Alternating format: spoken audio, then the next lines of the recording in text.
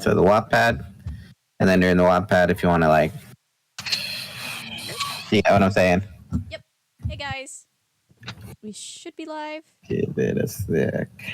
Live. Hopefully, maybe. Hi, guys. Just right now. How is everybody? Welcome. Sorry I was late. That's on me. Hello to the mods. Transformers and Dinosaurs. That sounds fun. Derprex. Hi, Ellery. Hi. Finn O'Connor Horan. Yay, welcome. I don't think I've seen you in our lives yet. But we're all here. Daniel's here. Yes, I am. We're on what, book 12? Not counting the Book 11. Book 11, 12 for us. Yeah. Yes, the 12th book for us. The 200th stream for us, first and foremost. It is the 200th stream. That is the super 200. crazy. 200, yep. Super crazy. As the Animorphs, brought to you today by... That's just going to be the joke now. Everything's going to be as the insert title here turns. Oh, yeah. Yeah, if you haven't been watching the As the World Turns streams, oh boy. Scott is the man. That's all I'm going to say. Scott is the man. We like Mike tentatively, or we like Scott tentatively. We hate Mike with certainty. Oh no, this is book 12 in the lineup because the last one, the Jake one, was 11. That's right. That's right. So yeah. So hello everybody. Welcome. And then it's going to be June in a few days, so you're going to start your As the Nancy Drews June streams. Yep. Which is exciting because we might actually, I don't know when the new game's coming out, but it might come out pretty soon off the heels of all those games again, so that'll be fun. As the Nancy Drews. As the Nancy Drews. But hello, everybody. I hope that everybody can hear. Let me just get it set up so that we can actually also see. Both of those things are somewhat important to me. Let's see.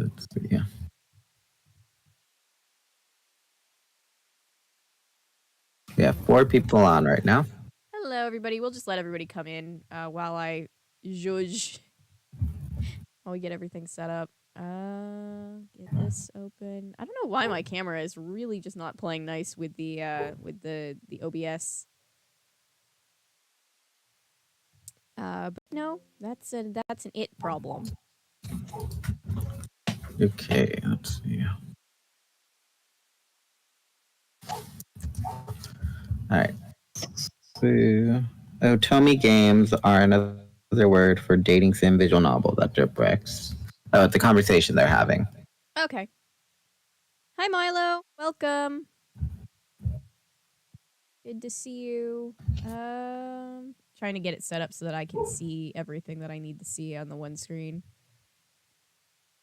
Paste. There we go. Oh, it actually worked for once. That's nice. I love when stuff works. How's everybody? Happy Friday. Does anybody have any fun plans for the weekend? Let's see. They're talking about Otome games on the stream, on the chat. I don't know what that is. All I can say is that I'm planning to continue my playthrough. I'm not on live streaming a playthrough, but I'm playing Hogwarts Legacy. Ooh, I have. Oh, sorry. Go ahead. That's pretty much it. We're gonna stream. Gabe and I are gonna stream tomorrow, and probably do another podcast episode. And then Sunday, if the weather works out, I have Jazz Fest, which is gonna be fun. Jazz Fest? Yeah, Atlanta does an annual Jazz Fest at Piedmont Park, so how I've never fun. actually gotten to go. So I'm hoping that it works out like weather-wise. How fun! I woke up this morning and thought, do you know the YouTuber Illuminati? Yeah, all the like drama going on. Yeah, I'm just like, what is happening? What's going on? I saw that too. I was like, what in the world, guys? I liked Illuminati. Yeah, I'm just like, what's going on? Oh, we're canceling them? I didn't know that. Wattpad. What's up? Wattpad. Wait. I'm always grabbing the Wattpad link. You know, Milo, I don't know either what's happening. It's just that's what I saw this morning on YouTube. They're trying to backtrack, it seems, on like certain allegations. From what I saw on the whole situation, it was like Illuminati. There were like a whole bunch of little things. Basically, Illuminati. It started with Illuminati saying that Legal Eagles was stealing her editor style, and then it was a very it was just like a very generic like editing plugin. And so then the whole internet started digging into everything else, and it turns out that she's been I guess she had allegedly had a falling out with other artists and things and other YouTubers. And I guess at one point, the thing that stuck out to me as I was listening to this whole thing was she allegedly was paying editors to go back through people's old work and find problematic things that they'd said when they've had a falling out, and everybody was just like, what in the world is happening? What? Huh? Yeah, all I caught in the comment section, the thing about showing a suicide note, I'm like, oh, I didn't even see that. That's very foul play. That's very icky. Oh no, I do know what you're talking about. Yeah, leaking. Yeah. Yeah, there's a lot. It's a lot of little things all at once, and I'm like, what in the world? I looked away for 2 seconds, just last week. Just last week we were cool. That. Yikes. So that's what's happening. That's what's allegedly happening. Allegedly. In the words of Wendy Williams, allegedly. We also had Wendy Williams, allegedly. And in other news, we had Miss Tina Turner move on to the next chapter of her life. Yeah. Yeah, that made me sad. And she will be missed dearly. She will be. But she'll be up there chilling and just, She'll be chilling with Miss Houston. Yep. Away from away from Ike Turner. Yep. Because we all saw that movie. And that's all that needs to be said. Yikes. Yeah. Trying to find, why do I always lose the Wattpad link every single week? I always keep it up because I'm I'm going to save it aside this week, and then I always end up losing it again. Guys, she secretly hates my fanfic. No, I found it. Damn, this is so terrible. No, I always save it aside. I just have no organization. There's 75 tabs open on my computer at any given time. So you say. So I hear. Just kidding. I don't mean to put you on the spot like that. No, I joke like that, but apparently some people don't like to joke like that. I'm like, well, then how you end up being friends with people if you can't joke like that? You know what I'm saying? Yeah. No, but for real, I'm not burying the Wattpad article. I just keep losing it, but I found it. You gotta rib people sometimes, just like how. What is it? Mostly play. Oh, just like how everyone ribs me where I live about looking like I'm still 12, and I'm like, what? Yeah, I get that too. But when I did background work, that's what kept me employed. So it was kind of you can joke if you want, but I'm also. Yeah, so you can joke if you want, but this check's being cashed. Yeah, this check, except for on very rare occasions, my checks always my pay stubs never gave me a problem getting cashed. So Reminds me of this one HBO show where one of the judges did Law Roach, and he's like, "Y'all can boo all you want, but this check is still gonna be cashed." Oh my god! So I've been watching America's Next Top Model, and I finally saw the Respeto episode, and I was laughing so hard. Which one? The Respeto episode. Oh my god, that one. Oh my god. What does your shirt say? It says Respeto, because there's a lack of it in the house. Oh my god. Oh, it was so funny. Cassie's brownies were all mutilated and everything. Oh, and then it just turns into this big old blowout of don't ever touch my shit. I'm like, oof. Not the carb-free brownies. Yeah, those sound miserable. It, Carb-free brownies. yeah, no, that sounds truly horrible. Um, but yeah. Here's the this, and then you're also gonna read the first half of the book tonight.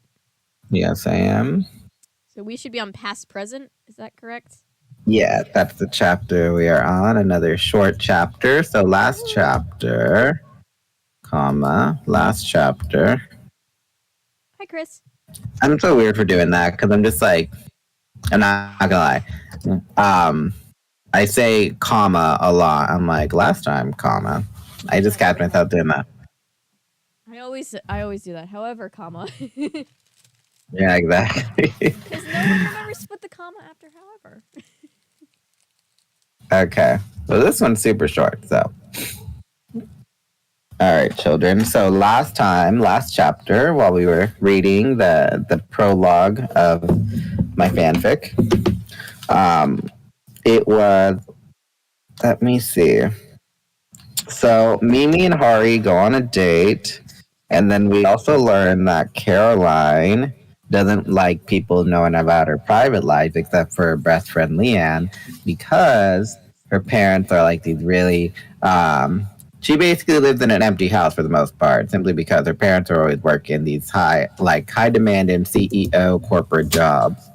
Her father's overseas and her mother is always somewhere. But was the date in a sinkhole?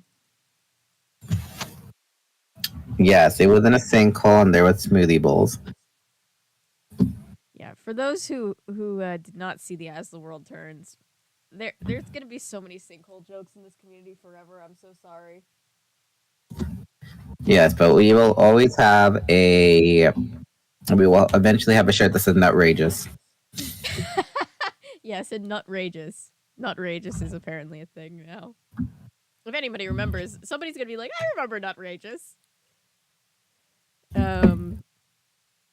We got it from a Recess commercial. Yep. A lot better we get that than that Vicks Vapor Rub commercial. That was felt so inappropriate to watch. Commercial. I did not like okay, for it to be black and white, that's fine. But then the way that the hands are caressing the chest, and then the slow reveal that it's a child, I'm just like, back up, pause. Yeah, all the Vicks Vapor Rub commercials, especially of that time, are all weird because it was like, we need to show somebody like rubbing the Vicks Vapor Rub on somebody else's chest, and it was like, we really don't. We know what Vicks Vapor Rub is for. It's okay. Yeah, we don't need the whole sensual 900 voice with like the hands caressing the chest. We don't need that. That's no. It's 3 PM. We don't need that.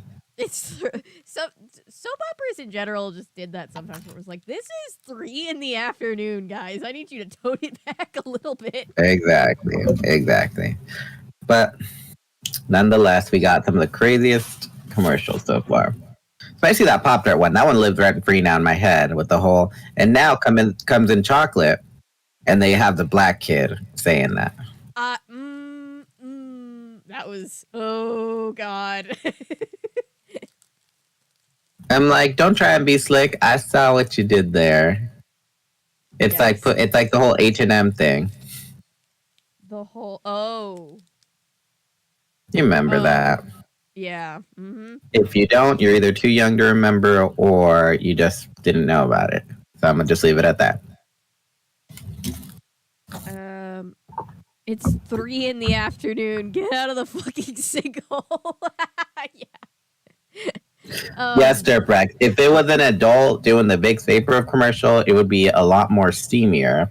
And I'm sure she would rub the chest and then she would like kind of get in close, like while he's laying on his back, like face to face like that. And then, it would fade away to the Vicks. Yeah, it would have been a completely different story. It was, it was a lot. It was a whole lot.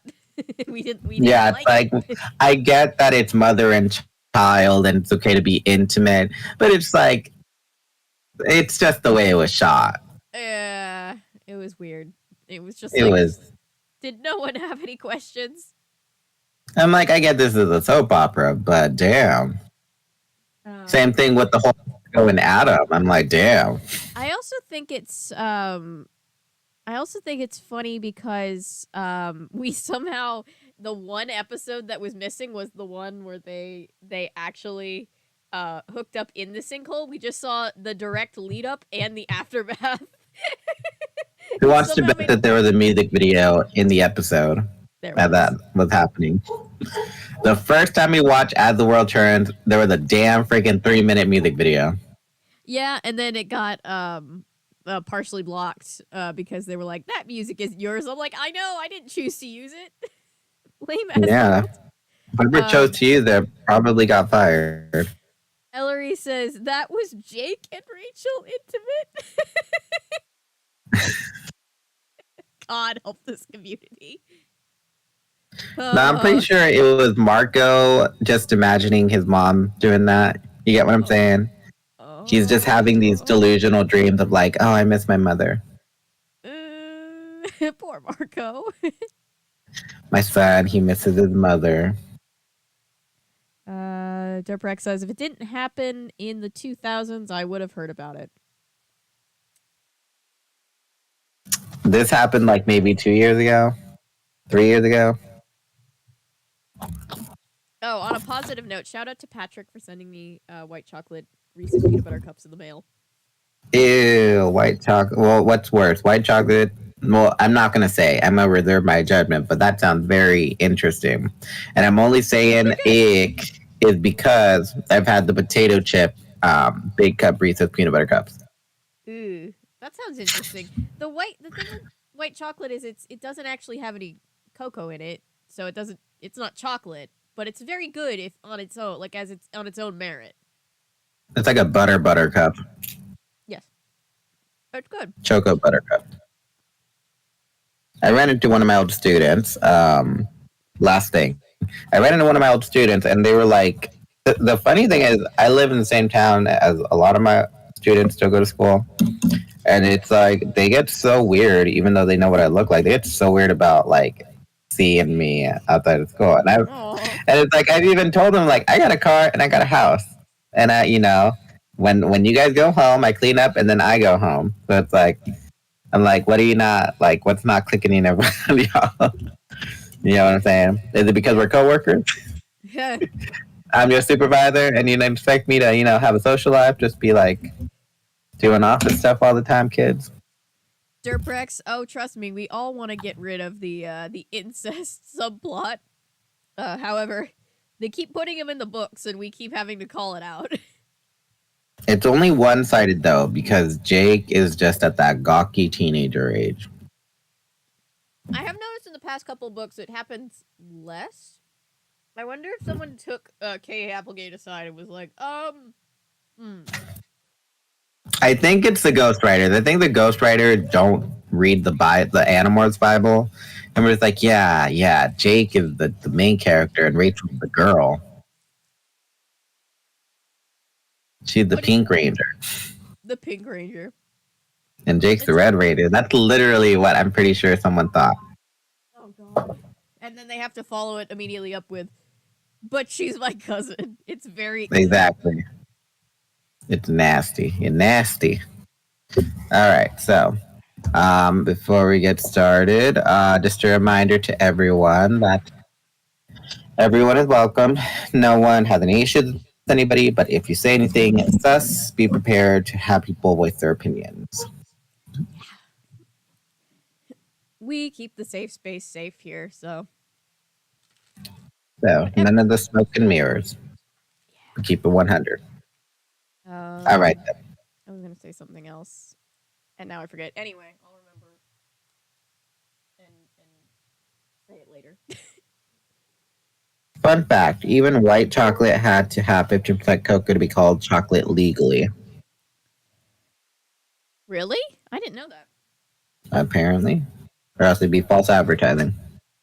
My mom really is not a white chocolate fan, but the thing is, like, I'm always just like, if you're thinking about it like, oh, I really want like a good like dark cocoa-y chocolate and it's white chocolate, then you're gonna be let down. But if you just think about it as its own thing, it's just like, oh, this is just kind of sweet. It kind of tastes like frosting.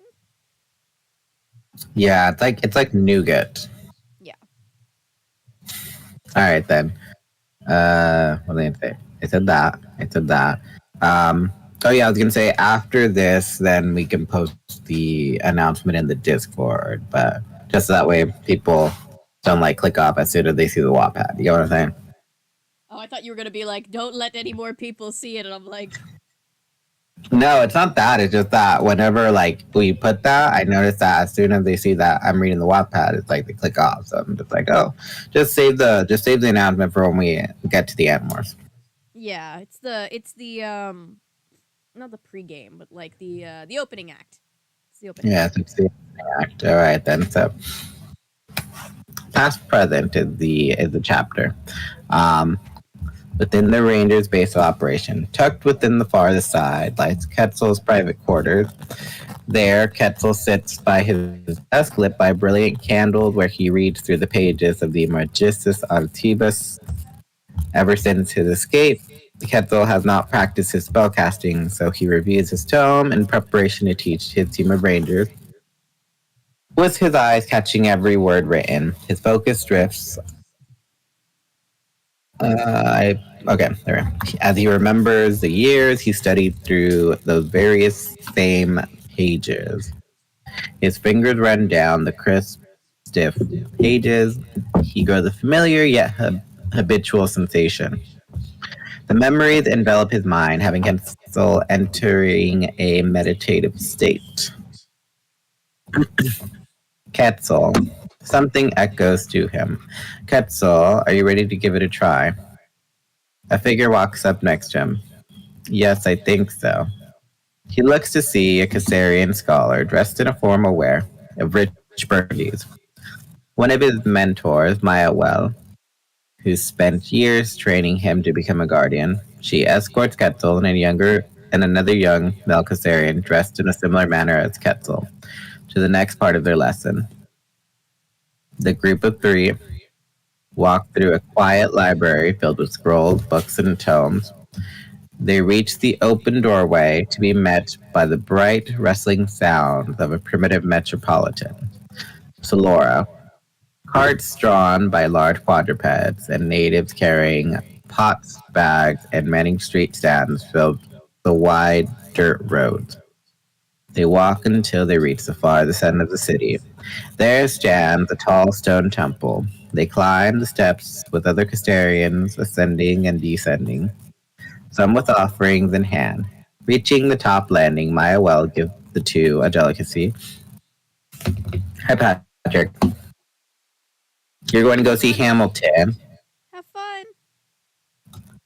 Haven't seen it, but I hope you like it. So have fun for me. I should really close that window because the dog's going to be barking soon. Oh.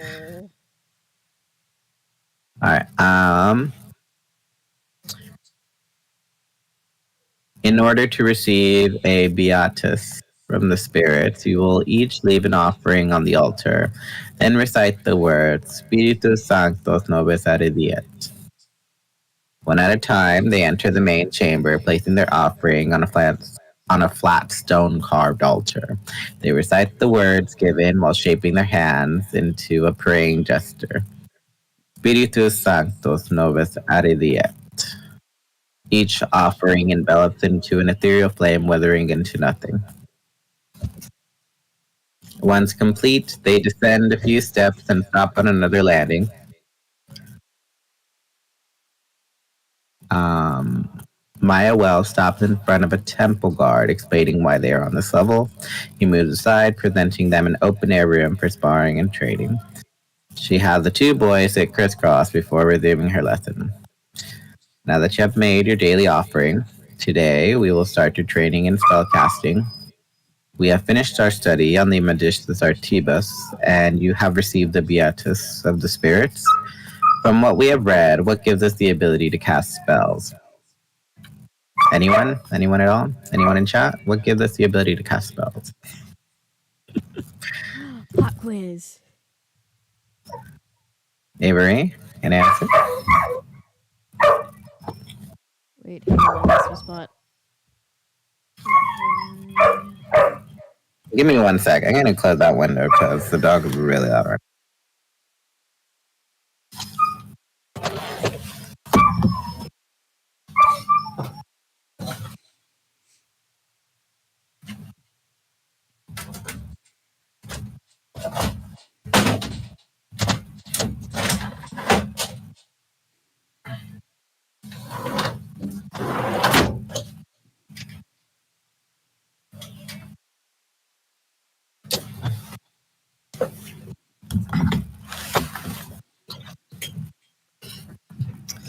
The Jerprek says the morphing grid question mark. And Avery, your answer is Don't you need the oh, what is it called? The thing the one that starts with B. the Vietus. Yeah, don't you need a Beatus?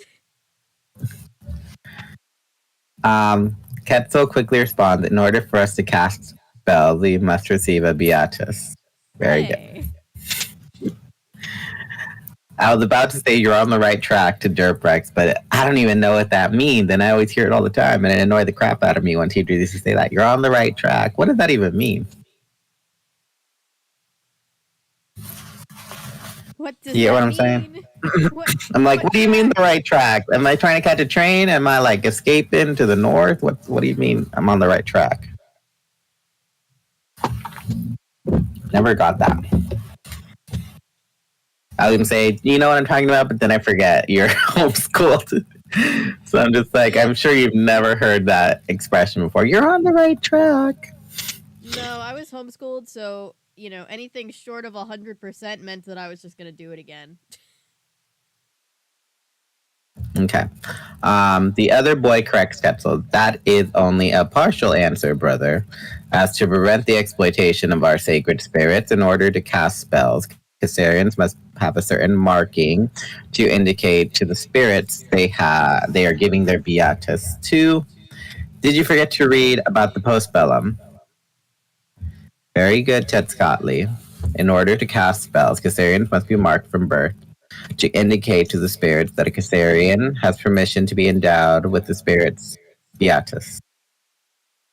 Since this is your first practice, we will practice fundamental cantrips. Tetscotli, shall you start?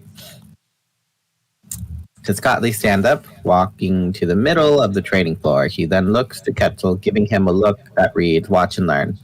Maiwa quizzes Tetscotli's knowledge. I would like for you to attempt ardenti manus. Tetscotli, taking a stance, lets out an audible inhale, following a stern pace. Wait, what happened? I just sneezed. Sorry.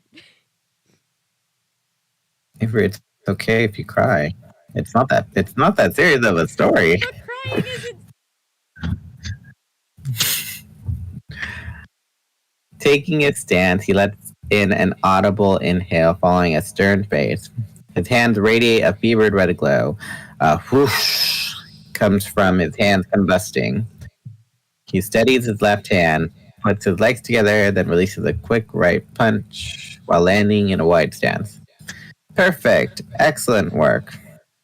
Tetscotli releases his concentration, and the fire from his hands fading. Thank you.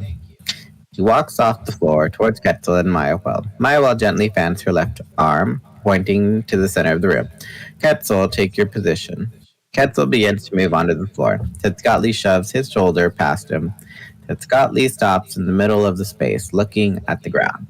Nerves squirming from his gut, from seeing how well his brother performed. I'm ready. I would like for you to attempt flagrum spinam. Quetzal, still keeping eye contact with the ground, lets out a short exhale. He squeezes the air between his tense fingers, then gestures the spell. Quetzal bends his right arm up, snapping it straight down. Nothing. And he turns to see his empty palm and repeats the steps again. Nothing. It looks to be, brother. You may want to review the archives. After all, only one of us will serve to be the personal guardian of the sacred spirits, and you will be but another temple guardian. Quetzal keeps his gaze at the floor, overcome with embarrassment. for not being able to conjure even a spurt of magic. Scott Lee, you are dismissed. Again, great work. Have your assigned reading finished before our next session? Yes, Maya. Well, Scott Lee bows to Maya Well before leaving the trading space. Maya Well walks over, standing behind Ketzel. Ketzel. He remains silent, slowly moving his view from the floor to be greeted by a look of comfort. Regardless of how well Cadet Scott Lee is performing, it is up to you. Oh, it is up to the spirits to choose who will act as their guardian. I cannot even cast simple cantrips. It does not matter how hard I study and train. I cannot seem to show that. You have a few more years. Do not worry about becoming a guardian anytime soon. If you really want to be the personal guardian of the sacred spirit, then you have to understand that you will make mistakes. Whether or not you want to learn from those will show the spirits how badly you hunger for the position. Now try again. Ketzel closes his eyes, exhaling and reminding himself to focus. He bends his right arm and snaps it straight down to see a small green aura quickly appear and reappear. Again, he repeats the steps, going over it more than a dozen times, each time getting closer to successfully casting the cantrip. The daylight was dimming, Ketzel glowing with sweat and his face flushed red. Again, too focused to speak. He followed through, bending his arm, then snapping it straight down. His hand glows green, with a bramble lash appearing in his grasp. He winds back his arm, snapping it forward, making the lash go crack. You did it, Ketzel. He raises the arm, then a personal triumph, before collapsing to the floor. Ketzel awakens from his state of meditation. He rapidly blinks, looking around to find himself back in his private quarters, and he slowly closes the tome, rubbing his eyes. He then lays on top of his cot, slowly drifting into slumber. Christopher B said, FYI, ghostwriters, not a thing until number 24. Officially. Oh, I didn't know that. Anything incestuous. L. Reed Gleer is the wording of the original right. I don't know what that. L. Reed Gleer. Do you know what that means? I know basically he's just saying like anything, anything sus with Rachel and Jake can solely be attributed to Kay Applegate and or her husband. I think. Which I don't. To be clear, I don't think they actually meant anything by it. I think they just chose poor wording, and we just give them shit for that because it's very poor wording. Exactly. It's like Rachel's hot, but she's my cousin. I'm like, Jake, that is germane. That is irrelevant. Jake, we don't need to know. We don't need to know that. I think it just comes from they needed. Like Jake got the first book, but they also wanted us to know right off the bat that Rachel was like the pretty girl, so they had to have Jake say it, and then it just there's no good way to say it. There is a way to say it. He could have said, because they were at the mall, he could have said, I spotted my cousin Rachel surrounded by a gang of guys who were, there you go. Awestruck of her beauty. Rachel can't step foot outside of her house without a crowd of boys admiring how beautiful she is. Yeah. Yeah, you're right. There is a way to say it. It is the show, don't tell. Yeah, you're right. And standing next to her is her best friend Cassie, who seems to not catch any eyes of any boys except mine. Yeah. But don't tell her I said that. Aww. And that's how you write it, folks. Yeah. Instead, thank you for coming to my TED Talk. Instead, they were just like, Rachel's really hot. She's also my cousin, and it's just like, Jake, you know what, man? Buddy. It's like Jake. I get that you're awkward and gawky, but like, we don't need to hear when you're like 20 years old that you like were like trying to mac on your cousin. That's just weird, dude. That's inappropriate. Red flag. So anyway, But anyways, the next morning, Data and Mikora sit in their base giving their weekly report to Trexar using a two-way monitor. Mikora, I trust that you were able to acquire information on our targets. Not yet. I've experienced firsthand the strength of these rangers. Even with a squad of hundreds, they're more than formidable. Does this mean I cannot trust you to carry out this mission? Of course not, Captain. Mikora and I have a possible lead on the identity of one of the rangers. After adjusting the properties of the still frame, we've noticed that the ranger in question has a mark running down their forearm. With some more time, we can give you a discernible identity. Trexar's expression gives the two no indication of what he decides. He closes his eyes for a minute. Are you really trusting them to complete this? Why not send an army of your troops? He keeps his eyes closed. I cannot send an army of hundreds to carry out a simple task. I do not need any federations to meddle in this. He resumes addressing the two. From what I've witnessed, these rangers have a rather adaptive fighting style. However, they seem to have limited knowledge of how to utilize the powers of those spirits. Data, I'd like for you to draw up a monster. And that's where the chapter ends. woo! So it was more of a, what's the word? More of a filler chapter, kind of giving background on Quetzal himself. Well, my personal opinion is that filler chapters are not only good if written well, but necessary because like it gets you invested in the characters, and if you're not invested in the characters, then you're not going to be as invested in what happens to them. So, chat, what did we think? Woo. Should we Avery, play? what did we think? I thought it was good. Oh shoot. We should play. Should we play what? I'm just pulling up the Animorphs book and realizing how much we need to play Animorphs Bingo. Animorphs Bingo. Alright. I'm sure they have that. You know what? I'm sure they do. What's your drink for tonight? I'm drinking. I have a peach seltzer water, and then I also have hot chocolate. So, what about you? Well, I have an iced coffee, homemade iced coffee. Ooh. When I first bought the cold brew, a friend thought it was chameleon broth. Nice. And then I also have another Honesty Black Forest Berry and Herbal Tea. Hopefully, I don't have to take that. Hopefully, I don't have to take that many lab breaks because of all the caffeine. Okay, first thing that comes up, I just thank you, Reddit friends. I like this card. Oh, yeah. This is the first thing that comes up when I look for Animorphs Bingo.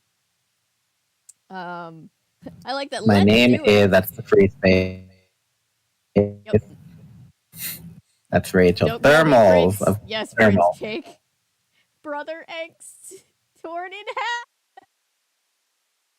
You walk at these two puny legs. The mall. Moral implications. Jake is everyone's dad. Princess. I guess girls think he's cute. Xena Warrior Princess. These jokes don't age well. Mom angst. I guess he's taxing. Where the hell is the one that says Cassie's parents are veterinarians? Right? Where is that one? Although I do like that Cinnabons is on there. That's like an impossible one, though. Why? Because we've already had the Cinnabon moment? Because Cinnabons only shows up whenever it's an Axe book, or Axe is like heavily featured in that book. Other than that, don't expect like a Cinnabons mention. Is there a secondary? If it's like a blackout board, then I'd probably lose if I saw Cinnabon. I'd know right off the bat, like, oh, I lost. There are plenty of Animorphs things. We have one that is, oh boy. No, come back. I want the animal. I want that one. I saw one that was a lot. It was a lot of morphs. It was like they do this morph time matrix. um. I don't know. I think I like. I think I like this one. This Animorphs Bingo, the first one, best. Although I do wish Cassie's parents are veterinarians was on there. Yes, Cassie's parents are veterinarians. Though they do Cassie mention the works on a gardens, barn. although they do mention the gardens down here, which is almost always mentioned at the same time. Jake's brother Tom is a controller. That's not on there. Yeah, no, they do because they have brother angst. I think that's what that's implying. And then mom angst would be Marco's mom being referenced. 90s pop culture reference. I just like the moral implications. That's a good one. I'll keep this one up. I can share with chat if anybody wants to play along with us. Yes, take a shot anytime any of these come up. And if you get bingo, well, your prize is that you got that many shots in. Yay! There are no triggers on this book. Oh yeah, and then last book, because I always like to give a recap of the last book. While Avery posts that, and then puts the announcement on the Discord. So last book, nothing happened. Last book, it never happened. That's all I'm gonna say. Everybody who missed the last book. It was all a dream. It was not all a dream. It was somehow weirder than that. It might as well just been a dream. It was cool. It was cool. But it was all a dream. It was all a dream.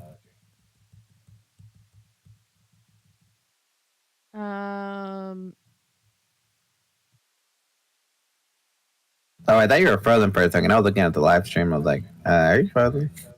Oh, nope, you're not frozen. I was just still. So yeah, but Rachel is the narrator for this book. There is a crocodile. I will be narrating up until chapter 15. That is when Avery and I will tag team, and she will continue on chapter 15. I laughed really hard because my favorite comment of last night reading the Goosebumps was after the VOD went up after the stream. Christopher just commented Grady Wolf, and I was just like, that's funny. Clever. I like that. Clever. I sat there and laughed for like a full minute. But there were no sinkholes last night. No sinkholes. There were no sinkholes. 0 out of 10. No sinkholes. If God help us, if sinkholes come up in any other media, everyone from this community, starting with me, is gonna be insufferable. We're all just gonna be like, and everybody's gonna be like, "What do you mean? It's just a sinkhole." We're like, "You don't understand." The only time I will threaten someone with a sinkhole is Dawn. Dawn can go jump in a sinkhole with what's his name, James. Oh God, yeah, we don't like, yeah. They can both go jump in a sinkhole. We hate both of them equally. With Michael, they can jump in a sinkhole with Michael. We do not like Michael. And Tom. Ugh. Screw those guys. Yeah, we also don't like Tom. Tom is not. Tom's the one that got Margot fired.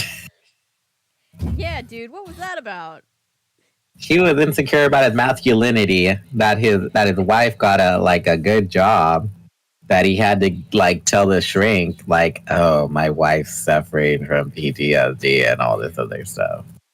Yikes. I mean, she did almost get her kid killed, but on the same note, separately, Tom.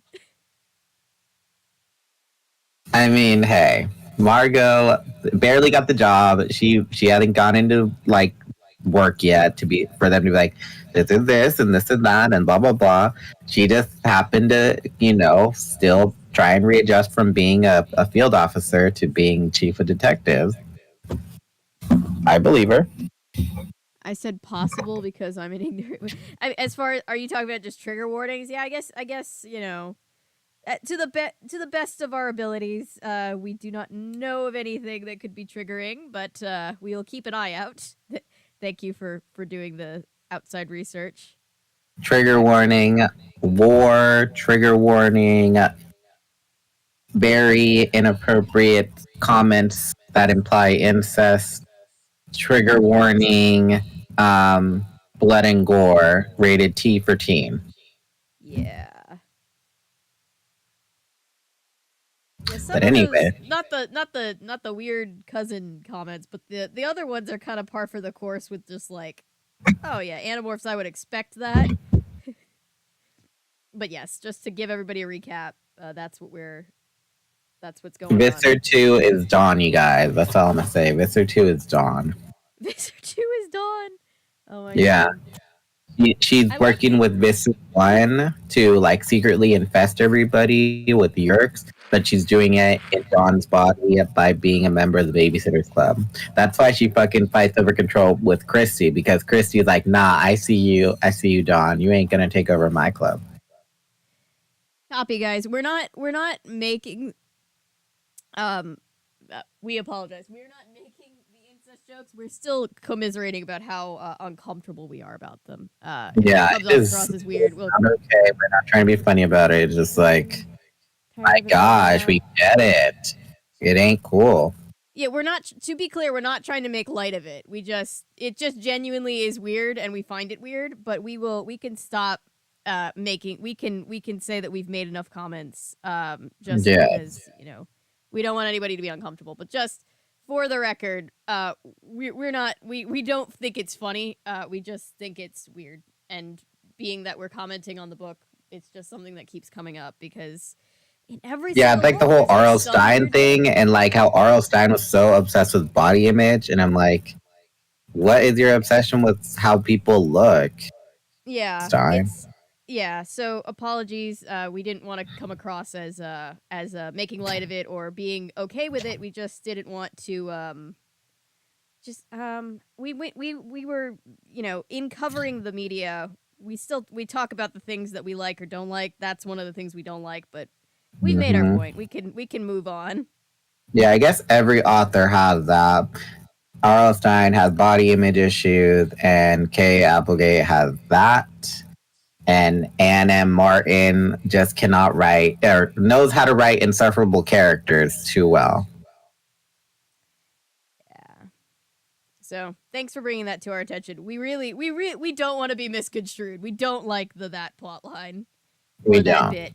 We really strange.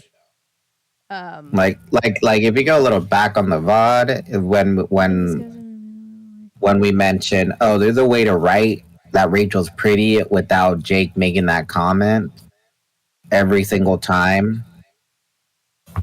So I get that, Milo. That's fair. Yeah. I mean, yeah, it's obviously, and I said this before, obviously there was nothing like intended. Like obviously that's not what the characters are actually thinking, but the way that it's written, it just made it seem like that, which is why we're just like, why? But yeah, thank you for bringing that to our attention, because we definitely don't want to be misconstrued. We're definitely not trying to be like, that's funny, because we're very weirded by it. You know what I mean? No.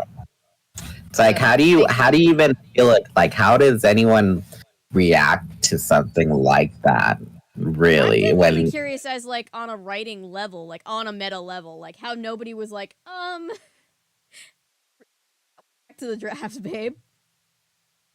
Yeah, pretty much that. It's like I see it in TV shows, but to come across it in like writing where it's like it's not the thing, but it comes across that way, it's like it's kind of new territory. Yeah. Personally. So, thanks for bringing that up. We will make sure to be well, hopefully we just don't have to talk about it, because hopefully they'll just stop bringing it up. But if it comes up, we'll be sure to better clarify the. That's true, Milo. A lot of people writing middle grade fiction, like basically young adult fiction, really don't keep that in mind. They just think, oh, middle schooler, they're not going to catch that. But it's like, True. Adults aren't restricted to reading this stuff, and then they're gonna be like, why do you like this again? Yeah, it's just one of those things where it's like, because then there's also things, and this is just wholly separate from this. I don't think this is what's going on in these books or most situations at all. But every once in a while with kids' media, you see some things that are very blatantly inappropriate, and you can tell people are trying to see what they're getting away with. So, as somebody who covers kids' media, I'm very like sensitive to like, did they not know that this was in there, or did they know? Like, you know what I mean? Like, it can go either way. Usually, people just don't realize. Like, usually it's just bad wording or Mm-hmm. whatever. It's usually in like there's been some obviously Nickelodeon media and there's been Disney media where it's just like, ugh. There's no way they Yeah. didn't know, and that needs to be talked about. Yeah, Um, like Life with Derek. That show. Oof. I used to love that show. Now I can't even watch it like later on, simply yeah, because of that implication. oof, yeah. And it's one of those things with I'm sorry, Derprex. It's one of those things too where it's like, um, again, just we cope with humor to hide our uncomfortableness, but by no means are we like, oh, that's funny that it comes across like incest. Just Mm. to be super super clear, that's not what we're doing. Um, Mm-hmm. so just want to make that super clear. I Hi, cross you. Karasu. So yeah. Oh, did you want to put the announcement on the Discord? And then Yes. I'll go ahead and start reading. But yeah, since you brought up the whole TV show thing, um, like it just reminded me. I kind of get tired of like those compilations of like, oh, adult jokes in kids media you never caught. And like anything can be made into an adult joke if you Yeah. really try hard enough to. And I'm just like, it's kind of like kind of low hanging fruit. You Also, get what I'm there's a saying? kind of a yeah, there's also kind of a right way and a wrong way to do the whole like, oh, this is a family movie, so we can get away with like a joke or two that like is pretty harmless and it's mostly for the benefit of the adults in the room, and a wrong way to do it too. So it's kind of like the things that are like, oh, you didn't catch this. It's like, yeah, you didn't catch it because you were a kid. Like, Or it's like you didn't catch it because you're taking it out of context and it sounds yeah, like an adult joke, but it's not really. there are actual adult jokes in Bluey. Bluey is so interesting to me. I don't mean to. I don't want to derail us or anything, but Bluey is so interesting to me because half the people I hear talk about it act like it is the most inappropriate thing in the world for their children, and the other half of people are like, but it's literally just a kids show, guys. So I'm just like, is this one of those like hypersensitive like soccer moms are mad at Bluey type of situations? I don't know. I always have questions. My least Mila favorite thing says, is when they yeah. splice clips from Ren and Stimpy Adult Party, which was a failed TV 18 version of Ren and Stimpy, into those compilations. Oh, yeah. Like, I can't believe we watched this as kids. You didn't, unless you were watching Spike TV late at night. Yep. Yeah. Yeah. I don't know what people's obsession with, like, some people really just feel like they have to make things inappropriate for them to be able to justify interacting with the media still, and it's just like, that's kind of sad. Like, you can just interact with things that you like from childhood. Like, you don't have to like make any like excuses of Yeah. like, oh, I'm only saying it because of this or that. It's like, no, you can just like something that you liked as a Yeah, it's kid. kind of There's like nothing weird those about that. videos that people do of like, oh, the dark past of this and that, or the dark conspiracy. I'm like, but why you gotta make like who's asking for this? Why are we trying to make everything so corrupted and dark? Yeah, I just saw a It don't make. really oh, sorry, go ahead. I was like, it just don't make sense of like why you want to make why you're trying to make this so dark and corrupted. Why can't we just enjoy it for what it is? All those childhood ruined media theories. Yeah. And it's like one of those like, sure, like if if that's something that, I'm not going to be like the police of like how people interact with things, but also like hey, we've gotten some more people in the Discord server. Hey everybody. It's one of those things where it's just like that we had those jokes were like very 2012 era. They've run their course. Think of new ways to dissect media, guys. It's okay. Like, it's gonna be okay. Um, Yeah. And a lot of them are like just a reach. Like, and I like that Craig Bartlett, he literally said that is not like the whole Pigeon Man thing for Hey Arnold. He's just like, I'm so tired of hearing that. That's not what happened. And people will still be like, no, but it did happen. But even from the wait, mouth of the creator himself, he's like, no, that's not what happened. wait, in which? That's not what it was supposed to be. Hey Arnold, the episode Oh, about Pigeon Man, Craig Bartlett literally says that is not what's supposed to be. It was never like, oh, there was a cut where this happened and it was a lot darker. No, he literally says it's supposed to be a hopeful message in that, and that's how it was supposed to be portrayed. And then it got out of hand of people saying like, oh, some dark conspiracies of all this other stuff. oh. Speaking of which, if you guys haven't seen, I'm just gonna Google it real quick because I'm forgetting his last name. Um, uh, the dark. Let me just look up Dark Side of Peanuts. If anybody's seen that video, from not the Dark Side of Peanut Butter. What the hell is that? The Dark Truth of Peanuts from David J. Bradley is a wonderful 2-hour long video dissection of first part parodying, second part criticizing of people that feel the need to do that with kids media. It's a very, very well put together video. I was very, very impressed by it. I thought it was very, very nice. If you haven't Like seen it, I get that it's fun and it's really clever, but at the same time, it's like some people do it and they want to come off as more clever than what they are. I'm like, oh, look how smart I am. I figured this out. When it's like there's not really enough context to make this like concrete enough. You get what I'm saying? Oh yeah, yeah. Like what Milo said, it's got to have like coherent narrative for it to stand on its own. Just like how I made that, and here I am being a hypocrite. The whole out of the box. When I said Tony and Vivian are evil because It's funny because you weren't like, okay, but guys, I'm really trying to make you ruin your childhood with the way you think about this. because I love that show, but it's like it makes you think of like how did they get all of this into this cardboard clubhouse? How did they jump into pictures? There's got to be an explanation to all this. The same. It's this with like, Milo says it pretty well. I don't think it's anything wrong with taking something from childhood and putting a dark spin on it. Like, I think some fun stuff has come out of the, like, Afterlife with Archie or Scooby apocalypse. Yeah, very fun things. But it just has to have a coherent thing. It has to come from a place of you actually, like, appreciate the media as it is and just want to take a fun spin on it. Not, I'm trying to make everybody feel dumb for liking it just the way that it is. It's just the place where it comes from. So, yeah. Yeah, that's how I feel about that. And so yeah. So Ellery said the fact that people feel like they can't interact with kids media to make it more deep because they're afraid of coming off as creeps speaks more to them being creepy than just enjoying the media. Exactly. It's like I tell people, I'm like, I like Arthur unironically. I like Out of the Box unironically. Why? Because there's so many depressing shows out there. Life's already depressing enough. I just want to watch something simple.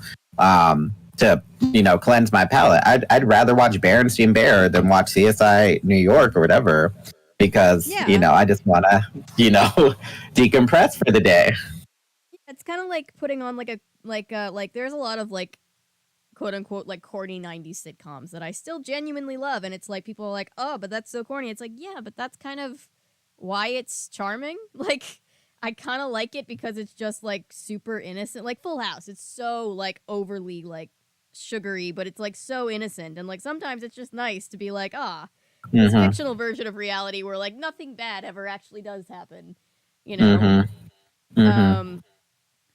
Fun fact, I originated a popular and stupid dark fan theory for Steven Universe. I made a joke post that Onion harmless child character is secretly Yellow Diamond villain character, and people took it serious. Wait, for real? That's so funny.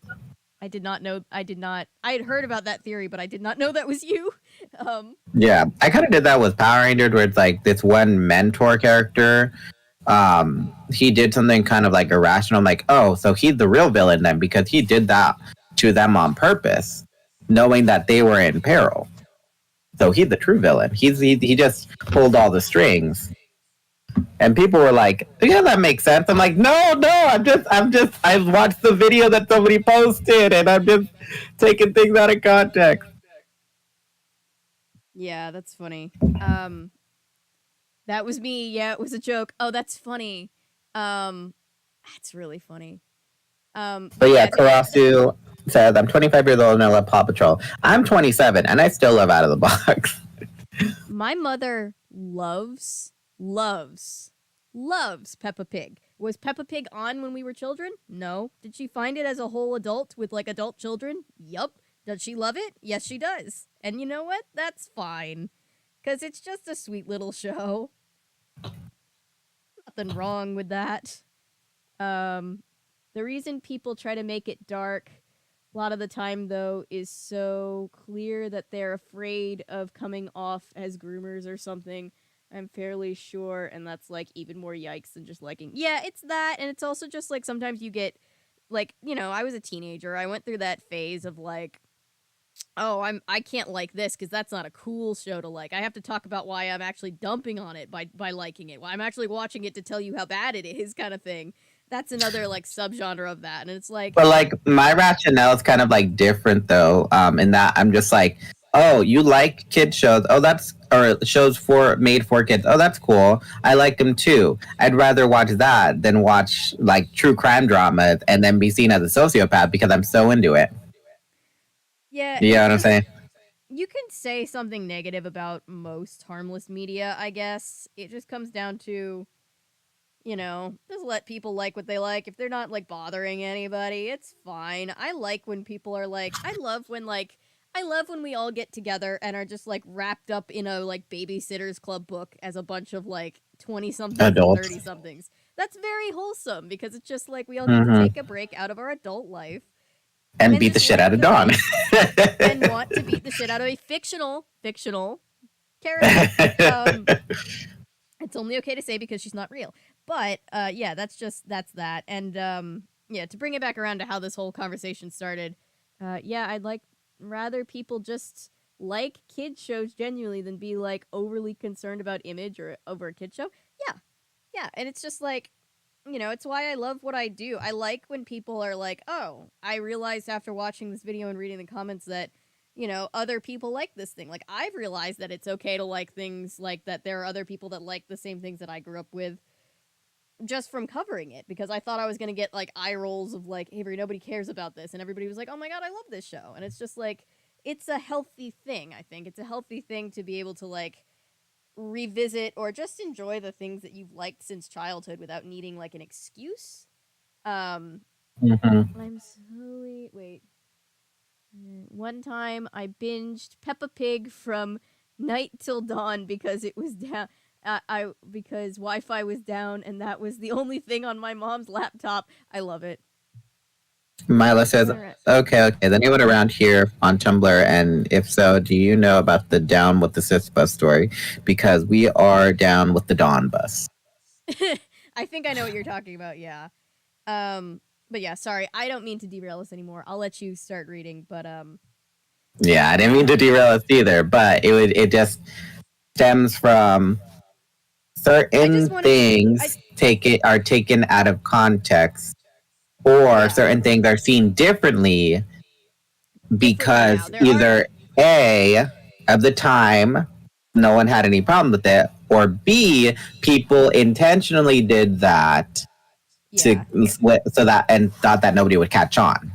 Yeah, and we were just we started talking about this just because we were talking about the whole, you know, weirdness around Jake and Rachel, and I just genuinely I don't want to be one of those people that comes across as like, oh, we're trying to make it inappropriate, you know, or trying to make it like or trying to think that that's funny. We just, you know, just for the record, thank you for bringing it to our Mm-hmm. attention because we just genuinely find it weird and are uncomfortable with it. And as people Mm-hmm. covering it on the Mm-hmm. internet, we want to make sure that we are giving our feedback onto the fact that this is weird. But we know that it's not like probably intentional. Like so, that's all that. All right. And yeah, Karasu right. says every other high school student or every other student in high school thought I was weird for liking Sophia the First and Doc McStuffins. And Milo says the story is that a guy is walking along the street and suddenly a bus just pulled over and people wearing T-shirts that say "Down with Sis" pour out and just start wailing on him for no reason. Yeah, I do remember this. So, and everyone likes to make fun of how obviously fake the story is. Yeah, it's one of those, and then everyone clapped Tumblr stories. Yeah, it's like one of those. I went to go see Black Panther and I got beat up because people were saying, "Oh, this movie's not for you." It's like Yeah, that's exactly. not that's not true. Happen. That did not happen. But anyways, chapter 1. My name is Rachel. Take a shot. I won't tell you my last name or where I'm from. Here's what I can tell you about my life. I'm tall for my age, maybe tall for any age. I have blonde hair, and I like gymnastics, shopping, and a good fight with bad guys. Not necessarily in that order. People say I'm pretty, and I guess I'm okay. People say I'm self-confident, and I know that's true. That's a contradiction, Rachel, because you said, I guess I'm okay, and then you're saying that you're self-confident.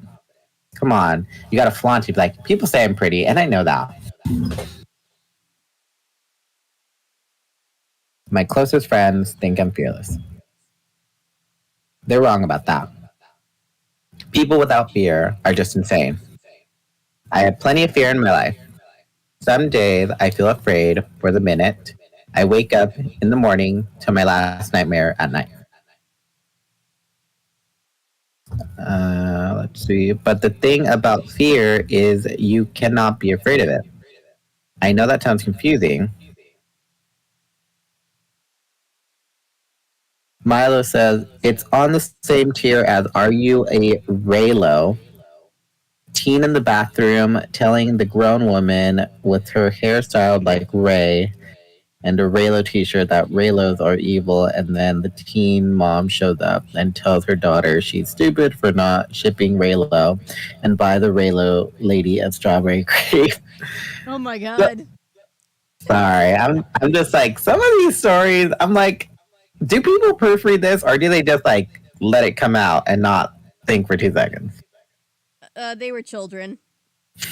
Probably that. They're Probably that. And everyone clapped. And everyone clapped, guys. I like gymnastics. I know, I already said that. And some days I feel afraid from the minute I wake up in the morning to the last nightmare at night. But the thing about fear is you can't be afraid of it. I know that sounds confusing. I guess what I mean is be afraid if you have to, right? Fear is like this vicious little worm that lives inside you and eats you alive. You have to fight it. You have to know it's there. You have to accept that you'll never get rid of it. But fight it just the same. Brave isn't about not being afraid. It's about being scared to death and still not giving in. That's all any of us do. Any of us Animorphs. We just try not to give in. And in the middle of it all, the middle of all the danger and betrayal and fear, we try to hold on to what's normal and good. Have to keep up with the homework. Have to be ready for the pop quiz. Have to still listen to music and watch TV. And maybe go to a movie. You know what I mean? When you live in an insane world, you have to hold on to the little things. There are 6 of us. 5 humans, 1 not so human. There's me, there's Jake, my responsible cousin, Marco, my personal pain in the butt, Cassie, my best friend forever, Tobias, who was our first casualty trapped forever in the body of a hawk, and Axe, the only Andalite survivor to survive their mission on Earth. It all began with an innocent walk through an abandoned construction site at night. The 5 of us, minus Axe, were minding our own business, heading home from the mall. No one was thinking, hey, let's get ourselves in the middle of an interstellar war. I just wanted to go home, do all those normal things. Maybe watch TV, check out some websites, listen to a favorite CD. do my homework, whatever, normal stuff.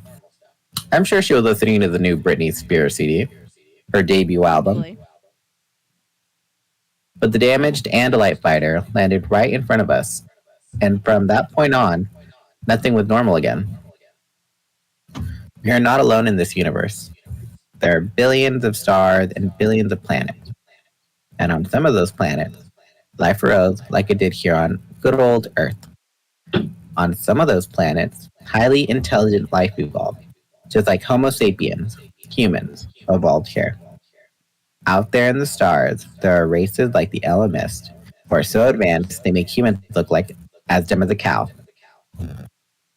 Then there are races like the Andalites, more advanced than us. You know, like a 10th grader is more advanced than an 8th grader, but still in the same zone of reality.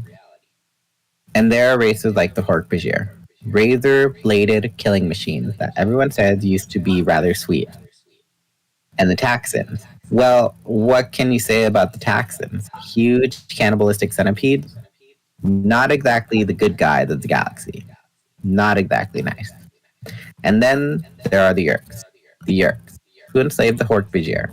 The Yeerks, who made a devil's deal with the Taxons. The Yeerks, who spread throughout the galaxy like a virus, attacking one race after another, enslaving, destroying. They are parasites, just gray slugs, really. In their natural state, you could step on one and squash it like a snail without a shell. But Yeerks have the ability to infest other species, to crawl and slither and squirm inside their heads. They flatten their bodies out and wrap themselves around the brain, sinking into every crevice.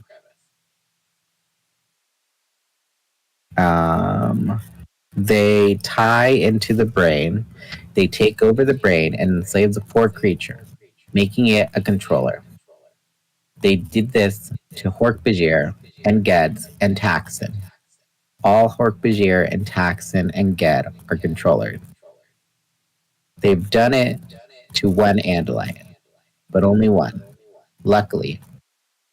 And they're doing it to humans, 100,000, even maybe even millions of humans. Some controllers are taking against their will. Others, believe it or not, become controllers voluntarily. That's always been the thing that made me maddest. Anyone can lose a battle, but to choose to surrender, to become a traitor, well, that's the sick.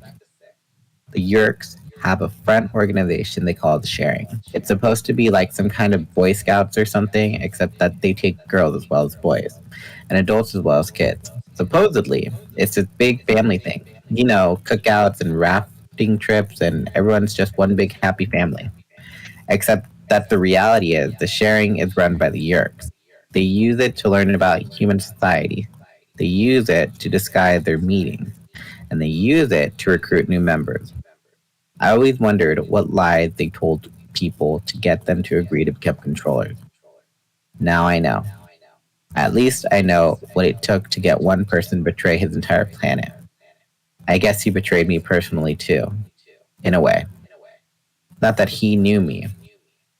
There were probably a million girls like me with crushes on him. I know what you're thinking. Rachel has a crush. Rachel, the person Marco calls Xena Warrior Princess. Well, what can I say? Cute is cute. And cuteness is a very powerful force. And he was the cutest of all cute guys that ever showed a dimple. It was a shame I had to do what I did to him. It hurt me as much as it hurt him. Well, maybe not quite as much. But we'll get to all the grisly stuff later. I'll start at the beginning. Oddly enough, it all started at the zoo. Alright, so what did I miss in chat?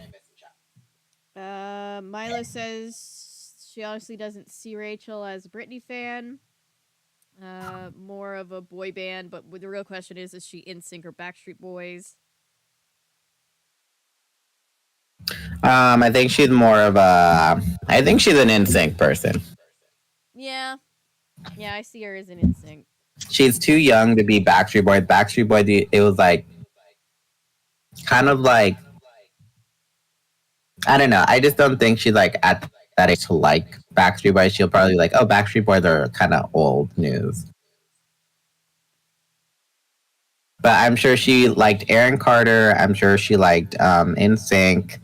She probably liked Five. That's one of my favorite boy bands, Five. Not a boy band, but just thinking of like 90s music. I also kind of feel like she rocks some Missy Elliott. Like, for Oh real, yeah, for real? I'm sure. Like, for I'm real. sure she liked Missy Elliott. Um, but we know that Marco and Jake like Offsprings and what is it? 9 Inch Nails and Alanis Morissette. Oh, yeah. I feel like she's a huge Alanis fan. Oh yeah, I'm sure that if she was, I'm sure if she was real, she'd like rock the floral crown and go to Coachella every year. Oh, yeah. About the same age as my older sister who loved Backstreet Boys. I mean, Backstreet Boys and NSYNC were literally rivals, right? So they were pretty much big around the same time, but I don't But know. Instinct kind of carried into the millennium. They were bigger Backstreet for Boys was longer. left in the '90s. NSYNC transitioned into the millennium successfully. Yeah. Yes, Rachel is an example of a well-written girly girl, strong female character. Yes, she is. Yes. Yes, she is. And I wish we kind of had more of those. I wish we had more Elwoods. I wish we had more Rachels. I love a character that's girly, but also badass, right? And Yeah. those two things are not mutually exclusive. Like, I loved Kim Possible for that reason. Oh, I guess Kim Possible's girly girl. She didn't oppose to wearing dresses and playing up to like liking guys and all that. So I guess She she's was a very girly into girl. like fashion and like making sure that her nails were always done. True, very makeup, true. And yeah, She's very cell Buffy, phone. very Elwood. I guess that's my assumption that I assume when they mean girly girl, I'm thinking like Elwood's Legally Blonde. Yeah. But Kim Possible definitely a girly girl, cheerleading and fashion and liking boys. All right then. NSYNC has more memes. Yeah, although the memes didn't really exist yet. It was just well, at least not in the form that we know them now. Alex Russo is another example. Is she? You're a big Alex Russo fan. Yeah, I love Wizardry of the Place. Alex is. I don't think Alex is really a girly girl though. Harper's a girly girl. Harper's a girly girl. I think Alex is just. I don't know what Alex is more of a tomboy because she didn't mind getting sloppy and like kind of being really casual about everything. Yeah, like there were multiple running jokes about like Alex hasn't showered in like a week. Alex doesn't care, right? Alex was just kind of like whatever. Like I think I remember like she ate a bowl of chili while talking like principal and like burping or something. Yeah, I mean she's not like I wouldn't call her a tomboy either though because she's not sporty. She's not really although I'm not I wasn't sporty, but I was kind of a tomboy. She was just kind of I think the thing about Alex is she was kind of you were unable to really put her in any box, and that's what made her very relatable to a lot of different people. Like, there's parts of tomboy in her, there's parts of girly girl in her, there's moments where it feels like she's an actual teen with actually, like, evolving interests, so I always thought that was interesting. Mm-hmm. All right, then. Chapter 2. Field trip. To the best words in the English language. Our class was going to the zoo at the gardens. I mean, field trip is definitely great, but if you chaperone a field trip, you're kind of thinking to yourself, you're thinking, where are we going? Oh, God. Because I've chaperoned going to the zoo. Oh, triple degree weather. You have to walk 10 minutes to even see any exhibits. And on top of that, everybody else decided to go to the zoo on a Friday in the summer. And we had to section off where we could go to the zoo before lunchtime. Oh yeah, like the last when Anton was here, we went to the science museum, the Fernbank Museum, which I haven't been to since I was a kid. But like literally, it felt like every single school in the district was on a field trip at the same time at that same science museum. It was absolutely insane. I felt so bad for every chaperone and teacher and everybody there. I felt so horrible. Hi, Owl. Hello, Tarfield Owl. All right, then we have 8 people so far. But yeah, that was probably the worst one. The last field trip I did. The best field trip that I ever did, well, we obviously the science center because we saw literally everything. I was telling my partner, I was like, okay, we're gonna start at the top and then we're gonna go all the way to the bottom. We ain't going Nice. to wherever we want. We're gonna do everything like this because that's how we're gonna get everything done. And we did. Nice. That's always great. All right, sure. I'd been there before, and yes, Kat was head veterinarian. See, this is what I'm talking about. That should have been on the bingo board. Cassie's parents are veterinarians. Does it say? But does it say her mom works at the gardens? Because if so, it's on the card. No, it just says the gardens. So I could get in anytime I wanted, but who cared? Any field trip was better than sitting at a desk, zoning out at a blackboard, right? I mean, when I was younger, we went on a field trip to a factory that made bread and Twinkies. They didn't even give us any Twinkies. But did I care? No, because being out, moving around, seeing new stuff is always better than hard desk chairs. Cassie didn't agree. My mom going to give a little presentation on endangered species. Cassie said as we sauntered along with the rest of the class. A presentation to us. We were in a big enclosed exhibit area. It was like a huge glass dome over all these different habitats. We were walking along at a slight downhill angle on a winding pathway between leopards and tortoises and Komodo dragons and pythons, all the animals that couldn't be exposed to cold weather. I was enjoying myself, sipping a Mountain Dew through a straw and checking out the occasional good looking guy. Why do they even have a python exhibit? I asked Cassie. All they ever do is lie there. That snake might as well be fake. He could be plastic.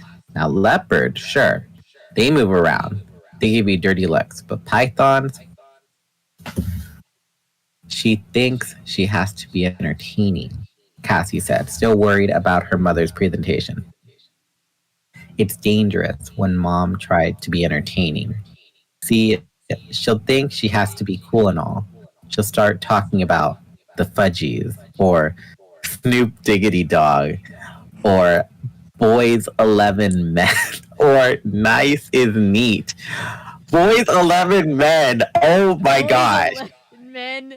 That's You perfect. mean Boys to Men? Boys 11. I'm never not I'm gonna gonna start call them saying Boys that. 11 Men. I'm gonna start saying that. Boys 11 Oh, the Men. fudgies, the brownies. Is that it? The fudgies, the brownies? No, instead of the Fijis, I think. Maybe Snoop Dogg, Snoopy Diggity Dog, Snoop Dogg for sure. or Nice is Neat. Nice is Neat. I wonder what that is. That's funny though. Boys 11 Men.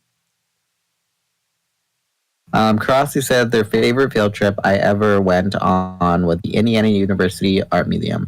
Chat, please tell us what your favorite museum, or not museum, your favorite field trips were. And then we will answer, or we will share ours at the end of the chapter.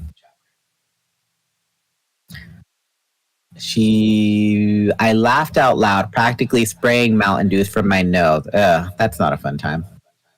Okay, the fudgies. Snoop, Doggy Dog, and Boys to Men I get. See, the answers are right below us. Boys 11 to Men. Boys 11 Men. Boys 10:30 to men. Oh my god. Boys 50 men. There we go. That's a good one.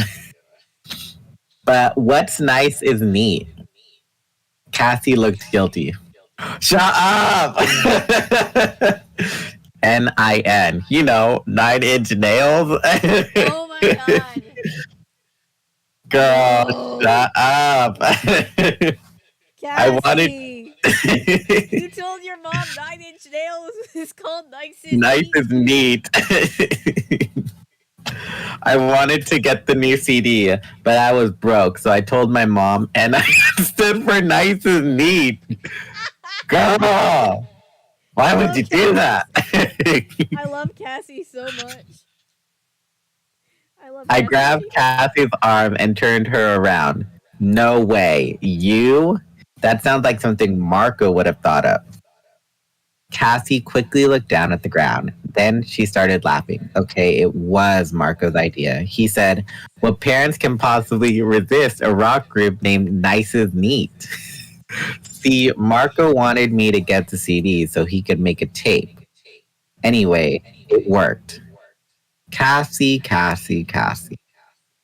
When you start taking advice from Marco, the end of civilization is very near. Besides, you and Nine Inch Nails, do you even like the band? Cassie made a face. Actually, they're a little depressed and grim and harsh for me, although it would be perfect for my moody today. Cassie shook her head and worried again. I know she's going to bring it up. She's going to say something like, saving endangered species is cool, like listening to Nice is Neat. I'll have to change schools. I'll have to move to another town. She grabbed my Mountain Dew and took a swig. Why, Rachel? Why, of all places, we could go on a field trip? Why do we have to come to my mom's work? We leaned against the railing above the crocodile pit. About half the class had wandered on ahead. About half were still behind us. And now we were mixed in with the class of yammering, noisy kindergartners all wearing name tags. I don't know, I said to Cassie. Just your bad luck. Right in front of me, not 10 feet away, some dumb little boy was climbing up the railing. Hey, hey, get down off of there, you. Suddenly, he was gone, over the edge, into the crocodile pit. Trigger warning, someone's about to die. No. So, what did we miss in chat? So, AJ says, Snoop, Doggy, Doobie, Snack. Cross says, my mom doesn't know how many TV shows I watch have queer characters. Yeah, Karasu, I saw your comment about how Alex was all written as bi, but they censored her because Disney. Which I always thought, not cool that they censored her, but in my mind, Alex will always be truly bi. Actually bi. Acknowledged bi. Not gonna lie, what's his name? The guy who was like kind of a greaser. You know who I'm talking about? What's his name? Duke or something? Dean. He really was the best guy for Alex. He really was good. I appreciate Dean as an adult. Like looking back, like in terms of like as an adult thinking about like qualities where people can complement each other.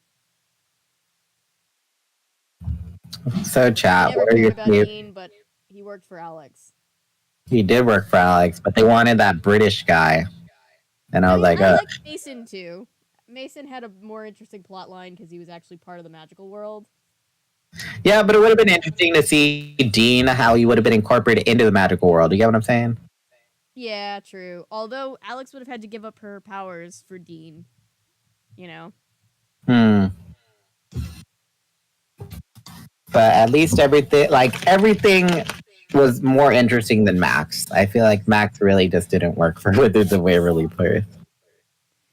Max was interesting. I like Max had moments. They all had their moments. But I wanted to see Max succeed a little bit more than he did, but I did love that show. I just wish it was kind of like, what's her name? Judy from Family Matters. Like, he just went upstairs and never came back down. Oh. It's nothing against Jake T. Austin. It's just that character really just didn't work for the show. Like not every Disney show needs three siblings. Like Lizzie McGuire is a great show that only had Matt and Lizzie.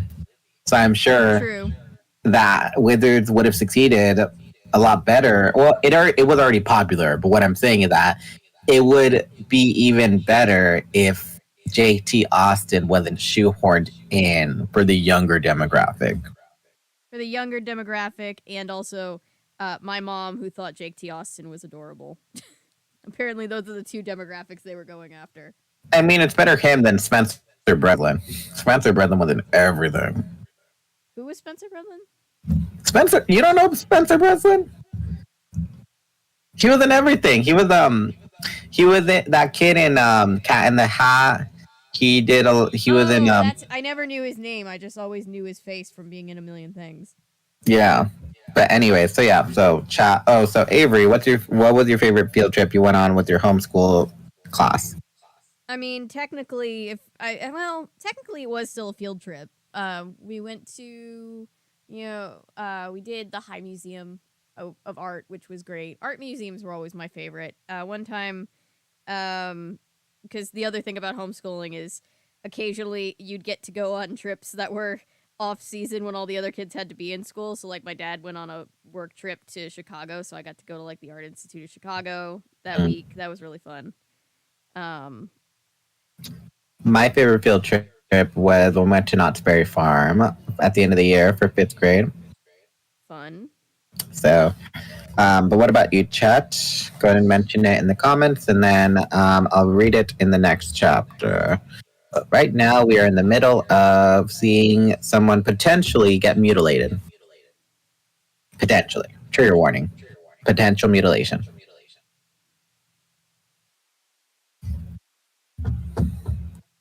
What are you crocheting there? I'm still working on the same blanket I was working on. It's actually getting big enough that I can kind of not show all of it on camera, though, so that's nice. Oh, nice. All right. Okay. Chapter 3. Ah! The boy screamed, and suddenly everyone went silent. Then, a split second later, everyone was yelling, me, Cassie, adults, the teachers, and parents, volunteers, with the kindergartners. Help! Help! He just fell in. I couldn't stop him. I didn't even see. Tyler! Tyler, are you all right? Cassie grabbed my arm to get my attention. She stared into my eyes, making sure I heard her. I'll get help. I'll be right back. Don't do anything dumb, Rachel. Don't. She sprinted away. I leaned far out over the railing. Everyone was pushing to get a view of the kid named Tyler. But no one could see him. He had fallen straight down and rolled into a shallow alcove at the base of the wall. The way the habitat was set up, there was a sort of island in the middle. Around it was a moat or a stream, or whatever you want to call it. Just below me, at the bottom of the wall, was a second dry area. I guess that's where the crocodiles went when they didn't want people staring at them. There were 6 crocodiles in that pit. All 6 were lying peacefully on the center island, surrounded by the water. They had all been sleeping. They'd been as still and boring as a sleeping python. But now I saw one crocodile eye open. It was a large brown eye with a black slit for a pupil. It was a sly, ruthless eye. If the crocodiles moved for the kid, it would all be over long before help could come. Another croc opened his eye and turned his head toward the boy. Oh, man, I groaned. I took a deep breath. I didn't have any morph that could take on a 15-foot crocodile. Not my grizzly bear morph, not even my elephant morph, probably. And even to save a life, I couldn't morph in public, which just left 2 choices. Do nothing and let the crocodile hurt the kid, or do something really dumb. I chose dumb. Look over there! I screamed as loud as I could, pointing wildly. Every head turned to look. I jumped onto the railing, balancing myself like an amateur gymnast I am, then leaped for the branch, or a fake concrete tree overhanging the pit. I grabbed the branch, just like the uneven parallel bar, only it tore at my palms. I swung, then dropped to the lower branch. I scraped my right forearm bloody, but I caught the branch, killed my speed, and dropped the last 10 feet to the floor of the crocodile pit. Oh, I know her feet must have hurt trying to land 10 feet. Oof, yeah. So Milo is back with fries. Ooh, welcome back to fries. I have some of these, like, I was at the dollar store and I found, like, these, like, Reese's and Kit Kat Thins. So I just wanted to try them. So I have some of those. Reese's and Kit Kat Thins? Yeah, they're just like they're Kit Kats but thinner, and Reese's but thinner, and I'm like, this is probably not good, but I want to try it. I see. Okay. Oh my god, that. Oh my god, that girl fell in too! No, she's trying to save the boy! Don't be a fool! Someone yelled. Too late, I thought grimly. I was standing on sand. The boy was behind me, sheltered from sight, 6 feet of water separating me and the boy from 6 crocodiles.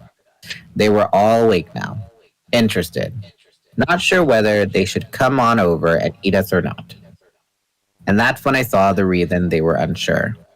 See, there weren't 6 crocs in the exhibit, there were 7. The 7th was just lying just inches away and was large. Large enough that if this big monster didn't want to share his prey, the other crocodile were not going to make him mad by trying. He was huge. Oh man, was he huge. Nice crocodile, I whispered. He stared at me with brown, yellow eyes that almost seemed to be laughing. Of course, he was laughing. He thought he only had one human to chomp. Now he had 2. Then he charged. You wouldn't think something that big, with those stubby legs, could move that fast, but he was honest like lightning, straight at me. He was like pride on a flag. Sorry, that just came to my mind.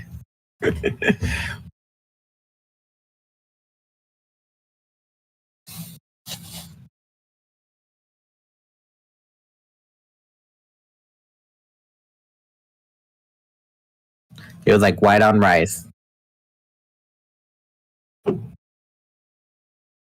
Poil? Have I seen bro? I've seen Zavid's reaction to Poil, so technically I did see Poil.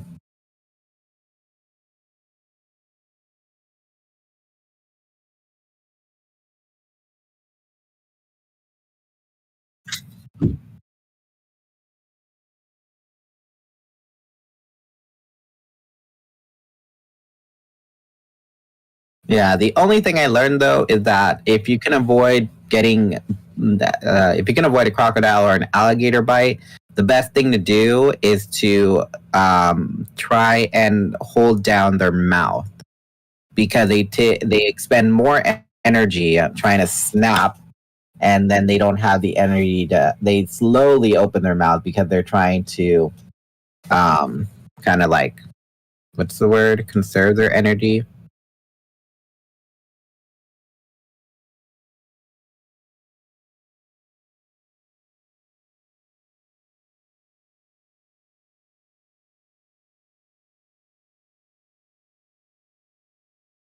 Mm-hmm.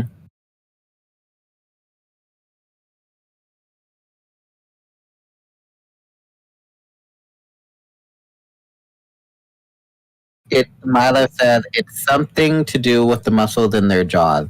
The only reason why I know this, and it shows my age, back when Spike TV used to be Spike TV instead of the Paramount Network, there was a show called Mansers. And that's the only reason why I know, which is a show that I really should cover. It's so inappropriate. Whose? I don't think so. But then again, there aren't that many videos on Manser. So, Mansers!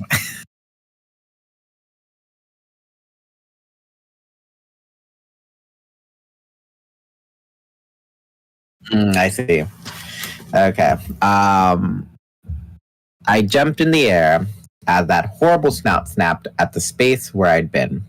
I landed on the croc's back, fell, then scrambled wildly to get back on top of him. His tail lashed like a bullwhip. He squirmed violently, trying to throw me off. His huge, gaping jaws reached down, daring me to come in range of his sharp, uneven, snaggly teeth. I had one tiny hope, just one. I hugged his horned, rough back and pressed my palm against him, and focused my mind with all my willpower. I began to acquire the crocodile before he could acquire me.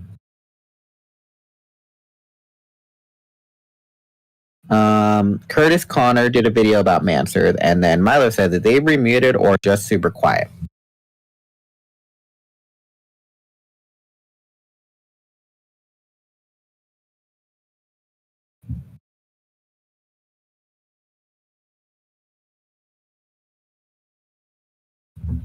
Just right now, it seems, because we were talking about Mansers, and then that's funny, but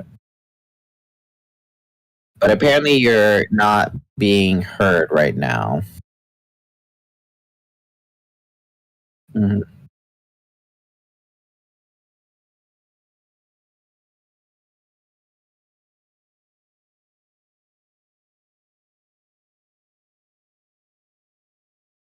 Okay, chapter 4.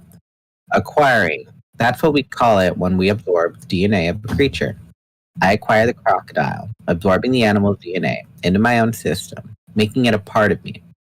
And, as usually happens during the acquiring, the animal became calm and peaceful.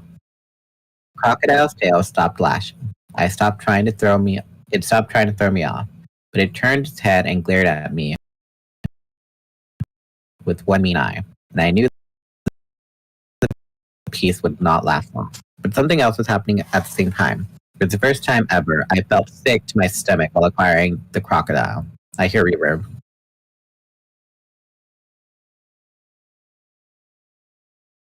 Oh, that I can hear the playback on your side. That's all.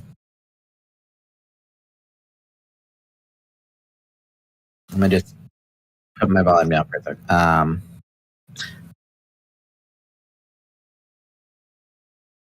I felt sick to my stomach while acquiring the crocodile. Sick like I'd swallowed some spoiled milk or something. Ugh. And at the same time, I felt a storm of heat prickle all over my skin.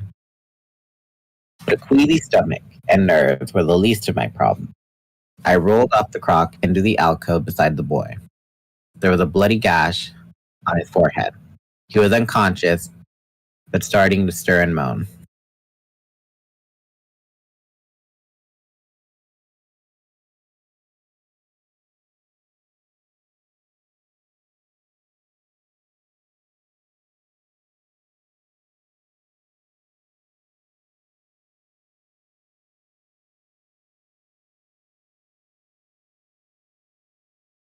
Skin almost immediately, and I saw them happen.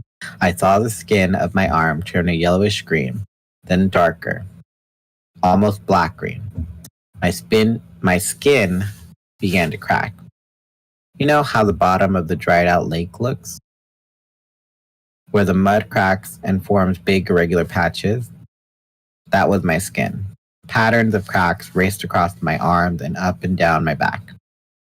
That reminds me of that commercial from As the World Turns. This isn't the Sahara Desert. It's your skin. I'm like, well, geez. I ain't gonna buy what you're saying. You're insulting me. I could feel the skin growing hard and crusty along my back. It was softer, but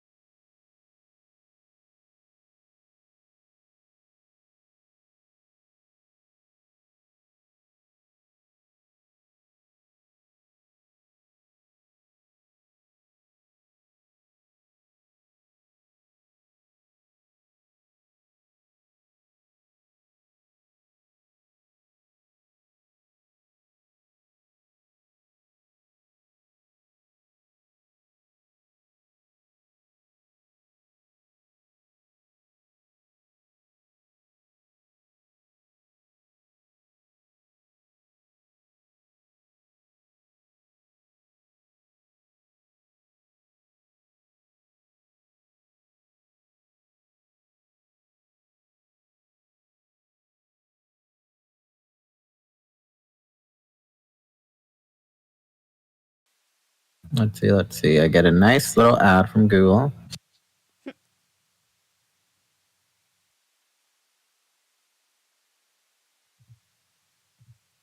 Okay. All right. It looks like we're back now. There we go. I don't know why it made me so tiny in the corner. Hi, guys. Sorry, I have no idea what happened. My whole system said, hey, we're done now. And I was like, but no, we're not. And they said, well... Well, tough titties. Okay, we're on chapter 4? Yes. The chat's telling jokes. And we're back. So here's Thank the you joke. for keeping each other What country is around Indonesia? Outdoornesia. God damn it. So where was I? The way you know what I thought when I was reading the whole, her skin was all dry and cracked? I was like, has anyone ever tried to like moisturize alligators and see what happens? Like, what would a moisturized alligator? What would that look like? A moisturized alligator?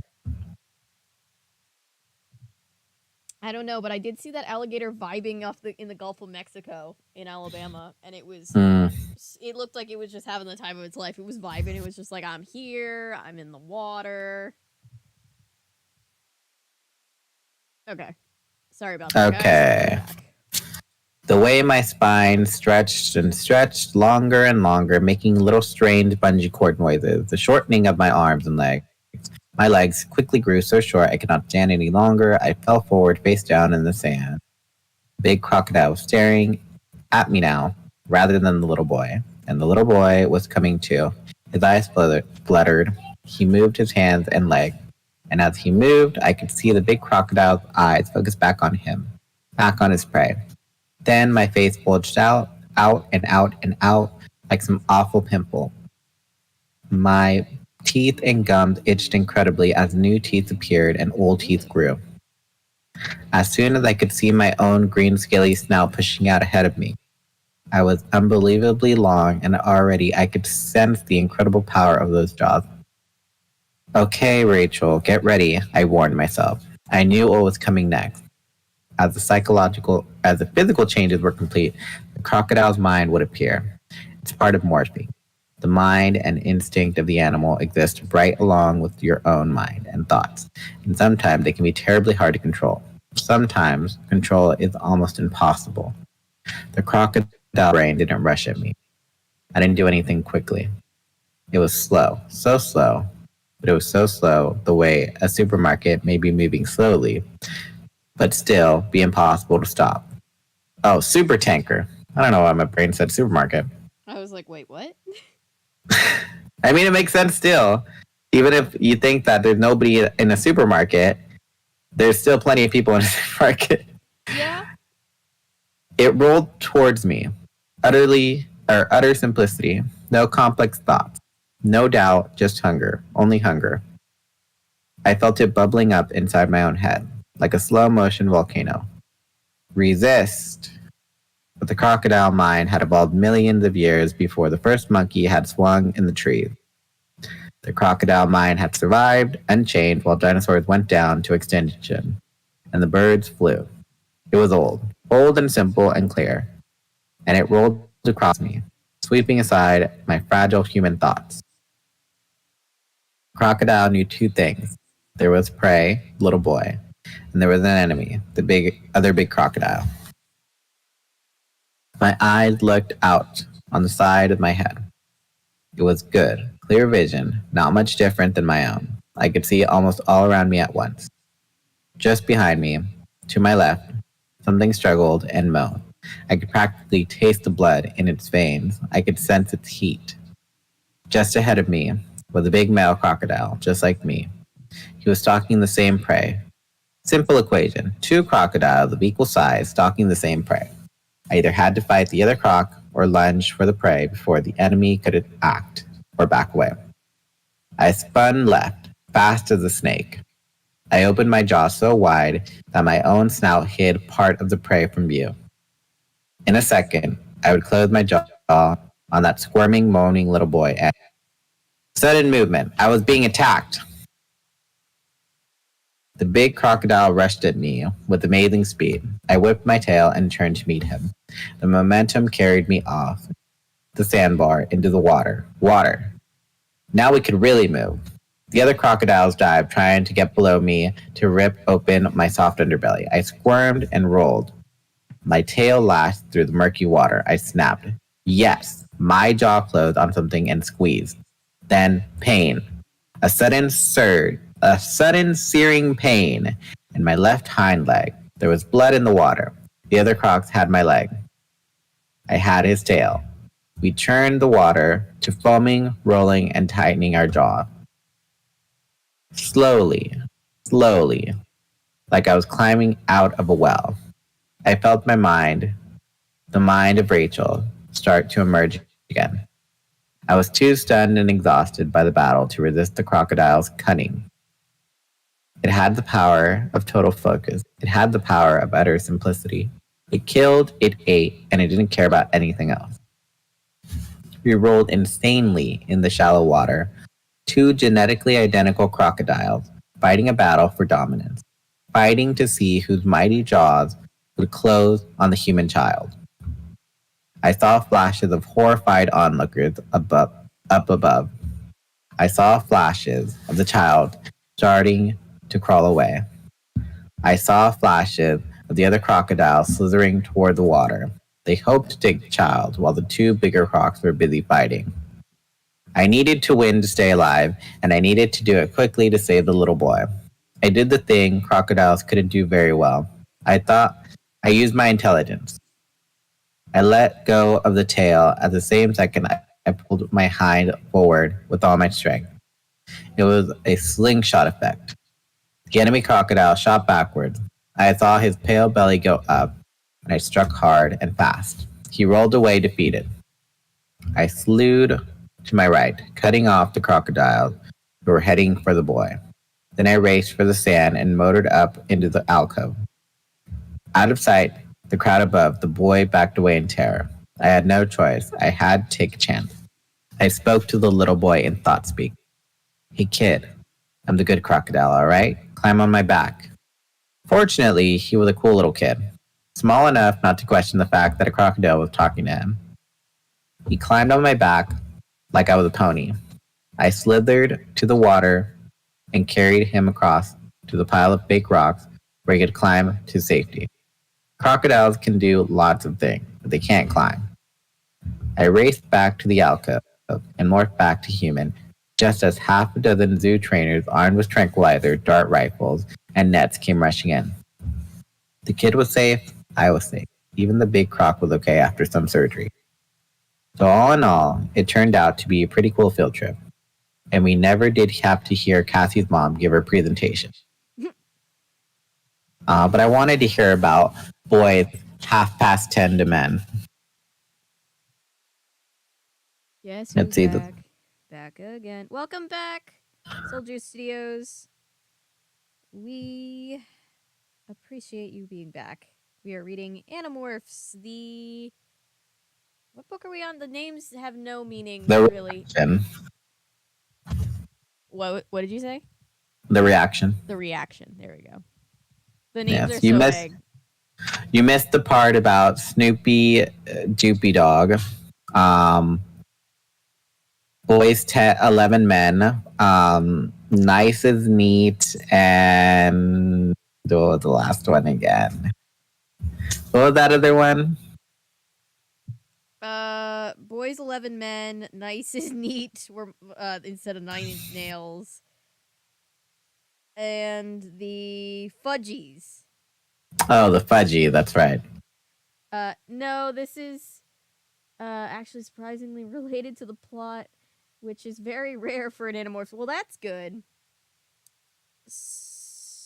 Soul Juice, this is a series about war. Disguised as a children's book series about being able to morph into animals. All right. Chapter 5. I see, Jake said.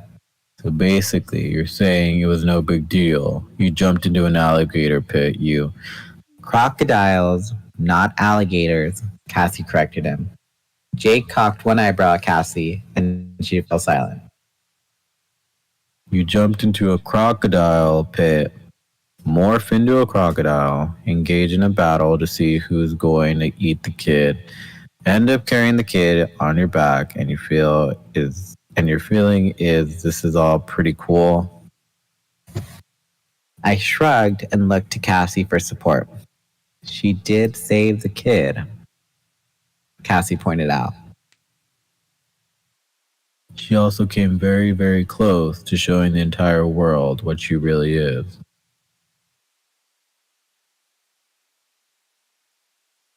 Jake said, using the low, silky voice he uses when he's really upset.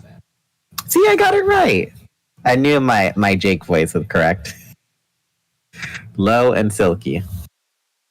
What does that even mean, though? A silky voice? Like smooth or like what? Yeah, silky voice would just be like a very like smooth, even voice, I would think. It's very monotone. It sounds like this. Not monotone, Right. but just very like even. Like, not really going up and down, just kind of like. Mila says literally like they make it seem like a cool superhero story about tweens turning into animals, but it's literally about the horrors of war and how killing changes you forever. Yep. Silky voice to me invokes like a jazz singer. Lol. Yeah, I think about like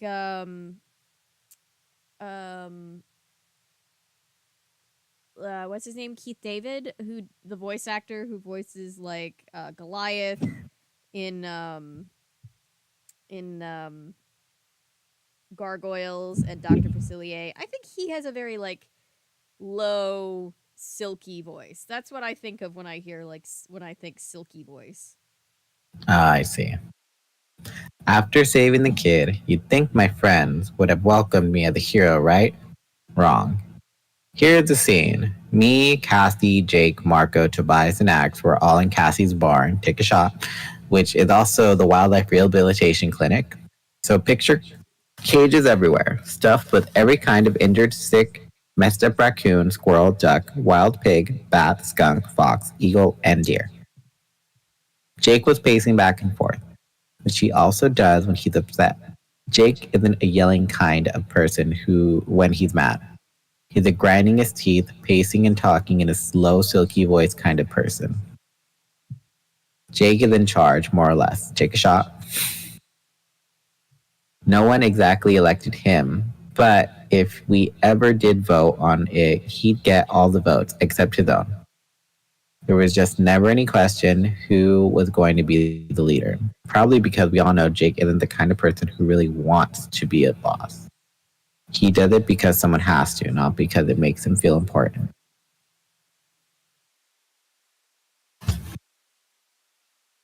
I would probably think Jake was good looking, except that he's my cousin. They really make it up. That's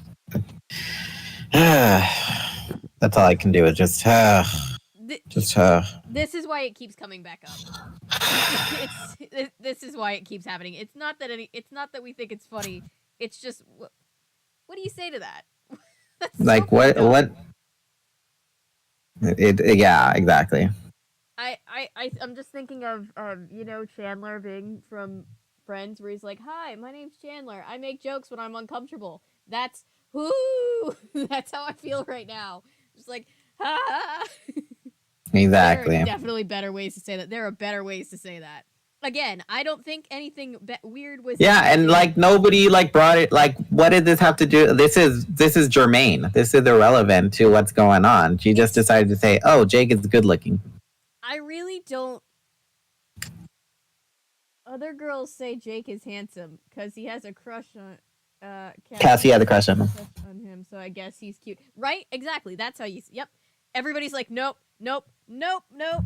It's one of those things where it's like, I don't think they meant anything like inappropriate by it, but it still comes across as inappropriate. But like, it's like has nothing to do with the context that we're talking about right now. Jake is reprimanding Rachel, and it's like all of a sudden she's like, "Wow, Jake is like really good looking." It's like, what does that have to do with anything? I really genuinely thought we were out of the woods. I just have questions. I know. It's like Turn the mic up. Oh, am I quiet? I can turn my mic it's up. like Miss Applegate, Hopefully that's better. I'm Mr. also and too Mrs. far away from Applegate. What was the mindset? What was happening, guys? No, Soul Juice, we're not making jokes we're about not this. making Please jokes. don't. No. Pause, rewind. We're not doing this. No, we're going back.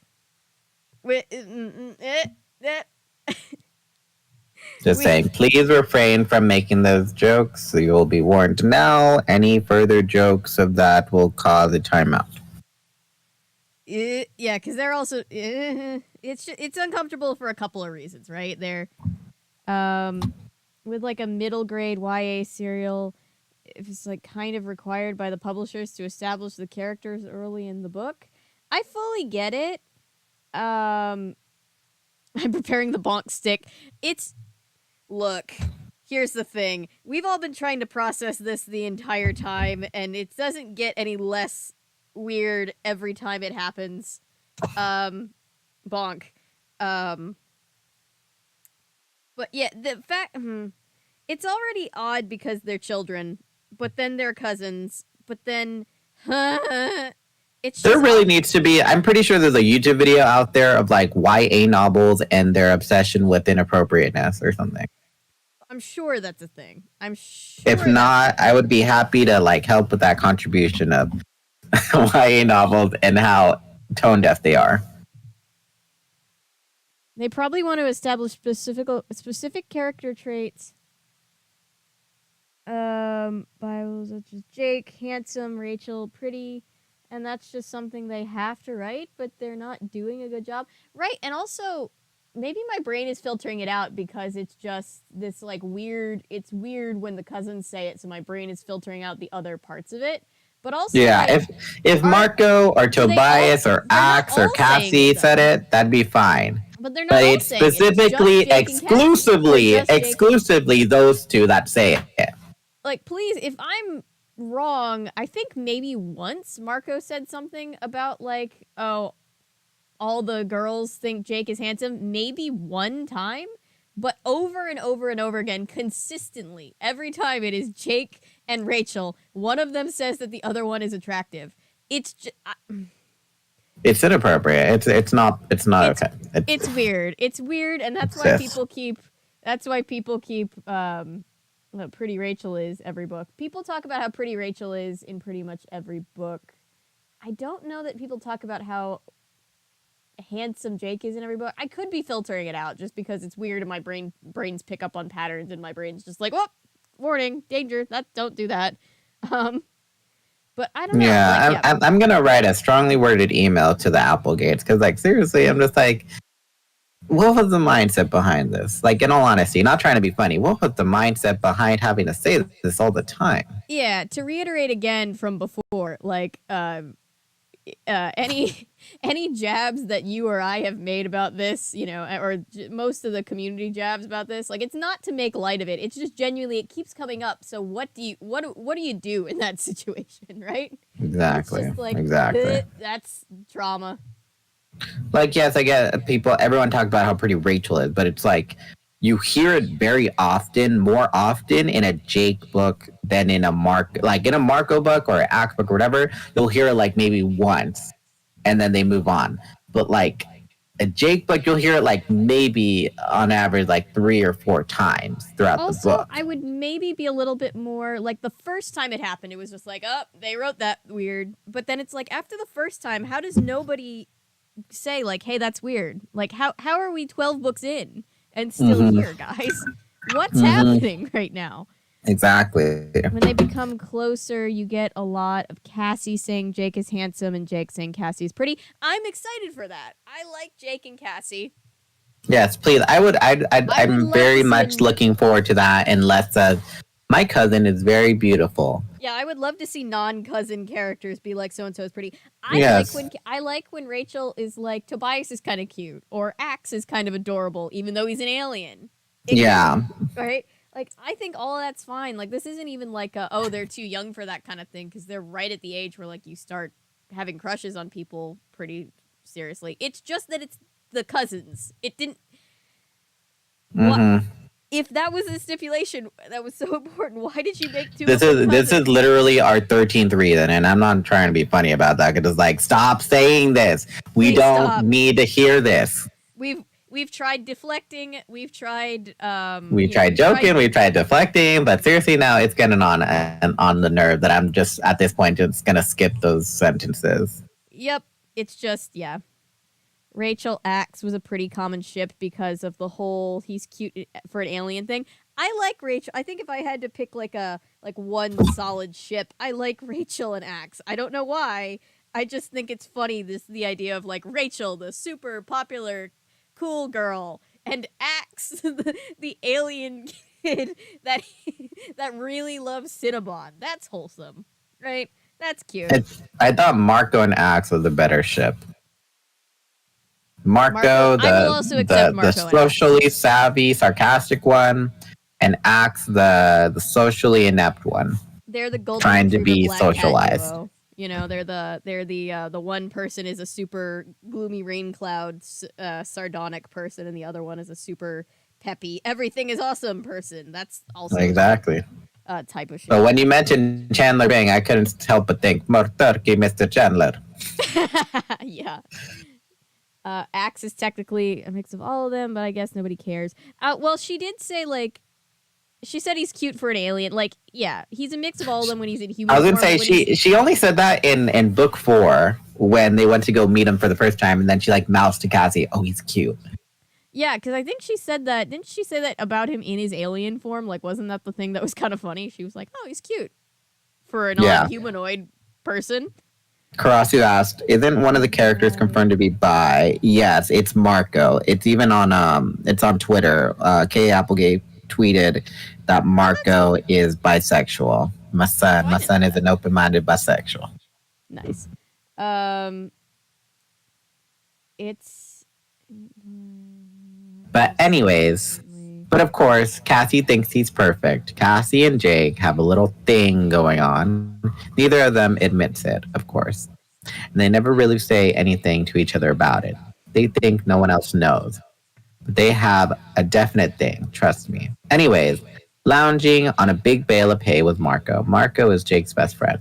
Marco is not the leadership type. He's very smart, but unfortunately, he uses all his brain to make stupid jokes. Okay, maybe not all his brain. If he used all his brain to make jokes, the jokes would probably be better.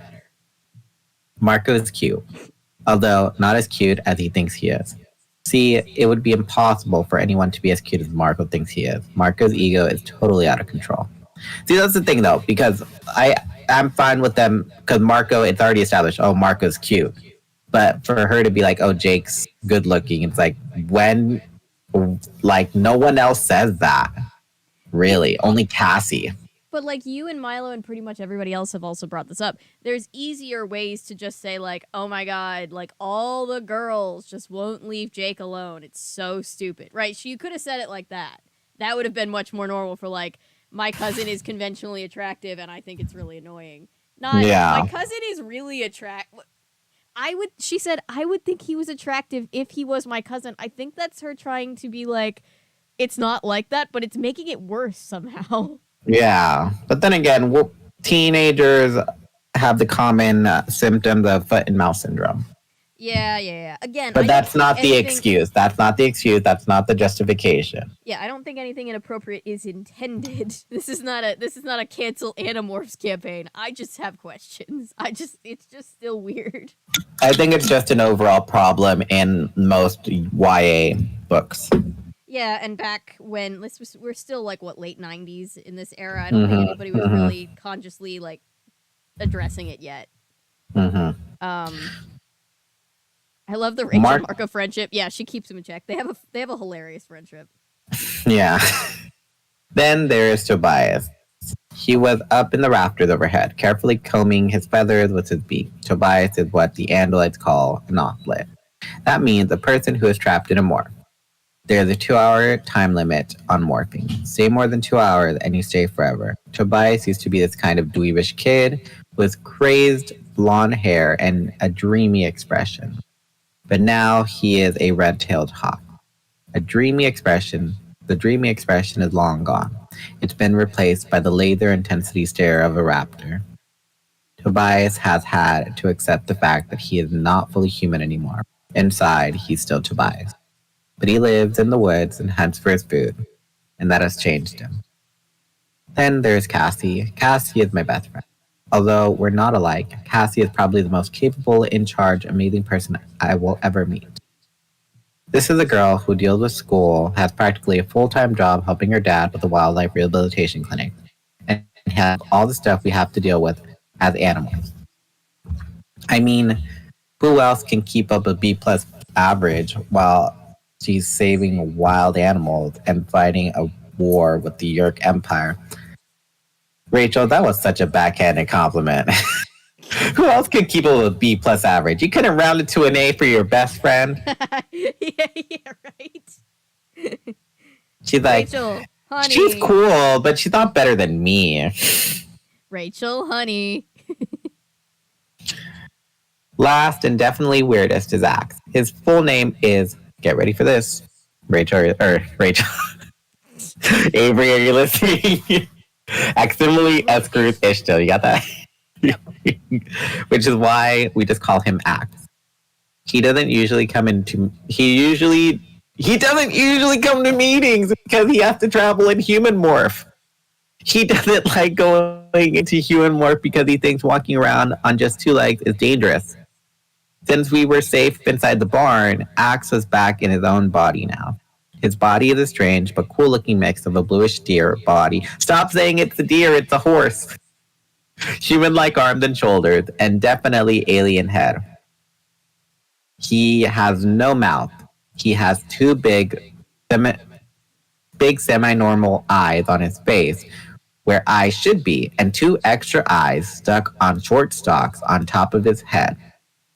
And he has a tail, like a scorpion's tail, very fast, very dangerous in a fight. Normally, when we're in the barn, Cassie would be busily cleaning cages or giving medication to skanky lizards or whatever. But I guess she felt like she had to help me defend myself. So she was standing there, looking guilty, even though she hadn't done anything wrong. What was I supposed to do? I asked Jake. Let the little boy get chomped? Yes, Marco said, speaking up. Yes. See, we're fighting to save the whole world, not one kid. Marco, that is out of pocket, sir. And you endangered all that by trying to be the offspring of Xeno, warrior princess, and Superman. Take a shot. Xena and Superman have a child? I didn't even know they were dating, Tobias said in open thought speak. I smiled up at him. He couldn't smile back, of course. Then, in a whisper that I could only hear, Tobias added, Rachel, ask Jake what he would have done. That'll get him off your back. I carefully avoided and nodding or giving any sign that Tobias had whispered to me. Jake, if you think what I did was wrong, what would you have done? Jake stopped pacing. The point is, secrecy is absolutely important, he said. Jake, I repeated, what would you have done in my place?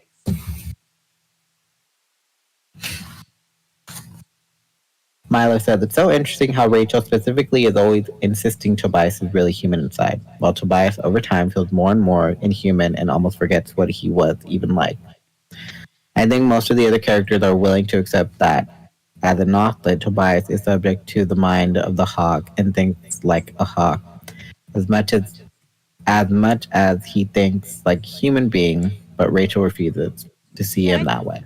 I think Rachel just genuinely has feelings for Tobias. I always got that read, and I think that she just doesn't want to accept the fact that, like, he's not human anymore.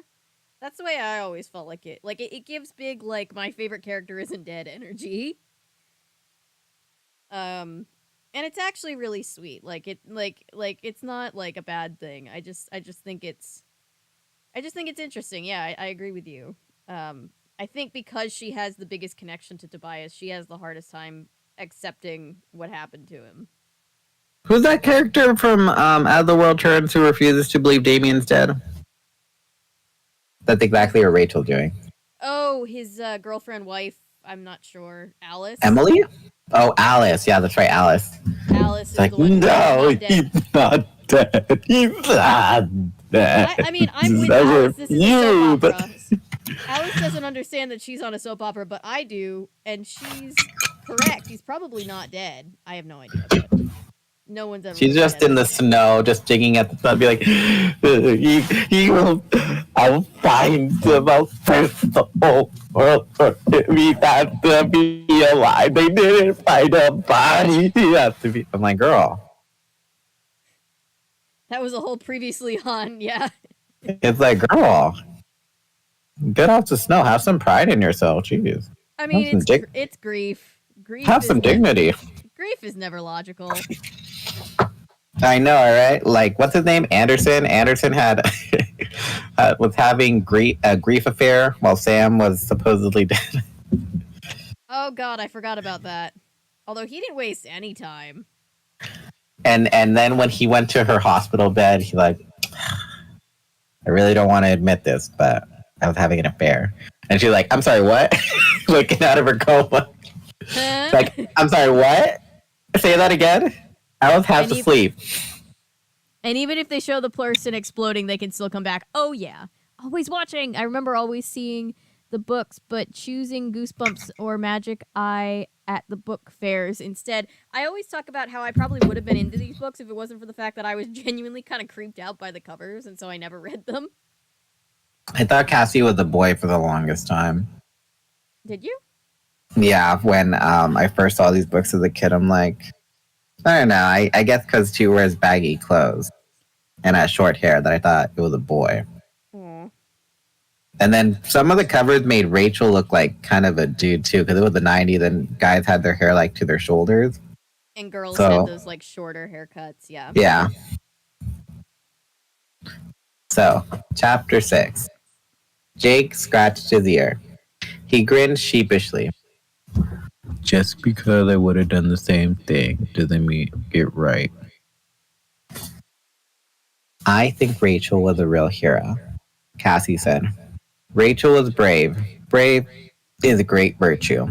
Marco rolled his eyes at Axe. Thank you, Obi-Wan Kenobi, for that wisdom. Of course she was a hero. She's always a hero. Rachel can't stop being heroic. Being stupidly brave is like some nervous tick she can't control. But what if someone had caught her morphing on videotape? That wiped a smile off my face. Of course, as much as Marco annoyed me, he was right. If someone had taped me, the Yerks are everywhere. If they'd had evidence I'd morphed a crocodile, they would know who and what I was. The Yerks believe we are a highly trained group of Andalite warriors. If they ever found out we were just human kids, we'd be wiped out before we could blink twice. Okay, let's see, who's reading?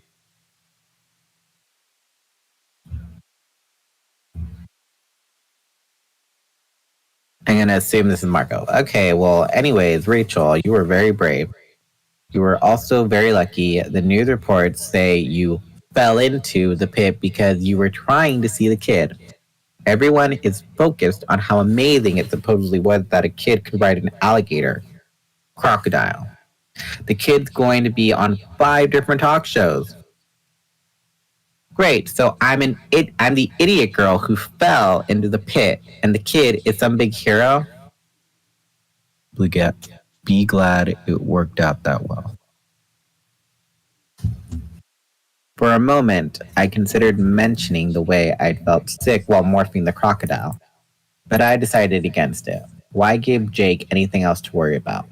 Cassie raised her hand. Are we done yelling at Rachel? I have work to do. Jake laughed. I don't yell, he said. I'm not anyone's parent. You tell him, Dad, Marco said. We all laughed, and the tension was broken for about 10 seconds, till Jake said, hey, by the way, Tom said something about how the sharing is going to hire that kid from Powerhouse as a spokesperson. That TV show? Marco said, huh, that's strange. Well, anyways, I have homework piled up on my desk at home. Plus, I have the new Nintendo game. You know, the one where he stopped talking and just stared at Cassie and me. Probably because Cassie and I were standing there with our mouths hanging open. What's with them? I asked Jake. Or Marco asked Jake. Jake looked mystified. What is it with you two? Jeremy, Jason, McCole is going to be endorsing the sharing? I asked in a wavering voice. Jeremy, Jason, McCole? Cassie echoed in awestruck tone. Jake shrugged. Yeah, it's too bad, but it's not like anyone cares. He's just some wimpy little actor. I mean, it's not like he's Michael Jordan. Or Brett. What is it? Brett Favor? Brett Favor? Or Wayne Gretzky? Tobias offered. What is an actor? Axe wondered. Or anything else important? Jay concluded. He's just an actor. I mean, he's a dork. What is a dork? That hair, Tobias said derisively. I love his hair, Cassie said. Plus, he's even shorter than I. Plus, he's even shorter than I am, Marco said. The difference being that Jeremy Jason McCole is cute, I said. He's more than cute, Cassie said. He's the single cutest boy on the planet. He's in every magazine, I said. Teen, YM, 17, Wussy Weekly, Wussy Weekly, Short Stuff, Saturdays, The New York Times, Marco added. The New York Times. He and Jake exchanged a high five. I ignored Marco. I almost always do. Instead, I made sure Jake was paying attention. And I said, Jake, you're not getting it. About half the girls in our school have a poster of Jeremy Jason McCole in their bedrooms or in their lockers or both. He is the number one cute guy in the country. He has like 20 websites just about him. If he endorsed the sharing, it would be as if I looked to Cassie for help. As if the entire female cast of Baywatch endorsed something. Cassie supplied. Yeah, like that. Jake's smile evaporated. You're saying this actor kid has that kind of influence? He has that much power, Marco said. He has Baywatch level power. Yasmin Bleeth power, Tobias echoed. Bleeth, Axe echoed. What is that word? Or is that a word? If Jeremy Jason McCole becomes a spokesman for the sharing, they'll be signing up girls like crazy, I said. Then this is serious, Jake said. Yeah, Jake, it is. We have to stop this from happening. Cassie sent me a sidelong glance. Of course, we might have to actually meet Jeremy Jason in order to save him. We have to do our duty, I said. I mean, for a start, we have to find out if he's already a controller. And we'd probably have to meet him to do that. Get close to him? Very close. Absolutely. Mm-hmm. Two of you are making me sick, Jake said. Who is that a real person? Jeremy Jason McCole? I don't think so, but Milo does say, let's play a game. Guess the parody. What does everyone think the TV show Powerhouse is a parody of? No Oh, Home Improvement. This is Jonathan Taylor Thomas for sure. Yeah, Jonathan Taylor Thomas. The names, the repeating initial for two of the names, Powerhouse for sure.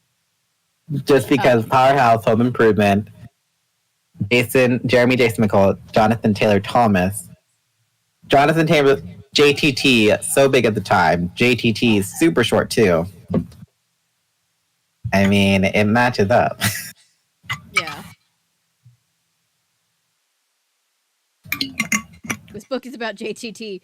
Jonathan Taylor Thomas. I didn't have that on the Animorphs bingo, but there we go. I mean, he was the it guy of the time. Oh, Like absolutely. he was in Lion King. He was in Home Improvement. He had a bunch of things going on at that time. He played Pinocchio in that one really weird live action Pinocchio movie. The one with Drew Carey, or that Geppetto. Wait. I don't You didn't know Drew Carey did a Pinocchio movie? No. It did terribly. That's why I got excited earlier when I realized which one it is. That's really great. Yeah. The three named two initials guy from Powerhouse. That's pretty good. That's a pretty they put some thought into that one.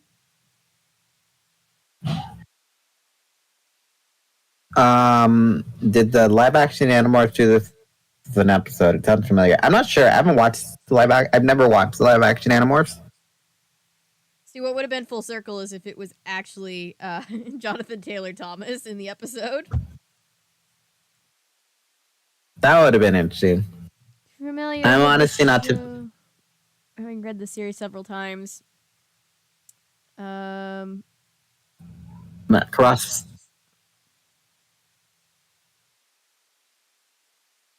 Yes, but it was Cassie instead.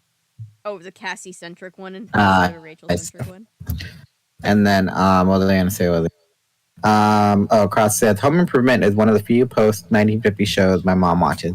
It's good. It's definitely like of the time of like how our viewpoints changed of domestic roles, but it's still refreshing to watch because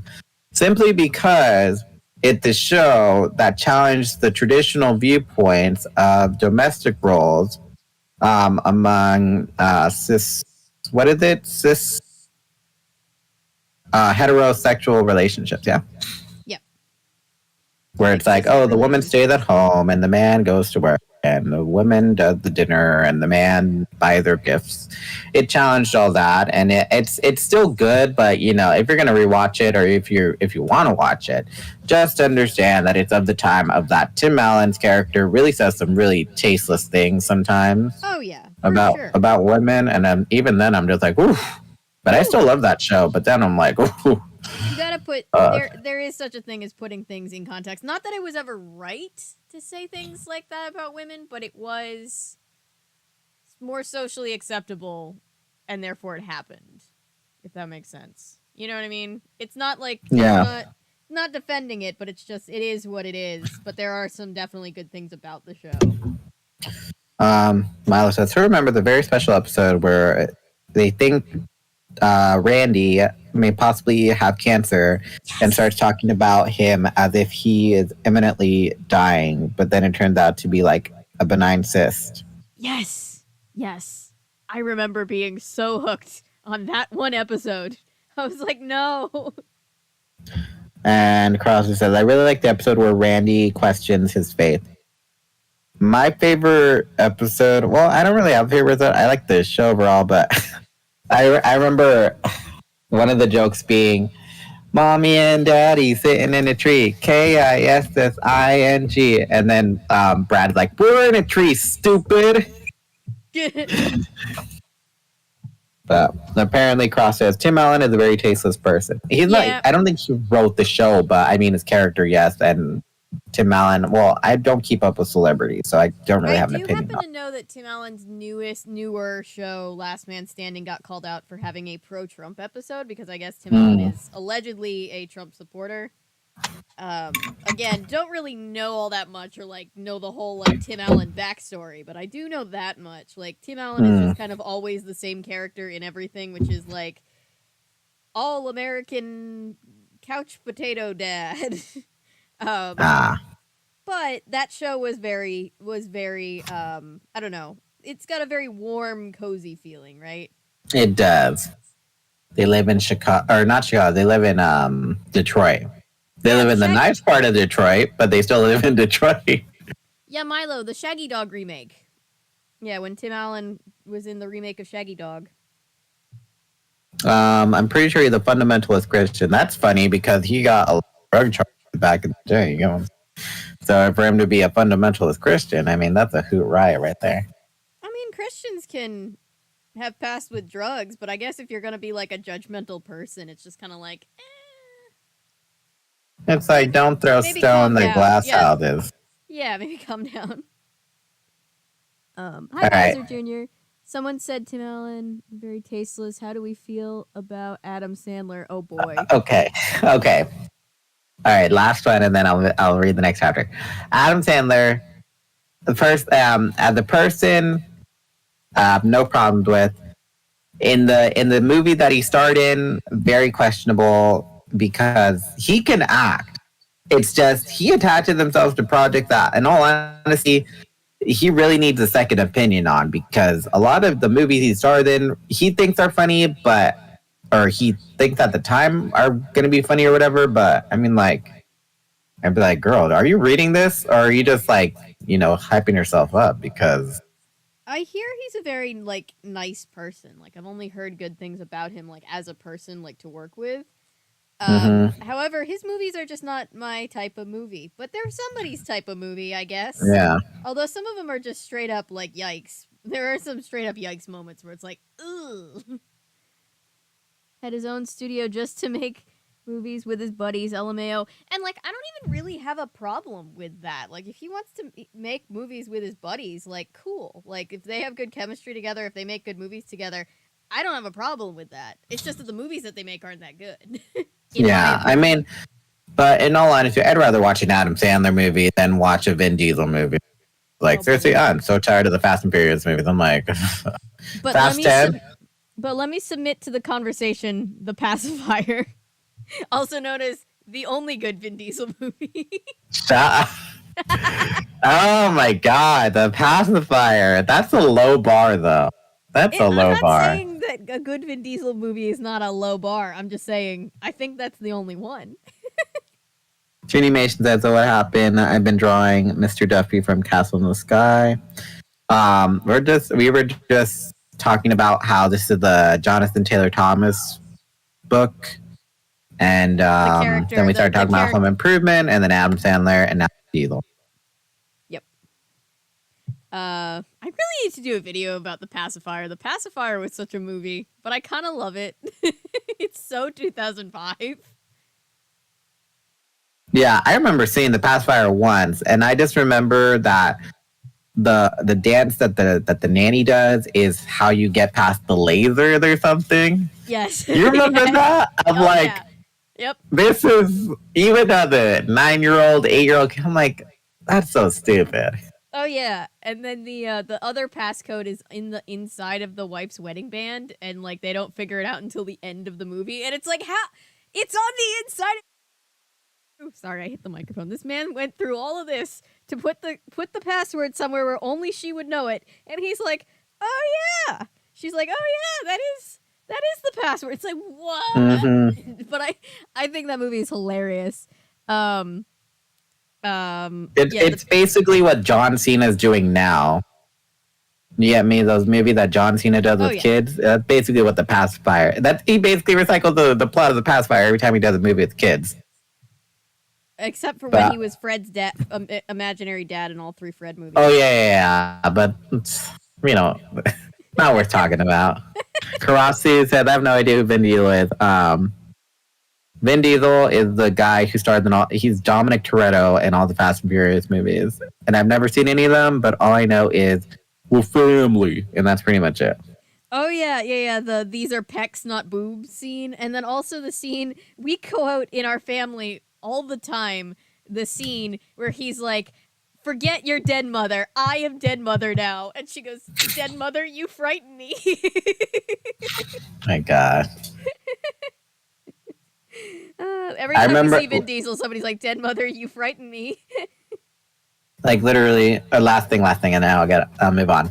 But I remember seeing Abbott, new show Abbott Elementary, and then one of the characters is like, "Oh, well, we're family," and then another character is like making fun of them by doing the Vin Diesel, like, "We're family." Quit with that Dominic Toretto rhetoric. That's funny. I literally will say that any chance I get now when people are like, "Oh, this company is like a family." I'm like, what are you talking about? Quit with your Dominic Toretto rhetoric. I love Jack Black, but Shallow Hal is cringy. I've never seen that. Although, nothing beats Jack Black in The Holiday. Yeah, and reruns of Powerhouse came on every night at 7, just after the news. I watched it with my 2 little sisters, Sarah and Jordan. Sarah was too little to care one way or the other boys, but Jordan was closer to my age. What a smooth transition that wasn't. Mandela affecting yourself into thinking that The Pacifier was an Adam Sandler movie. I can totally see why your brain would rewrite that. Like if I find out that one day they were looking... The Mandela effect is thinking that Adam Sandler was in Shark Tale when he wasn't. Oh yeah. Although I just made Maddie, when she was here last, rewatch Over the Hedge, and everybody was in Over the Hedge. Like I think people forget that literally Steve Carell, Wanda Sykes, Eugene Levy, and Catherine O'Hara. So the Rose parents are literally the little porcupine parents, and I think that's adorable. William Shatner as the possum father of Possum Avril Lavigne. Everybody, even HP and Dell were in that movie. Oh, Shallow Hal. For a second, I thought we were still on The Pacifier, and I was like, I would understand that. Although I can't picture Adam Sandler as a Marine type necessarily, but I was like, yeah, I can see that. Anyway. But anyway, Adam Sandler. Sorry, I will talk about it at the end of the chat. We have completely derailed. People are like, we're here for Animorphs, please. We're here to hang out. We're here to have a good time and hang out. We got a concurrent viewer that's Friday night. We're just hanging out amongst the chat and friends. Yeah. I know. I'm always worried that that the stream, like whatever we do for stream, I'm always like worried that people are gonna be disinterested. But then people are like, "Can you just do like a just chatting stream?" And I'm like, "We can." We can. We can just do a whole charity stream of just chatting. Daniel is right. We are literally vibing. True, we're all vibing. I don't want to. We're all vibing, but then Avery has like another stream in the morning, and it's like, no, stay focused. It's fine. I've got time. It's fine. All right. So reruns of Powerhouse came on every night at 7, just after the news. I watched it with my 2 little sisters, Sarah and Jordan. Sarah is too little to care one way or another about boys, but Jordan was closer to my age. You think Jeremy Jason McCall is cute? I asked her. On a scale of 1 to 10, maybe about 1,000. I nodded. Yeah, he is cute. He's even cuter than that guy Marco. You know, the one who's cousin Jake's friend? Yeah, I know Marco, I said cautiously. I shuddered. You actually think Marco is cute? Sure. Jordan, do me and the whole world a favor. Never ever tell him. As if. But you don't think he's as cute as Jeremy Jason, right? Of course not. Jeremy Jason is famous. That's the deciding factor. He's famous.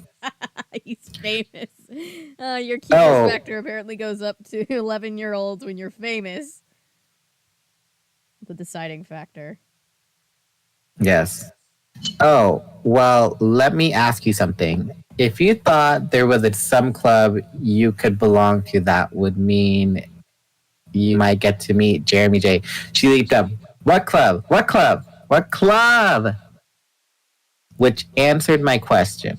I wasn't foolish enough to worry about what might happen if Jeremy Jason McCall came out in support of the sharing. If anything, I wasn't worrying enough. If you think Jeremy Jason worked at recruiting girls into the sharing, what would the Yerks do next? I'm going to just call him JJ, just because Jeremy Jason. Too much of a mouthful. Good night, Karasu. The VOD will be up later. Yep. And we'll be live tomorrow with Gabe reading the second half of So You Want to Be a Wizard. So if you want to come out and vibe with us, then we'll be back tomorrow. Well, I think the implication is supposed to be he was chosen to be famous because he is exceptionally good looking. But it ends up being more like fame is very attractive. Yeah, that's how I took it. It's just like, yeah, of course he's cute. He's he's famous. That makes him more cute. I mean, yeah. Let's see. I watched Powerhouse. I watched Home Improvement with the whole new outlook, knowing what I knew about one of its stars. Was it really possible that someone like Jonathan Taylor Thomas could be a controller? No way. And if I did just happen to save him from being taken by the Yerks, well, after dinner and after Home Improvement, I went up to my room and attacked my backup homework. I had a paper due, and it was supposed to be 5 pages long, at least. I had maybe 4 pages worth of material. You take out the apostrophes, Rachel, and just use the formal. That's how you get it to be longer. Instead of saying, it's because, you say, the reason for this is. So I played with fonts and margins until my 4 pages could more or less fill 5 pages. Then I hit print. You forgot to double space, Rachel. Yep. That would have been like 6 pages right there. And hoped my teacher wouldn't figure out what I'd done. Rachel, I'm running to the store for some milk. My mom yelled up the stairs. You're in charge. Conditionally. Phineas and Ferb reference right there. Yes. Mom says I'm in charge. Conditionally. I dropped out of the word processing program and logged onto the internet. Oof. So old. Mm-hmm. I opened my window since it was a warm night out and Tobias sometimes flew by in the evening. Then I started checking out the various websites of Jonathan Taylor. Know your enemy, I muttered under my breath. Not that I could really think of Jonathan Taylor as my enemy. I had to wait through several busy signals to reach his own actual homepage. My screen filled with a picture of the actor. Way too cute to be a controller, I said to no one. I scrolled down and found a button for his biography. It was 2 pages long. I printed it out. Then I clicked on his schedule of appearances. It was slightly out of date. I scrolled down the page, then, whoa! I stopped and scrolled back. There it was. The 24th. Jonathan Taylor was doing the Barry and Cindy Sue show on the road, right in our town for the week. Barry and Cindy Sue show. What do we think that is?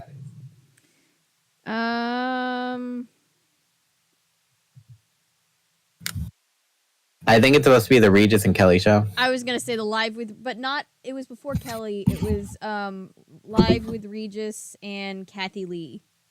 Oh yeah, that's right, Kathy Lee Gifford. Yep. That makes sense. Regis and Kathy Lee. Yep. 2 days from now, he's going to be here. Here. I snatched up the portable phone.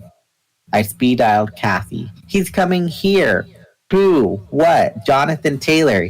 He's going to be on the Regis and Kelly show when they come to town. No way. Oh, yes, definitely, yes.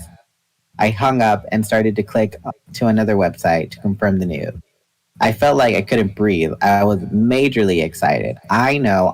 It isn't really cool to get all mental TV actor. But Jonathan Taylor Thomas was like my first crush going back to when I was 10. I took a deep, steady breath, but I couldn't quite do it. My breathing was short, rough, like I was being squeezed. A swarming feeling of heat, needless, spread across my skin. This wasn't about Jonathan Taylor. There was definitely something wrong with me. I couldn't breathe. I sucked in air and pushed myself back from the computer. And that's when I noticed my hand. My right hand was green, a dark mottled reptile green.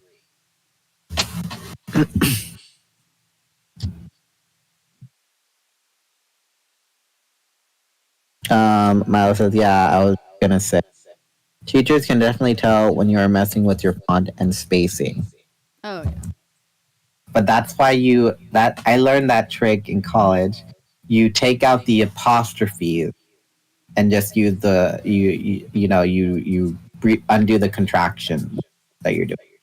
There's that, and then there's the lazier. You take the the search and select all the periods and make them like a little bit bigger. That too. That I'd be like, the reasoning for this is this, or like an article written by this person from the University of Yeah. Southern Massachusetts on the is premised on this, and this. To quote the article, that's like literally like a third of the page right there. Yep. Honestly, I'm just amazed that the PS1 was used as a teaching tool. Was it? All right. I don't know. Chapter 8. What the? I held up my left hand. It was green too, getting greener as I watched, getting rougher, changing, morphing. There were scales forming on my skin, crawling up my arms. I bolted from the chair and raced for my full length mirror. My face was beginning to bulge out, a huge, long, black green snout. This is something you never want to actually see. Yeah! I yelped. The swelling bulge split open to reveal a row of long yellow teeth. I started to say, but my mouth was no longer human enough to make sound. My legs shriveled as I watched helplessly. I fell forward onto the floor. The huge tail was surging behind me. I felt my spine stretching. No, I hadn't decided to morph. And yet, I was morphing at warp speed. I was on the floor of my bedroom, turning into a murderous 20-foot crocodile. Morph out, I ordered myself. Morph out. But the transformation continued. I was too big for my room. My snout was pushed into one corner, while my tail stretched out under the bed and curled in the far corner. What was happening to me? If Jordan or Sarah or my mother walked in the room, my secret would be out. Worse yet, I wasn't sure I could control the crocodile. It was hungry. Focus, Rachel. Focus. Morph out. Go human. But I wasn't morphing out, at least not back to human. Instead, I began to notice a completely different kind of change. My body was narrowing in two places. It was cinching up, forming three different body sections: head, abdomen, and thorax. I was becoming an insect, and that's when I became afraid. See, it's impossible to morph straight from one animal to another, or at least it's supposed to be impossible, but I was definitely morphing, and I was not morphing human. I was still a huge crocodile, but my massive crocodile head was connected to my body by a tiny narrow neck, and the area connecting my squat crocodile body to my fat crocodile tail was narrowed so much it was the size of my human wrist. This can't be happening, I cried to no one. This has to be a dream. But I'd had dozens, maybe hundreds of awful morphing dreams, and they'd never been like this. I could hear my bones squishing as they turned to water and disappeared. I could see the black-green crocodile scales turn dark brown and almost black as an insect's exoskeleton grew over me like armor.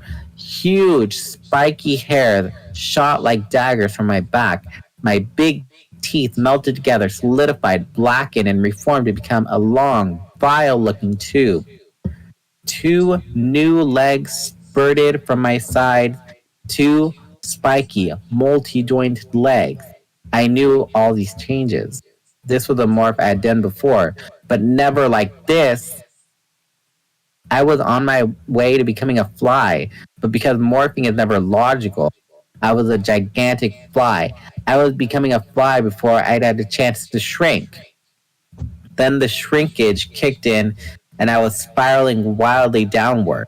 I was going about 25 feet in length to less than a quarter of an inch. I wanted to scream for help, but who could help me? No one. No one. Suddenly, my reptile eyes bulged and popped out like balloons. The world around me was shattered into thousands of tiny pictures. I had the compound eyes of a fly. My mind was reeling. It had to be a nightmare. This was impossible. It had to be some awful dream. I was shrinking so fast that the corner of the room seemed to be racing away from me. The wood grain grew large and dark and clear. The cracks between boards were growing as wide as ditches.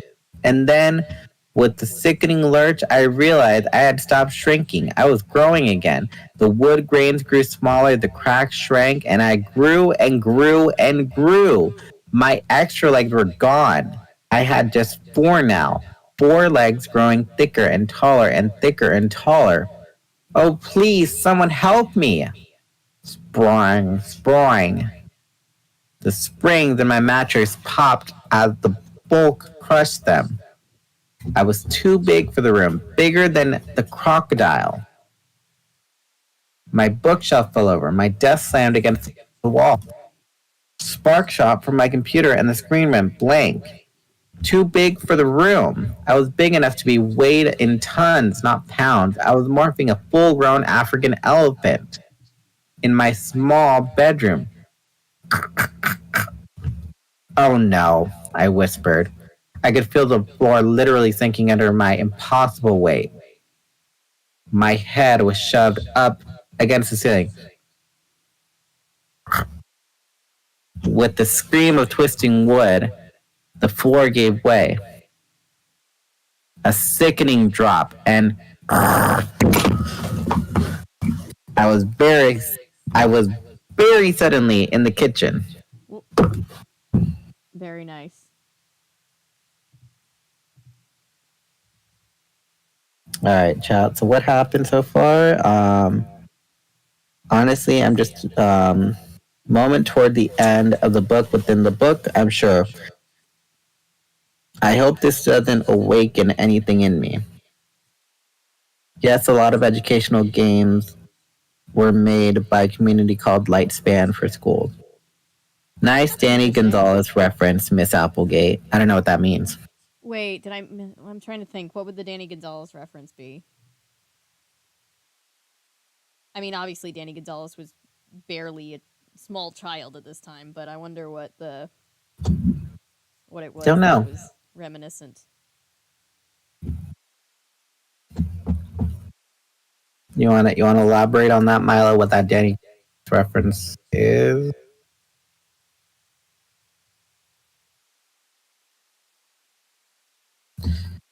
But I know what was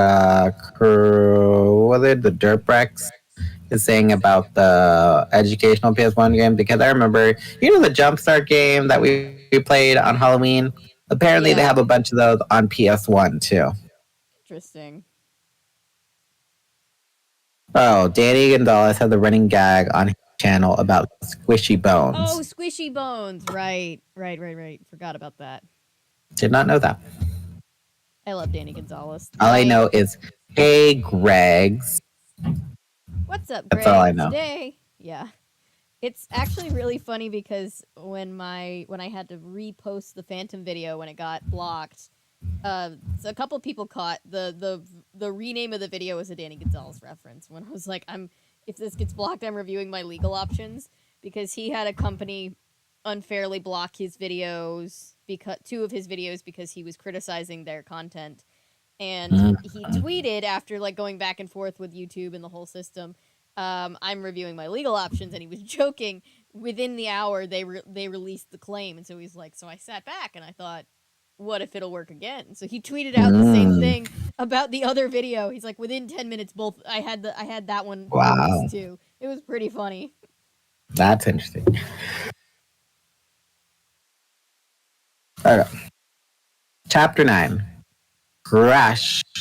I staggered and fell against the rubble of my room and the even bigger mess of the kitchen. It was chaos. Nothing made any sense. The stove sat at a ridiculous angle with a 2x4 piece of lumber spearing through its glass door. The refrigerator was open with all its contents spilled out, a gallon of milk glubbed all over the place. Sarah, Jordan, had they been in the kitchen? Had my mom? Oh my god! No one could have survived being crashed under their mess. Rachel! Rachel! It was Jordan's voice. She sounded scared but okay. My elephant ears told me she was not in the room with me. She was out in the hallway. She couldn't see me through the rubble. I couldn't answer. I didn't have a human mouth or throat. Could I get out of the morph? I had to try. I focused my mind on my body, my human self, and slowly at first, then faster, I began to shrink. Suddenly, the boards and sheetrock were no longer pressing in so tightly around me. In the hallway, I could hear Jordan saying, 911? Um, we have an emergency. Our house fell in. I would have laughed if I'd been sure Sarah and my mother were safe. Then I remembered my mother was out. That just left Sarah. Meanwhile, I began to see the best sight in the world, human flesh emerging from my thick gray skin of the elephant. I was still on all fours, but I could see fingers beginning to grow from the massive elephant feet. Rachel! Rachel, where are you? Sarah's voice this time. She must have taken the phone. I breathed a huge sigh of relief. Yes, get here right away, please. I think my sister's trapped. My trunk slurped up into my face, leaving my tiny human nose behind. I cleared my throat. Could I talk yet? Jordan, I said. Yes, it was my voice, my own human voice. Rachel, is that you? Well, who else would it be? I asked. I didn't mean to sound sarcastic. I was scared half to death, and I get snippy when I'm scared. That's Rachel, all right, Sarah said. Are you okay? I'm bruised up, I said, but I guess I'll live. Had I been in human form when the floor collapsed, I'd have been dead or on my way to a long stay in the hospital for sure. On the other hand, if I had been human, the floor wouldn't have collapsed in the first place. What's happening to me? Why in the heck had I morphed? I had a few minutes to think that over while the paramedics and fire department and police and my mom and every person within 6 blocks showed up. But there were no answers. I had morphed without wanting to. Really quickly, sorry. Because she said, oh, it would have been a long stay in the hospital for sure. Not true, Rachel. But I get what she's saying. If she tried to morph and then morph back, she would have raised suspicion of like, how odd. You should have been in the hospital for 6 months and all of a sudden you're all healed up. Yeah.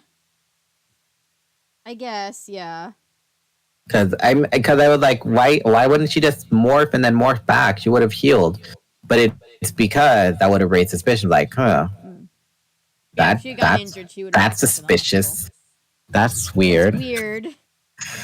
I was just waiting for Rachel to describe, and every neighbor within 6 blocks would pretend to be raking their lawn at 9 at night or sweeping the sidewalk just to hear what's up.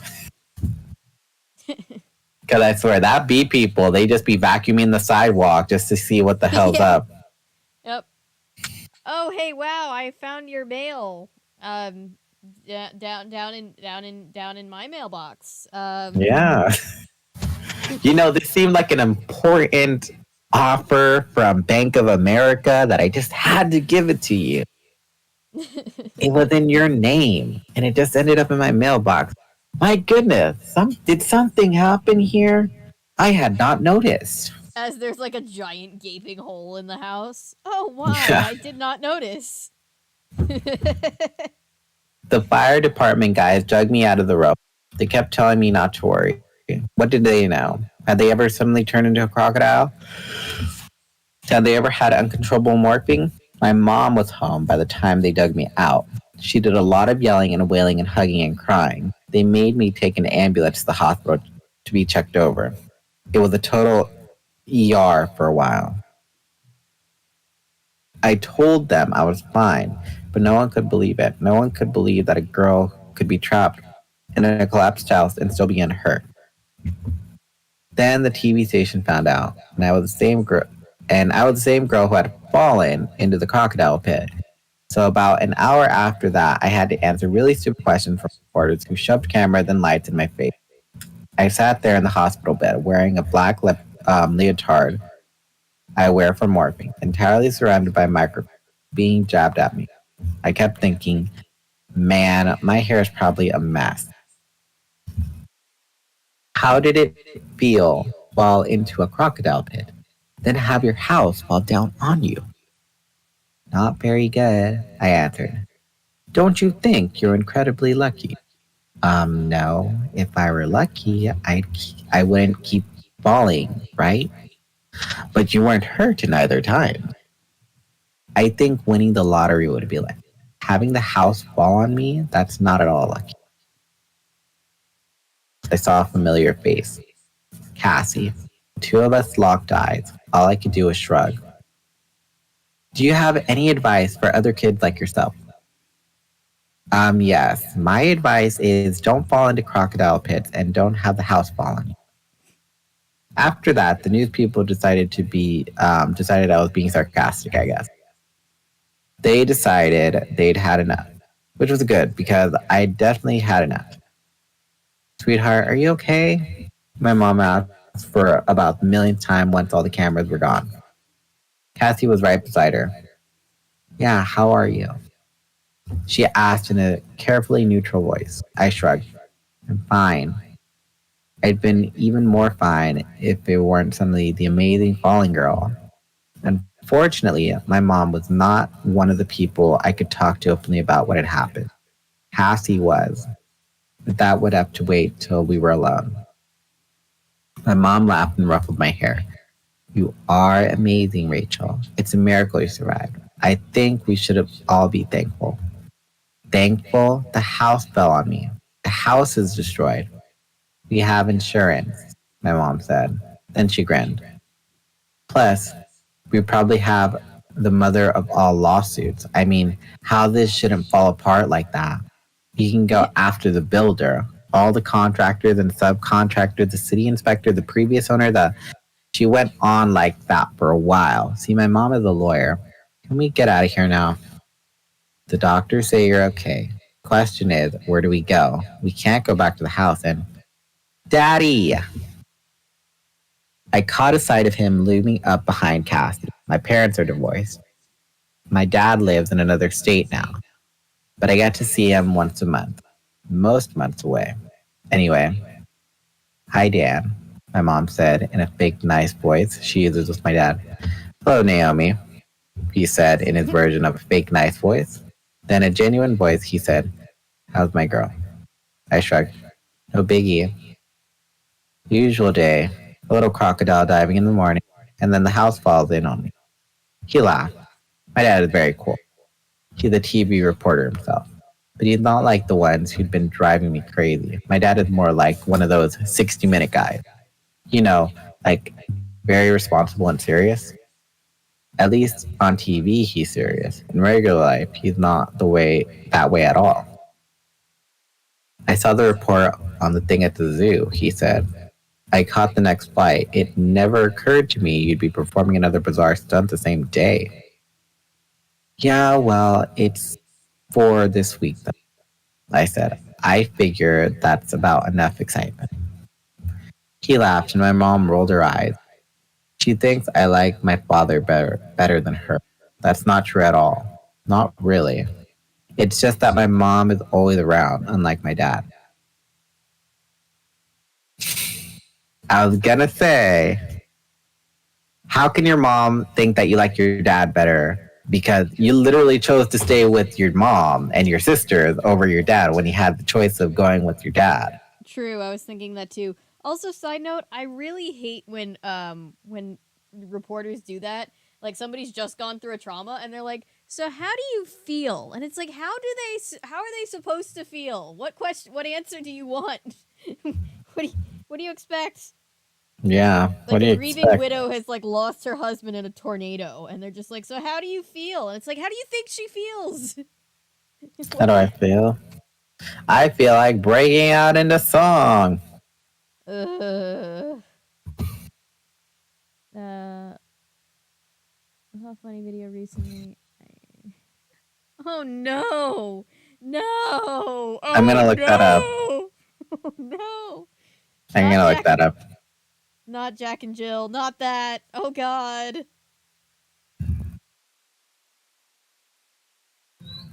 Jack and Jill is just such a trash fire.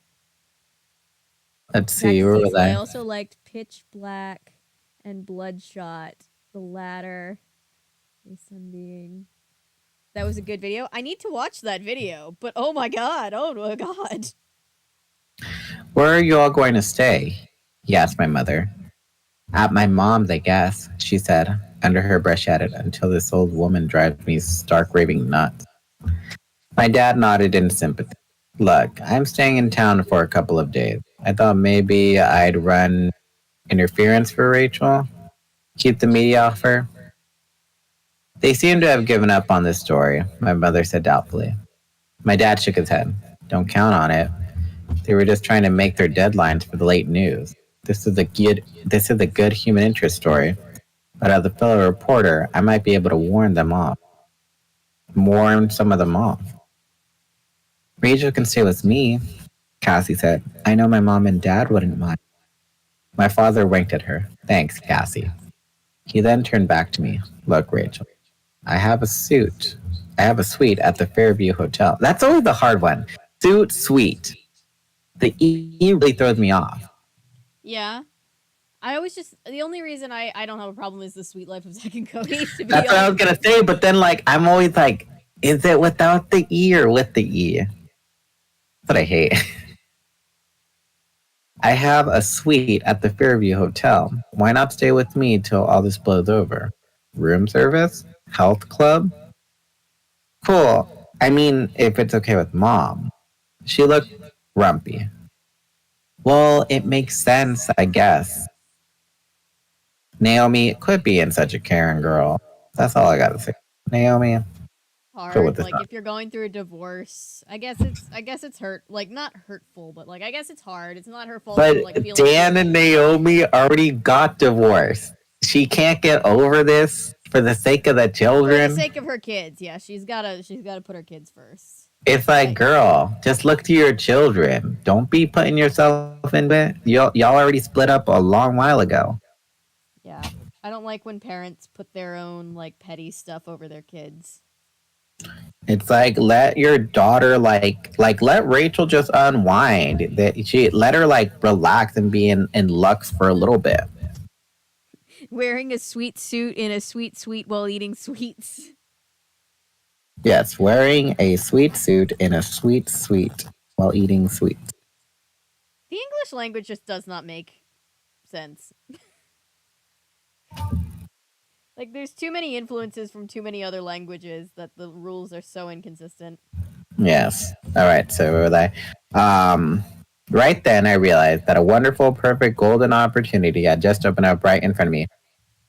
Dad, what you said about all the talk shows wanting to interview me, wouldn't it be better if I agreed to do just one show? Then the others would let me be, right? He nodded. Yeah, but sweetie, you don't have to do any show. I can get everyone off your back. I can do one, though, I said. In fact, what do you think of the Regis and Kathy Lee show? I heard they were coming to town. Both my parents looked confused, but I saw realization dawn in Cassie's eyes. Regis and Kathy Lee? My mom said, Rachel, why exactly would you want to do Regis and Kathy Lee? I saw Cassie just staring at me with her jaw hanging open, like she couldn't believe I was even thinking about the whole Jonathan Taylor Thomas thing at a time like this. Well, Daddy, there's this guy, this actor, this kind of slightly cute actor. Sorry, I had to put on the fake voice just for Rachel because it's like, oh, I don't know what you're talking about. I'm just a blonde, pretty girl. That's what makes Rachel so great is she knows exactly how other people perceive her and she uses that when she needs to. Like, okay, you want to think of me as a dumb blonde? Cool. You want to think of me as a blonde bimbo? Well, then I'll take advantage of that. Cool. You underestimated me. That's your problem now. Like, I love that about I love that about Rachel. Rachel playing the please dad move. Please. Yeah. Rachel playing the Papa, it's that really cute actor. Yeah. And I just fell through a building and into a crocodile hut, Dad. Enclosure. I don't know. They don't. Crocodile hut. Crocodile hut sounds like a fake Pizza Hut. No one outcrocs the hut. No one outcrocs the hut.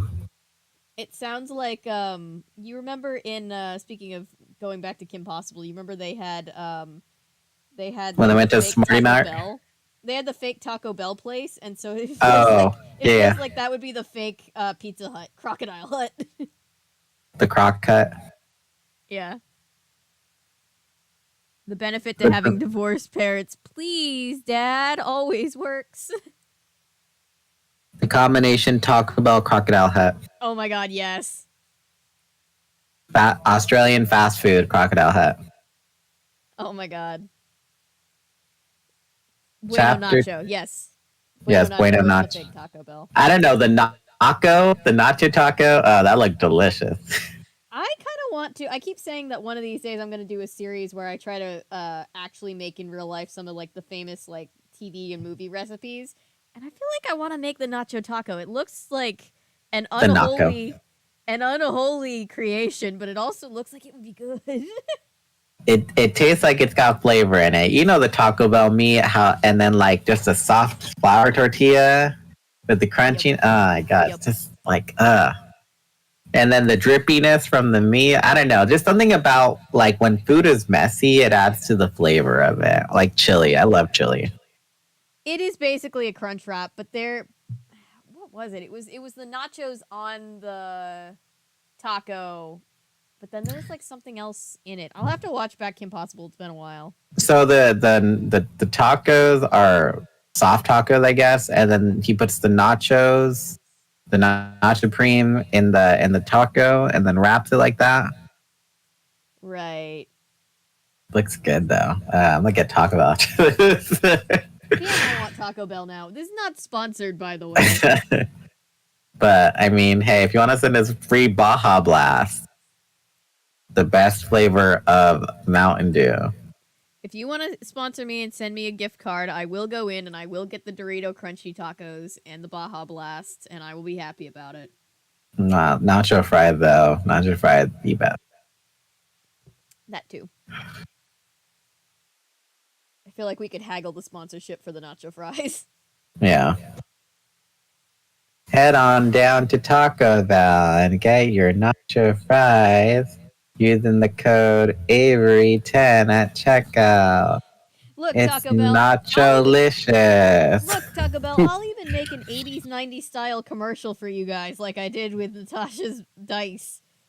Look, I'll do a lot. I'll do a lot for free Baja Blasts.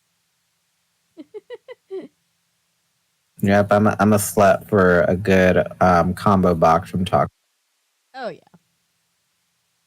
But anyways, chapter 10. I went straight from the hospital to my dad's hotel. Everyone had decided I needed rest. I didn't. What I needed was some answers. What was happening to me? The hotel room was on the 22nd floor. I imagined what would have happened if I suddenly morphed an elephant again. I'd crashed down through 22 floors. What on earth was happening to me? I kept checking my hands and feet to see if I was still totally human. I needed to talk to somebody who understood, someone I could really talk to. My dad was great, but he just kept talking about how the floor shouldn't have just fallen in. After all, the house was only 10 years old. And while they were at it, why didn't the zoo make its railing higher so people wouldn't be falling in with the crocodiles? I hadn't fallen into the croc pit, and the floor didn't just collapse. I had morphed an animal that weighed more than a couple of pickup trucks. How they're not made for elephants. I desperately wanted to call Cassie and talk to her on the phone, but we were on a strict rule about that. You never know who is listening in on the phone. I would just have to wait. Instead, I called room service. I'd like a salad with the poppy seed dressing, and I'd like the cheeseburger and fries, and cherry pie a la mode, and cancel the salad. There you go, Rachel. Indulge. I was gonna say a la mode, a little nod to Little Miss Sunshine. I didn't care about eating healthy. I didn't care about fat. Good for you. I was hungry. It's been a long, bad day. I deserve some grease and sugar. Yes, you do, honey. She is the girl of the 90s, trying to have it all. Yep. And do you make milkshakes? Chocolate milkshakes? I used the remote control to run through the pay-per-view choices. It was nothing but martial arts movies, crime movies, action adventure movies. What I needed was a nice, calm romance. My life was an action adventure movie. Oh, she was trying to get into the Skinamax HBO type of stuff. Oh Jesus, she's too I'm young like, for that. She's a teenager. That's at that age when they start to do trifling stuff like that. Oh gosh. Oh, by the way, Milo says also on the subject of Ron Stoppable's Nako, I can just imagine the "everybody's so creative" lady reacting to that if it was real. Yeah. You see how it looks like we weren't supposed to do that? But we did. It's side down easy when it's cheesy. I love her. Okay, sorry. Anyway. But that's a good interruption from my little interjection. The phone rang, and I expected it to be room service people checking back. Yes? Are you alone? It was Cassie's voice. I nearly collapsed from relief. I hadn't even realized how incredibly tense I was. So glad it's you. Yes, my dad's gone, at least for a couple of hours. Is your window open? I got up and checked. The window slid open easily. Yes. You coming up? Give me 5 minutes. Flick the lights a couple of times so I know which window is you. I spent the 5 minutes calling down to room service and ordering the salad again, and another pizza pie for Cassie.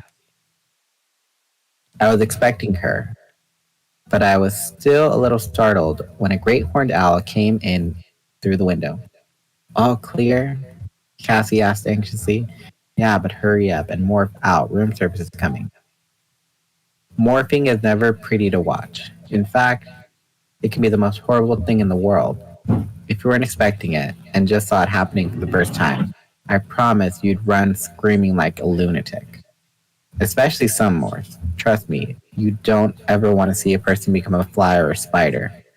You think you've seen scary stuff on TV or in horror movies. Huh. Watch your friends turn into a bug. That will fill your dreams for a few weeks.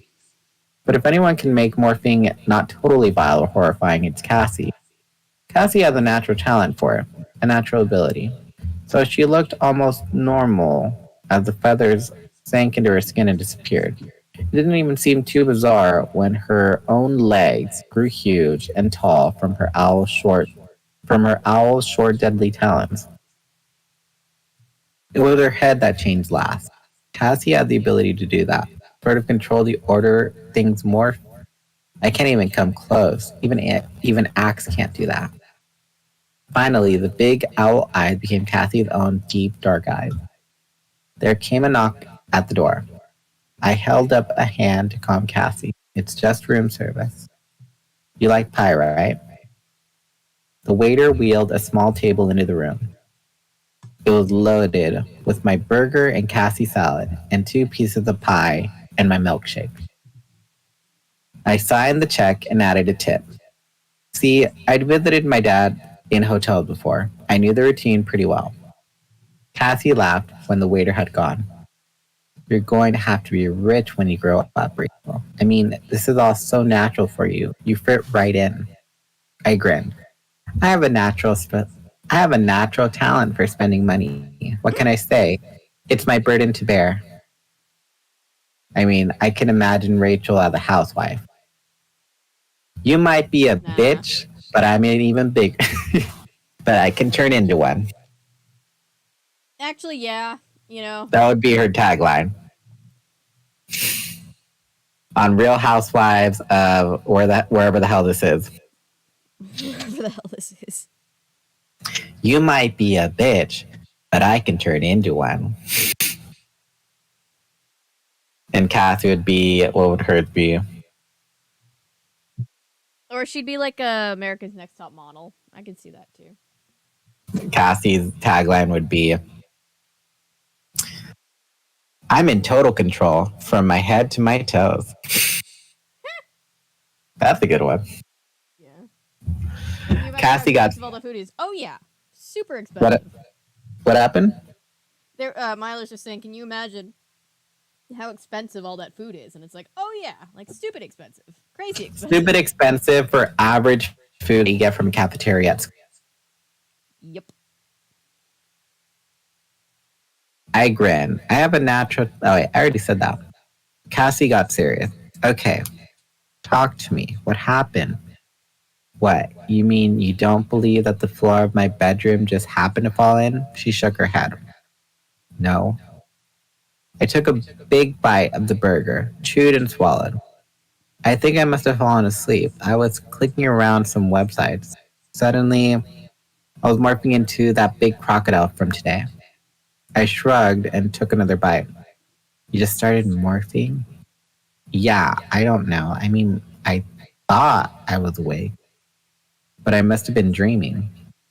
I dream all the time, Cassie said. I've never morphed in my sleep. I don't want to dismiss the possibility it was a dream that caused me to morph. The alternative, that I was just out of control, was worse. Are you going to eat that salad? It costs like $10. In today's economy, $10 sounds about right.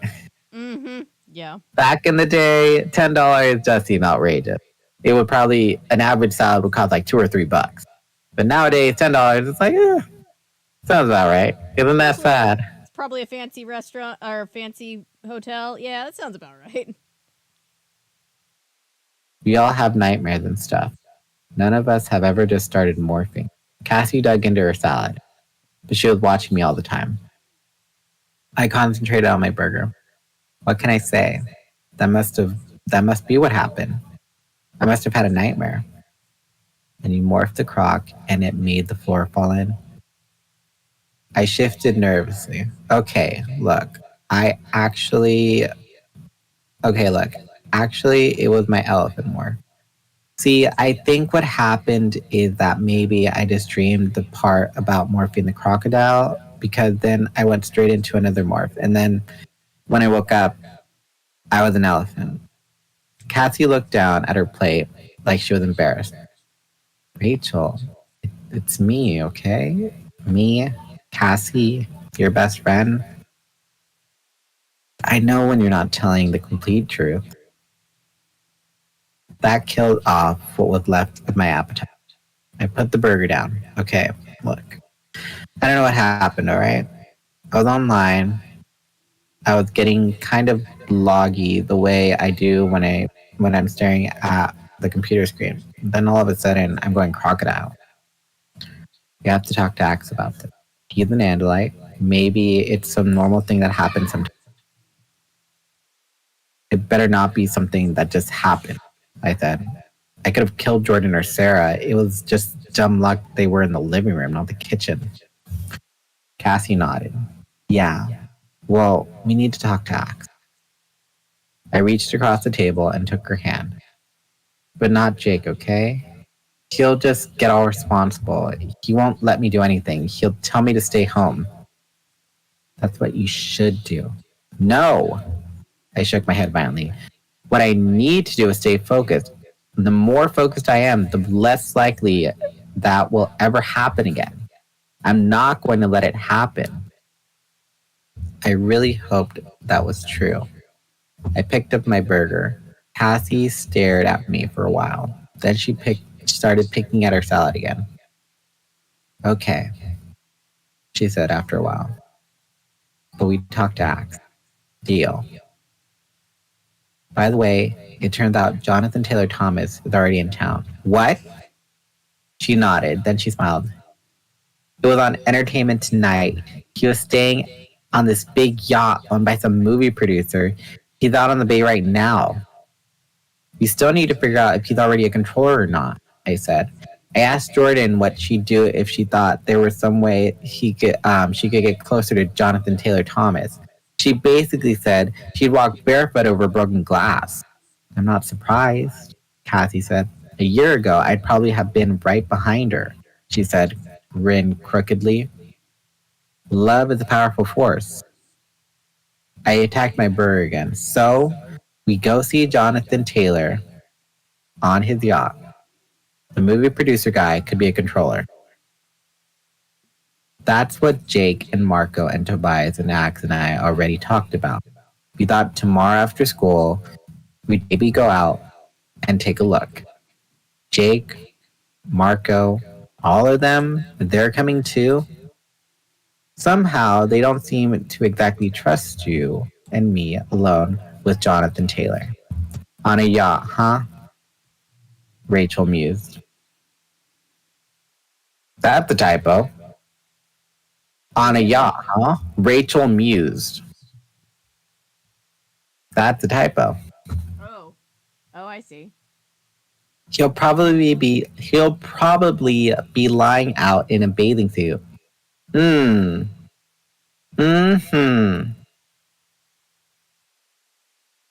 All right, chat. Can you imagine how if Rachel went on AMPM, she would fight Tyra. She would. It would be great. She would fight Tyra, or she would win because they'd be like, they'd be like, oh, Rachel's so amazing. She's this perfect person and blah, blah, blah. I really do like her. She photographs beautifully. That's Michael Barker. Visser one is a judge in this version. That was also Nigel Barker. Noted fashion photographer, Nigel Barker. Fashion photographer. Oh my god. Not Janice, first supermodel in the world. Janice Dickinson, the first supermodel. I love the shadiness because Tyra's like one of the first supermodels in the world, and then Janice goes the first, and Tyra goes, so she says, and it's just like, damn. Yeah, they definitely did not like each other. Nope. No. And our guest judge today, leader of the Sharing Organization and the Yerk Invasion on Earth, Visser 3. Hello, ladies. I expect to see greatness for my recruitment of the Sharing. Can you just imagine? No, in my version, Visser 3 has taken Jay Manuel's job of being the art director, so he's the one like coaching them through all of their photo shoots. And he's just like, he's not nearly as nice, though. He's just like, Rachel, step it up. Nah, Visser 3 would just be the dog. You know Nole Marin, his freaking dog? Oh my god. Yeah. Oh my god. Well, Rachel, and what is it? You're watching the third cycle, right? Yeah, I'm in cycle 3. Well, Rachel and Amanda, please step forward. Two beautiful ladies stand before me, but I only have one photo in my hand, and this photo represents the girl who would still be in the running to become America's Next Top Model. I'll start with you, Anne. So much potential in the world, but you're the walking poster sign for somebody with a pretty girl not photogenic.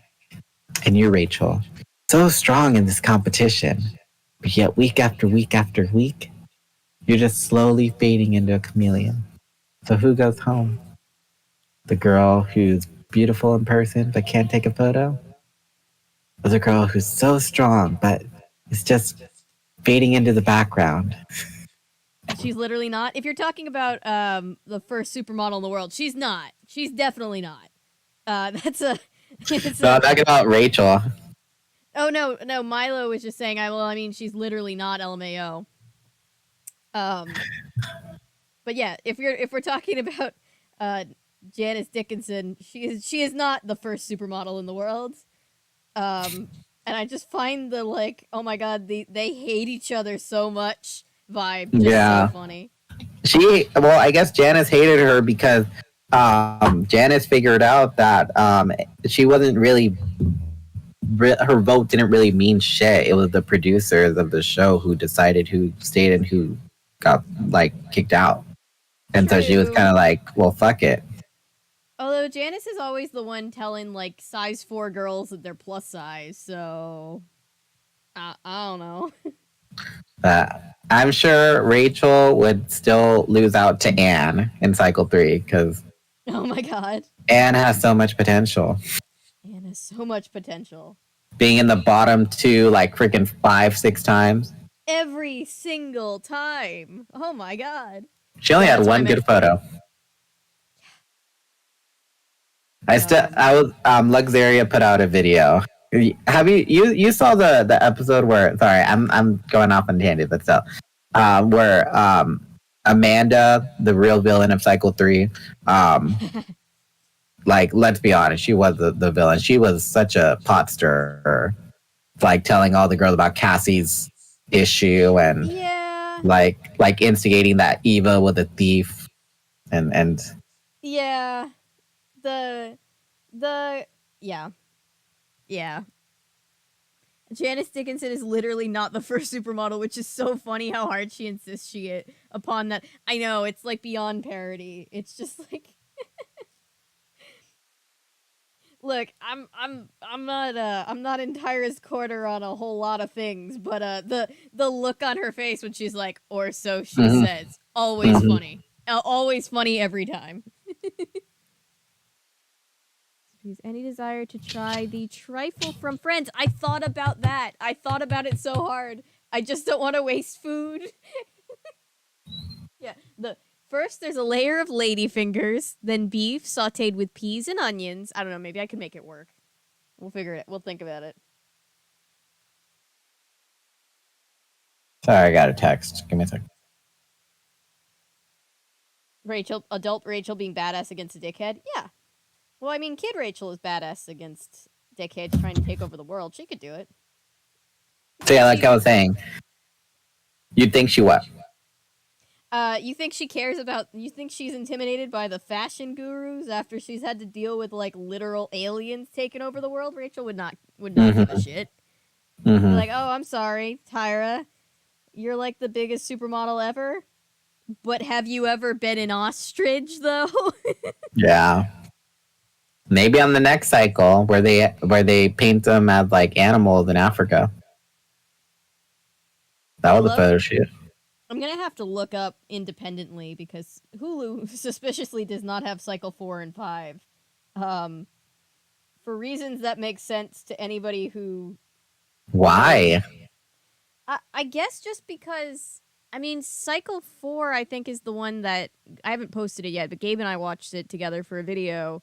The one where like the friend died and then they made her get in the casket. I see. And then I think at least one of those cycles was one of them where Gabe was saying they had them race swap, basically do a bunch of blackface. Yeah, that was a 4th cycle. I'm pretty sure you can find it on Amazon Prime, but I was like, oh, that's right, that did happen. I mean, I could also find it in less than official ways because I don't particularly care about giving Tyra. But anyway, what I was getting on, because we were talking about ANTM, and you're practically done with cycle 3. Amanda, like, the true villain of the cycle, when she was like, you know the episode where Eva won the runway challenge and she got to go on a yacht. And then they had that whole argument Yeah, I felt in the bad for her. apartment. And she was like making a big deal about crystals. I'm like, girl, you got a whole child at home. You're putting your crystals above your child. Yeah, right? And I'm like, meth? She makes it sound like as if it's meth. For her to be like, you can take my money, you can take my jewels, but don't take my crystals. The thing that gives me positivity, it takes away my negativity. I'm like, girl, calm down. you got a whole baby at home. Didn't they literally make her not only climb in the casket, but like get? Oh yeah, no, they actually lowered them into graves. That actually happened. After she finds out that her friend like tragically died, like they're like, all right, get lowered into a grave, like an actual grave, and do the photo shoot. But they plan these things out in advance. They have to allocate the budget ahead of time. I understand to know. that. So it's like the top seven. It's like sometimes that stuff just happens. Like in cycle 3, when they get to Japan, first off, like long story short, they were denied access into Japan, so they had to fly to Guam to get into Japan.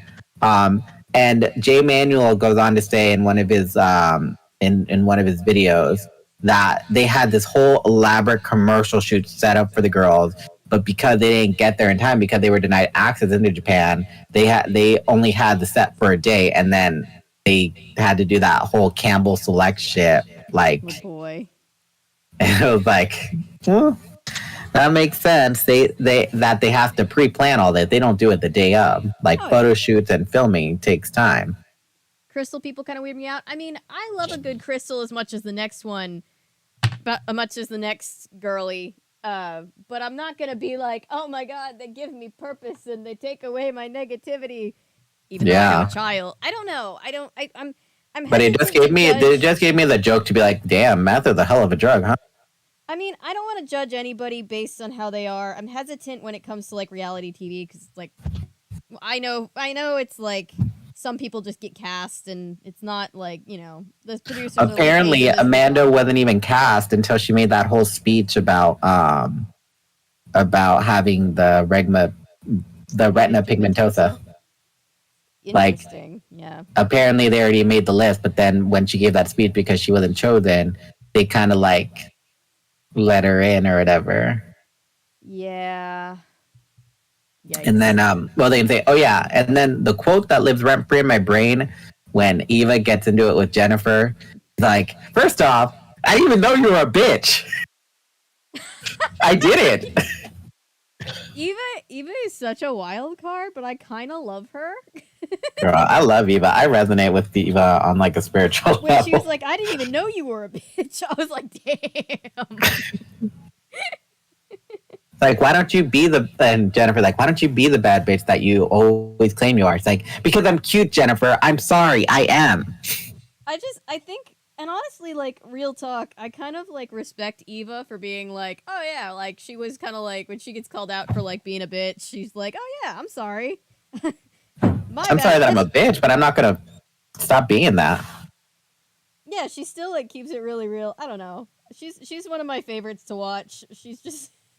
her confessions. But what's interesting is that, like, all the girls that, like, practically all the girls that make it far... aside from like maybe 2 or 3 of them are like the villains of the season. Oh yeah, because the producers don't want to get rid of the villains because that's what like Yaya was like super like condescending of like, oh, maybe the whole low carb isn't like an actual shit, or like she was like I get like she was very proud of her African roots, but at the same time like sometimes she just kind of came off as like, oh, that's so dumb. Why would you think that? Like, very condescending to the other girls. Oh, yeah, because the producers love the drama. In cycle 2... Sorry, guys, we're getting back to it. I know everybody's like, Jesus Christ, guys, just keep reading the book. One last thing, I swear to God. You think Camille made it as far as she did, if not for the fact that everyone hated her? But Camille wasn't, like, the villain, though. Like, if you rewatch that, like, Camille isn't the villain. Camille's, like, sure of herself, but because she's a confident black woman, they want to, like, be like, no, you can't be that. True.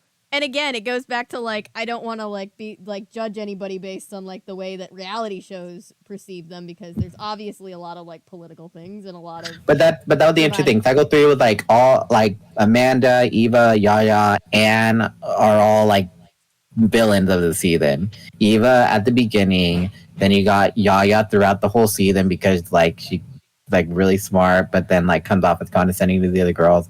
Then you got Amanda stirring the pot, and then you got Anne just being loud and just like kind of like getting into it when she's not involved with anything. Yeah, true. So it's interesting that all four of them like make it far, but they're the villains of the season. Oh yeah, because they stir the drama. The ones that are stirring up the drama have to stay on the show. Milo says about retinitis pigmentosa that runs in my family. My eye doctor told me this whole scary speech when I was 14 about how retinitis pigmentosa makes you blind and has no cure. And then he's like, but you're past the age where it typically presents. Thanks, doc. That's not going to be traumatic for me down the line.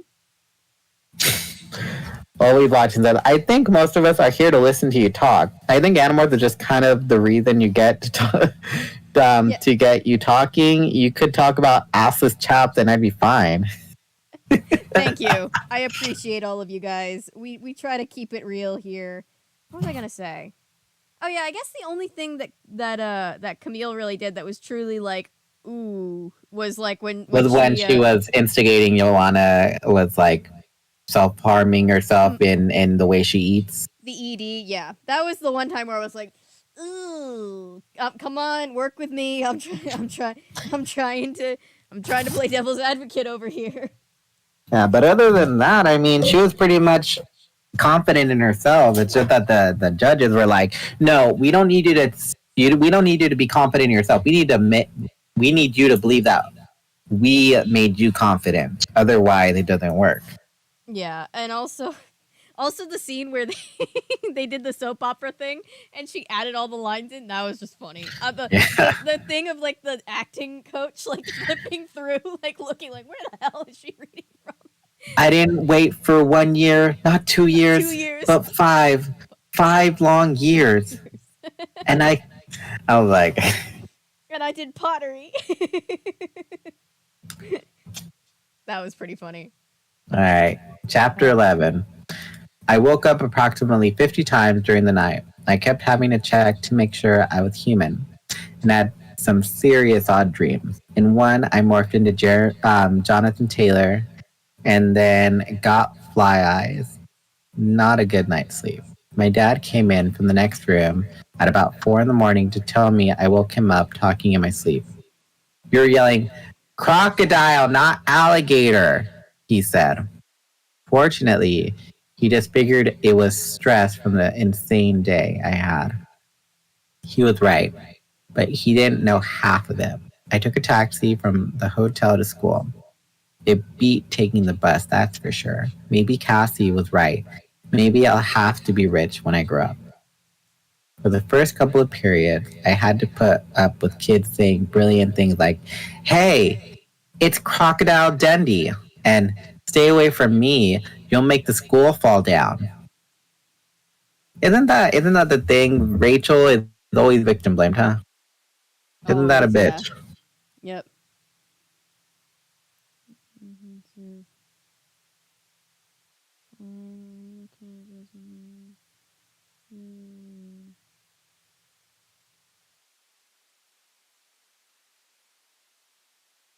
Yes, it was all that common back in the day that that everyone crushed on the same person. It wasn't like really like as weird as it wasn't as like, oh, the white girls crushed on this person and the girls of color crushed on this. No, it was like, oh, he's cute. Oh, he's cute. Okay, we can fangirl about it together. Oh, sorry. I didn't. I was trying to understand the question. Yeah, I mean, there's people of all like Squishy. I think what Chris is saying is gushing. They were gushing over like, "Oh my God, Jonathan Taylor Thomas. Oh my gosh, he's so cute. I want to marry him." Like, of course, all the girls back then were like that. "Oh my gosh, Justin Timberlake is my favorite." Well, yeah. I mean, like, yeah. So Like, it's why like wouldn't it. it? Like Oh everybody. my gosh, my best friend's sister is staying the night to set up for the kid's birthday tomorrow, and she is yelling at the child, and I'm just like, I've told her before, I just he's not a he's barely gonna be 4. You don't talk to him like an adult. Just talk, Oh. just be like. She's not yelling like that, but it's like I can tell she gets frustrated. But it's like Yeah. don't. It's like the trick is don't talk to a kid like as if they're a full grown adult per se. You still got to keep in mind that they're like a kid. Yeah. But she's doing her best. Yeah. So, but it's like I just don't want it to catch on the mic. So I I'm was just hearing like, a little bit of something. I couldn't tell. I was like, "Oh, is that what I'm hearing?" Um yeah, I mean, I think when there's like a, I don't think preteens really care about like ethnicity all that much when it's just like crushing on celebrities, like who would win in a fight? Crocodile that's as big as long as Rachel's room, or Triceratops? Crocodile. crocodile. Triceratops is too big to spear a crocodile, but the crocodile had the teeth to bite through a Triceratops. And two ways. And then there were the people who actually seemed jealous. I guess you think you're all cool just because you nearly got killed twice in one day, one girl said. I will drag you, little girl. Keep on with your nonsense. I will drag you myself. Yeah, that's right, I said. Later, just to prove how cool I am, I'm going to jump off a cliff. By the time lunch was over, most of the people had gotten the message I really didn't want to talk about. Then I was called to the assistant principal, Chapman's office. I guess I should explain. Chapman is one of them. He is a high ranking controller. He's one of the leaders of the sharing. He once came very close to having me killed. Not that he knew it was me, really, but still, I kind of resented it. I walked the empty hallway, clutching my hall pass and wondering how I was going to escape if Chapman was waiting for me with a bunch of Hork-Bajir warriors. Rachel, come in, have a seat. Chapman looked perfectly normal. He's a little bald, but normal looking. That's the problem with controllers. They don't look any different. What's this about, Mr. Chapman? I looked nervously. I was playing the role of any normal kid who gets called to the assistant principal's office. It was easy to act nervous. He waved his hand dismissively. I just wanted to talk to the big celebrity.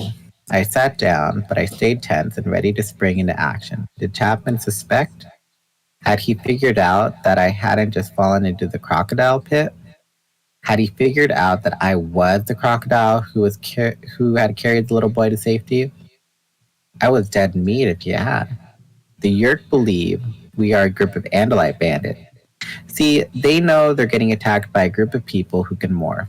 It just never occurs to them that humans could morph. If they knew the truth, well, they're the good reason we keep the truth. So, so, I agreed. Yesterday was quite a day for you, Chapman said. Yes, sir. You were lucky twice. Yes, I guess so. But I guess the way I look at it, I was unlucky twice. He nodded like I'd said something deep. No injuries? I shook my head. No. Amazing, he said. Then he narrowed his eyes and stared at me. Rachel, your grades have dropped this semester. Not a lot. But your teachers think you weren't applying yourself the way you used to. I still have an A average, I pointed out. Barely. I squirmed in my seat. This was insane. I wasn't sure if I was being interrogated by a dangerous controller who suspected my true identity, or if I was just being lectured about my grades by an assistant principal. Has anything changed in your life lately? I almost swallowed my tongue. Had anything changed? Like, for example, being given the power to morph by a dying alien and ending up fighting an invasion on Earth by parasite slugs from outer space? No, I said. No big changes. He smiled an understanding smile. Your parents got divorced, didn't they? And didn't your father move away? I tried not to look too relieved, but definitely sighed. Oh, yeah, oh, that. Yes, maybe that's why my grades are down a little. That must be it. You know, the trauma and all. I felt my feet itching. It was strange. It was a strange thing to notice right there. With Chapman staring at me like I was some mystery he was trying to understand. But they were definitely itching, and I was feeling flushed, warm all over.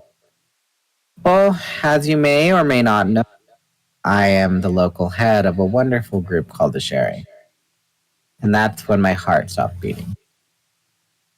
She died of fright, ladies and gents. Ah, such a shame. Let's see. Milo brings up a very important thing. Triceratops is also dead, so not very good at fighting. I feel so bad for Melissa because not only are her parents alien pod people, but also her dad is school admin, so she's probably not very popular with kids either. And one of her best friends had completely abandoned their friendship. So good kill. Um, Crocodile is lower to the ground. Yeah, I agree with you, Milo. On both the crocodile point and also on the Melissa point. So, but I mean, I'm gonna go back to book 2 and say Rachel left that in her locker, and Melissa knew it was from Rachel, or suspected it to be from Rachel. So she kind of knew that Rachel was still like, oh, I still want to be your friend, but it's like, Yeah, I don't think you it's know, Rachel's fault, but it does suck for Melissa. my heart missed about 4 beats before it started up again, going 100 miles an hour. I said, trying not to let the adrenaline rush overwhelm me. Get ready, I told myself, get ready. We like to think we offer some help to kids who may be going through a bad time, Chapman said. We have an awful lot of fun. Campouts, bonfire barbecues on the beach. Just a month or so back, we had a big water skiing trip up to a mountain lake. Where do they even get all this funding from? I know, right? Like, who are their benefactors? Do they invest the benefactors, or like, They do they must just have do? some. Sorry, go ahead. Or do they just like force their human host to do it for free? Could be either. They could go after. They could, you know, they could pull a Scientology and go after the influential rich people first, so that they then have the funding to like go after everybody. Yeah. It would be interesting if this were adapted to modern times, like the modern stuff of social media and influencers. This show, much like California Diaries, could really be a great like direct to streaming like drama if they really wanted it to be. Still waiting for the New York Diary, then. And But not as freaking what the fuck crazy sad as book 3, Sunny. I can't do it again, Anne. I swear to God. Oh, who are we visiting again? Marilyn and the kids? That was That's my too daughter, far. right? I'm like, girl, you are so fucked up. How dare you? You know what, I Anne? feel violated. I feel so violated by that. Dishonor. I Then literally what? kick them while they're down. True. Like, you need some help? Let me help you up. Kicks you while you're down. Oh, Jesus. You know, a little Anne! trauma is healthy. I learned that from Don Bluth. Jesus Christ. I swear they must have gone to the same college or something because Jesus Christ. It's just. Anne, come on. I'm just going to read a bunch of the babysitter's little sisters and deal with 8-year-old problems because I can't deal with this shit anymore, Anne. I know. I could have said, yes, I know. We were there too, but not exactly in human shape. Instead I said, that sounds like fun. It is fun, Chapman said in total sincerity. And a lot of our members are kids who come from troubled homes, kids with problems, but they're also kids who want to make life better. Hopeful, optimistic kids. When I saw you handling yourself so well on the news last night, I thought, I should offer Rachel this opportunity. She's just the kind of person who could really benefit from. How did I look on TV? I asked. Very self possessed, very attractive, and very mature. Cool. But, he sighed, I have to wonder at the same time if maybe you don't have some problems in your life. I mean, the stories all say you fell into the crocodile. I held my breath. Here comes, he suspects. But I don't believe in accidents. I have to wonder if maybe you have some problems that made you, shall we say, careless. All right, trigger warning. Some Huge thoughts trigger of warning. trigger warning. Some thoughts of self deletion coming up. Just letting everybody know. Trigger warning. There seems to be themes of self deletion coming up. Um, I barked out a laugh. Then I stopped myself. I thought he thought I was self deletionist. Did he think I sawed through the floor of my house too? Good grief. That's why he was trying to recruit me for the sharing. He thought I was depressed or whatever. A perfect recruit for a little controller organization. Yeah, right. Where do I sign up, Mr. Chapman? Could there be a special discount on dues for Animorphs? I shook my head. No, actually, I'm very happy. Once again, a feeling like pins and needles of warmth swarming over me. I shifted my feet. The feeling was familiar. Oh no. Oh no, my feet. I looked down and it took every single ounce of my self control to keep the look of horror from my face. My feet were swelling. They were growing thick, shaggy brown fur. They were swelling and straining my shoes. The laces were strained tight. I know you say everything is fine, Rachel, but um, he frowned. What was that? Nothing, I said in a squeaky voice. I heard something pop. My laces had snapped from the pressure. I shook my head. No. Anyways, what I was saying was, Rachel, are you listening? No, I wasn't listening. I was busy trying to see if any part of me were turning into grizzly bear because, see, that's what it was. I'd seen those feet before. They were bare feet. Yes. Yes, I am listening very closely. Oh, please, no way. I can't morph here. Not right in Chapman's office. I focused, I concentrated. Demorph. Chapman just kept droning on and on about the sharing. And all the while, my shoes were torn to ribbons, and my feet, from the knee down, grew shaggy and long, rough brown fur, and hard nails grew from my toes, where my toes had been. Anyways, Chapman said, suddenly glancing at his watch, I'm going on, and you need to get back to class. What? I said frantically. Just think about it, Rachel, Chapman said. Now, go straight back to class. No dawdling. I gulped. What could I do? I bent over, quickly stuffed the torn remnants of my shoes into my backpack. My feet were like huge fur boots. In fact, I stood up and headed for the door. I paused with my hand on the knob. I turned back and saw Chapman staring hard at my feet. Oh, you like my new boots? I asked. Chapman smiled. The things you kids will wear. Haha, yeah, I guess I'm just a fashion victim. I got out of there fast. By the time I made it to the girls' room, my feet had returned to normal. I walked barefoot to gym and got my gym shoes. I was shaking more than I had from falling into the crocodile the day before. After all, a crocodile can only kill you, chop into the yolk, and they can do things that make plain old death seem easy. Oh no, Milo, I'm sorry about your controller. I hate when that happens. I Let's don't have a see. Switch, but really, any controller issues are super annoying.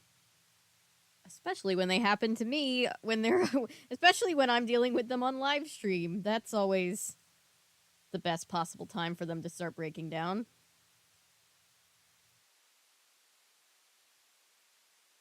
It's not. They couldn't.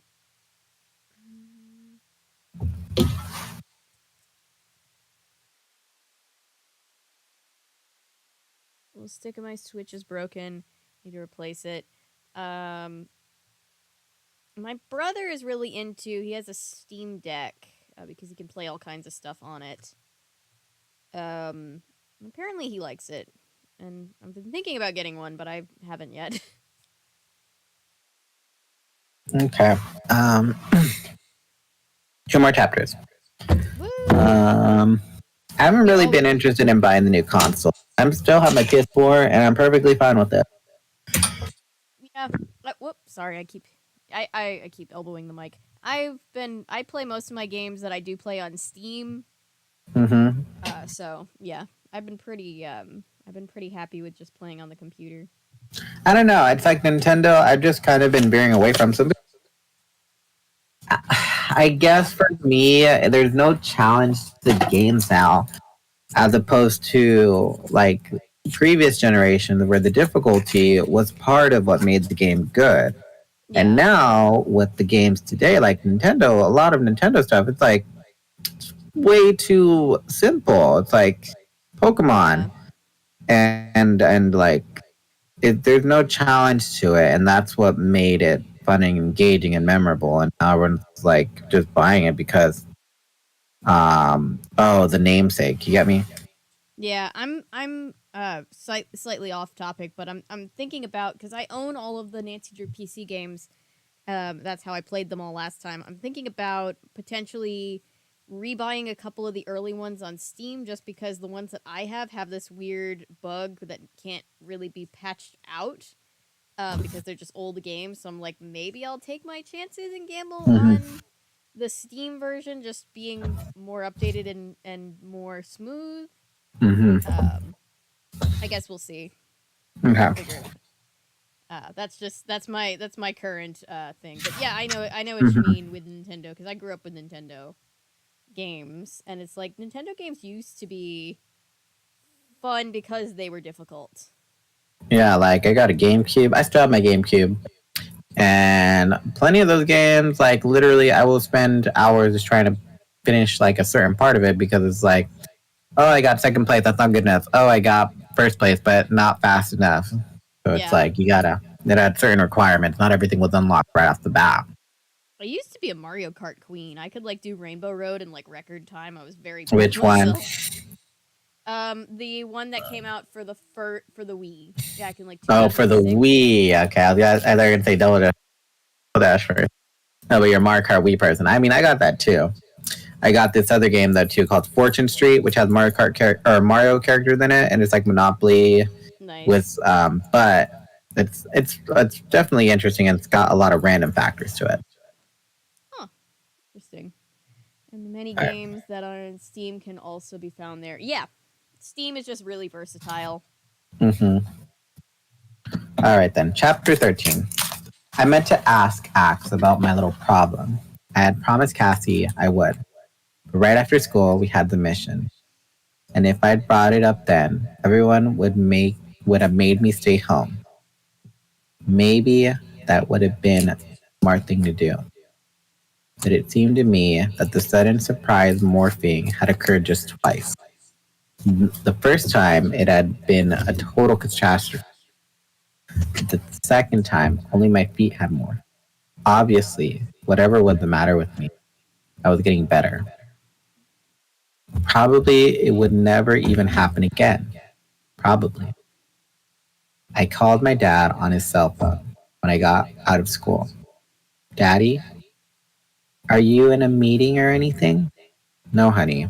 I'm outside the courthouse waiting for this man I'm supposed to be interviewing. What's up? Are you okay? Yeah, I haven't fallen into anything or had any buildings collapse on me so far. I just wanted to let you know I'll be hanging out with Cass.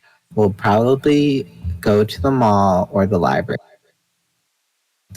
Okay, we'll be sure to be back at the hotel by 6, okay? I want to have dinner with you. Take a cab. Do you have enough money? Yes, I'll see you for dinner. Then I called my mom at work, got her voicemail, and left the same basic message. It was sad how easy lying had become for me.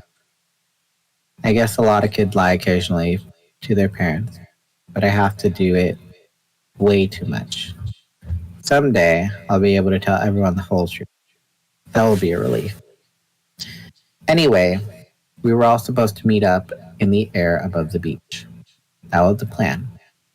All of us, except Tobias and Ak, had the perfect morphs for the occasion. But it was one I hadn't used in a long time. The tricky part was finding a safe place to morph. I headed for the stand of trees beyond the athletic field. Unfortunately, kids went there sometime, and I couldn't risk being seen. Fortunately, Tobias had arrived to help. Hey Rachel, if you can hear me, scratch your head. I scratched my head and casually looked up to the sky. I spotted the red-tailed hawk outlined against the fluffy white cloud. There are 3 people in the stand of woods, but they're walking away. They'll be gone by the time you get there. I couldn't answer because you can only make thoughts speak when you're in morph. But I trusted Tobias totally. Hawk eyes are about 10 times better than human eyes. Tobias could have told me how many mice and rats and skunks and toads and squirrels were in the stand of woods, let alone how many big, noisy, clunky humans were there. I walked quickly into the trees. There was a ton of trash, soda cans and chip wrappers and McDonald's bags. I laughed because for the morph I was going into, this was like the perfect world. You're still clear, Tobias called down. 4 guys heading toward you from the school, but you'll be out of there before they arrive. I nodded. Then I focused on the morph, and I tried not to focus on the fact that morphing had gotten very weird since the day before. Like it was normal the rest of the I began to shrink very quickly. Pine needles and dead leaves and beer cans and assorted trash all came rushing up. Shrinking is weird because it's so much like falling. You don't think, oh, I'm getting small. You think, oh, I'm falling. You fall and fall and fall, but somehow you never actually land. It's just that a can that started off seeming to be as big as your foot becomes as big as half your body. And a McDonald's bag that you could have stepped on is now as large as you could crawl inside it. Leaves smaller than your hand are now as big as those bathroom rugs. As I shrank, I could see my flesh turning white, white as snow, white as paper. And then, when I was a creepy, shrinking ghost, a feather pattern began to appear. They were tiny, closed, delicate feathers, much smaller than the owl or eagle morphin. My teeth melded, my teeth melded together and began to force themselves outward, forming a single horn-like protrusion. It pushed out and split open horizontally, creating a hooked beak. I spread my arms wide, and saw that they were already winged. Not the broad, powerful wings of an eagle. Shorter, sharper, narrower, more acrobatic wings. I had become the bird that is never endangered, the bird that lives on all 7 of the 7 continents, the bird that seems to thrive in every environment. I was the mighty seagull, eater of fish, french fries, melted candy, eggs, Burger King Whoppers, popcorn, beef jerky, pickle slices, maraschino cherries, cheese puffs, burritos, and basically any other food that had ever been invented. King of scavengers, lord of the trash. I flapped my wings and took to the sky. I flapped hard and rose to treetop level. And below me, the beauty of the world was revealed to my alert seagull vision. Food was everywhere. Everywhere humans were threw garbage was a restaurant to me. The dumpster behind the school, the parking lot of the convenience store. I saw it all. I spotted every blowing candy wrapper. I noted every single bit of roadkill. Other birds had to kill to eat. Other birds had narrow, cramped environmental niches. Just one or two kinds of acceptable. Not me. I could live on junk food and garbage. And that's why the skies were filled with my brothers and sisters. I saw them everywhere, always near the ground, always on the lookout for the next breadcrumb. Above me, I spotted a dangerous form, a dark silhouette of a bird of prey, but I wasn't too worried. He was high up, and I was fast and very agile.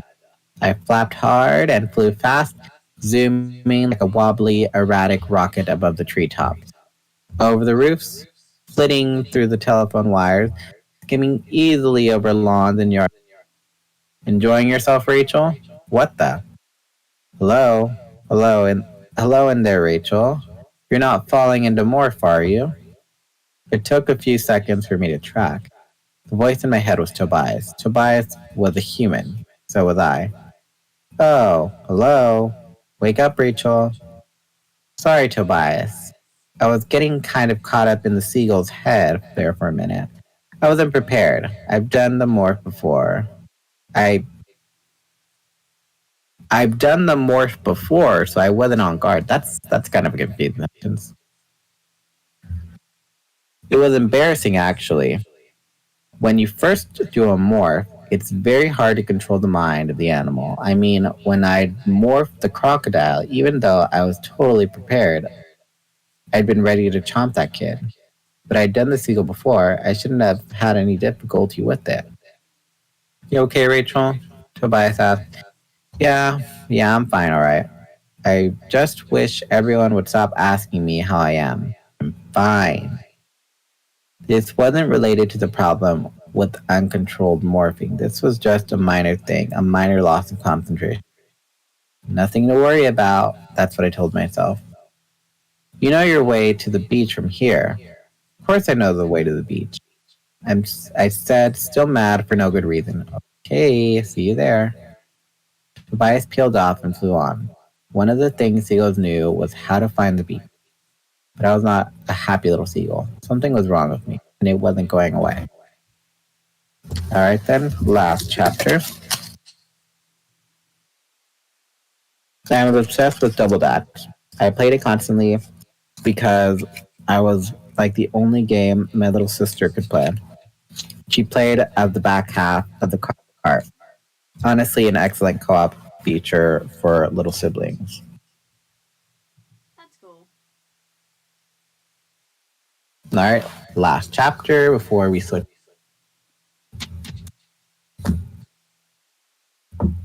Okay.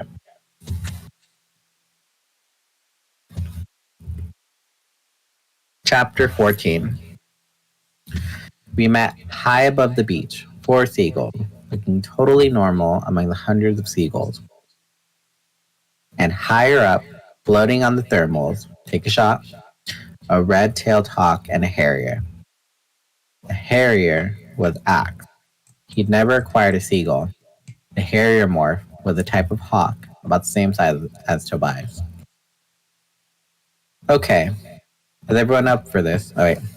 Okay, is everyone up for this? Jake asked. He was one of the wheeling, screaming seagulls around me, but I couldn't be sure which one. Let's do it. Take a shot, I said. That's what I almost always say at the start of a mission. Everyone expected me to say it. The truth was, I felt nervous and worried and totally unsure of myself. But people expected me to be all gung-ho. If I hadn't been, they'd have known something was very wrong. What a shock, Marco said sarcastically. Mighty Xena, it's ready to go. Someone alert the media. It's a major story. Oh, shut up, Marco, I said. Okay, we fly out, find the yacht, then figure out how to proceed from there, Jake said. Right? If we can find the yacht at all, Marco said. Not a not a problem. It's out there, maybe 3 miles, heading southeast. There are 3 people on deck. I can't see their faces, Tobias laughed. Hawk vision, boys and girls. You see, you seagulls stick to dumpster diving. I'll take care of long range spying. You sure it's the right boat? Jake asked. The day breeze? Right. There is no way you can read the name on a boat that's 3 miles out, Marco said. I've been an osprey, remember? Your eyes are good, but you're not Superman. Busted, Tobias said. Okay, I can't read the whole name on the boat, but I can see the D, and I took a good guess. I'm betting that's our wussy boy actor. Good enough, I said. Let's take a closer look. It was all the usual banter before we go on. It felt good to be doing something. Action was better than sitting around waiting to see if I was going to morph out. And I was still looking forward to actually seeing Jonathan Taylor Thomas. There was still the possibility we could rescue him. Tobias said, I better bail out on you guys. I'm not good over. No thermals. Take a shot. Axe's Harrier will be weak too, but he can always morph to something else and swim back. I can't. We said goodbye to Tobias. I know he hates not being able to on every mission. He feels like he's not doing enough, gas, which is stupid because really no one does more for the cause than Tobias. And none of us had paid a higher price in this war with the Yerks than Tobias. He flapped away, slowly emerging from the dogfight of seagulls in the sky. We crossed the line from sand to surf, and then we kept going, out over green water and onto the blue on the deeper bluer. There were there was a breeze blowing against us, and it was a struggle to make headway. But this was what seagulls were built to do. Seagull brain knew how to exploit every lull in the breeze, and the body was almost tireless. Axe's Harrier, on the other hand, having a harder time. Hawks are made for soaring, not swooping down on its prey, or swooping down on its prey. They are great at riding the thermals, the big billowy updraft of warm air, but they aren't distance flyers. They can't just flap their wings endlessly. But he's but he still had better long range vision than we did. I see the boat clearly now, Axe announced. He didn't complain, but he sounded tired.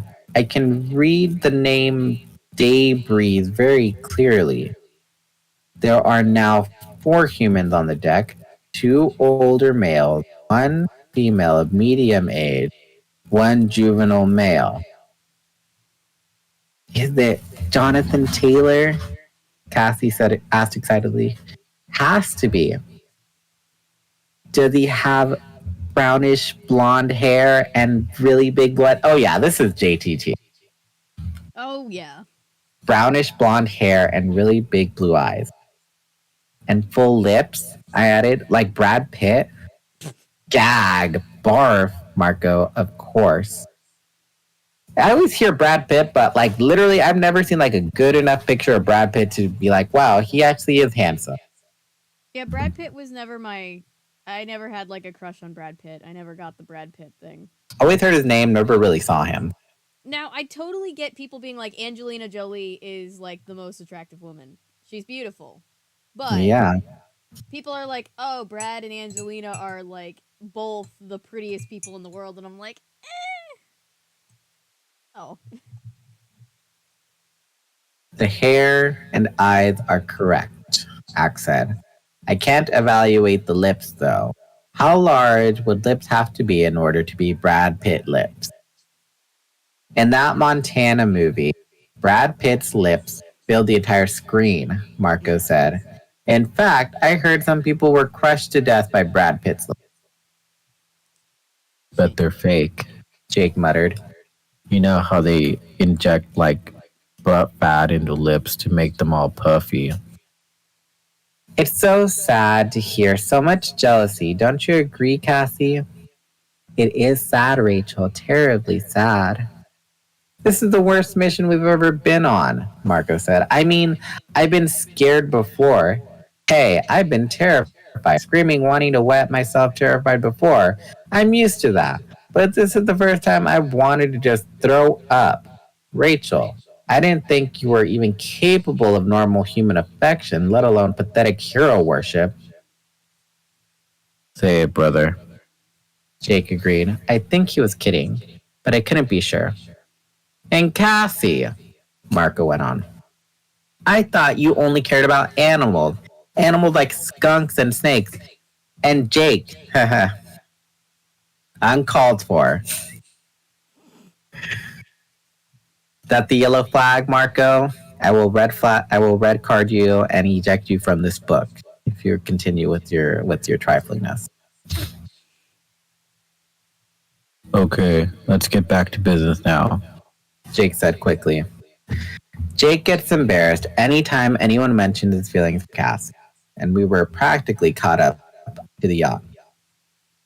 Axe, buddy, I think you need to peel off, change morphs, and stay close by in the water. Oh.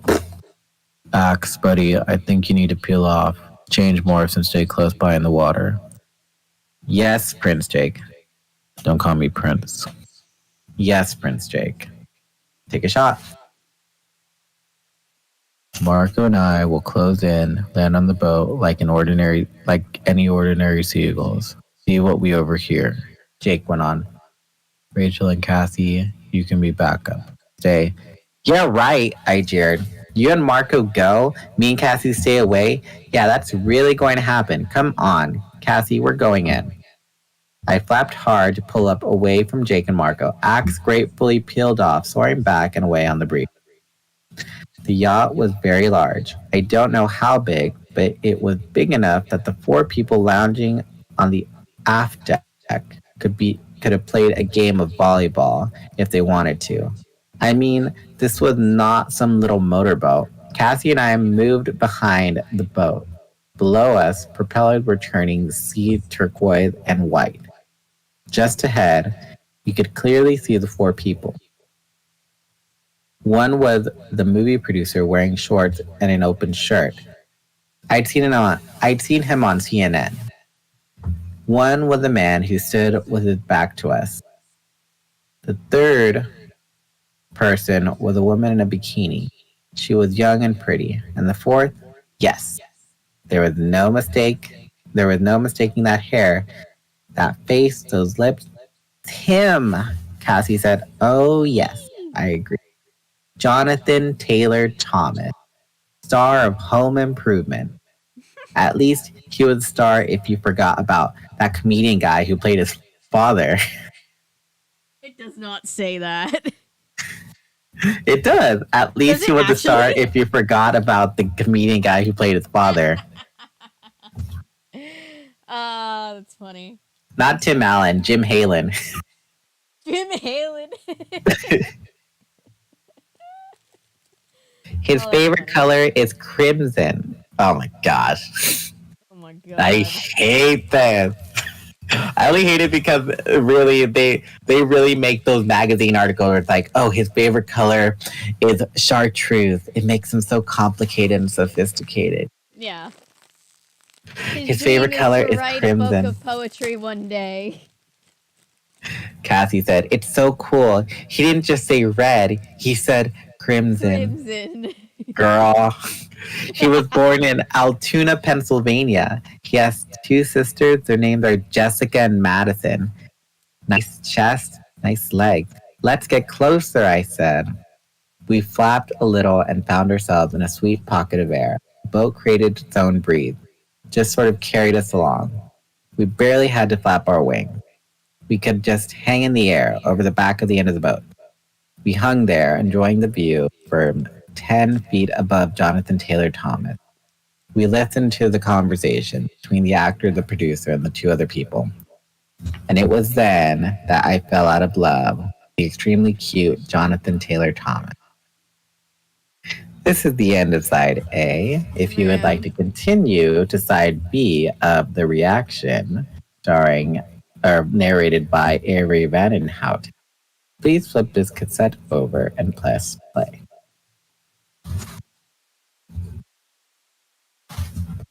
Oh my goodness gracious! I'm gonna run down and get my water. I think we can All take right, a couple minute break. Stretch break. stretch break, everyone. Get your water, get your stretches in, go take your lab break, and we'll be back in like 2 or 3 minutes. Yep. And break. And break.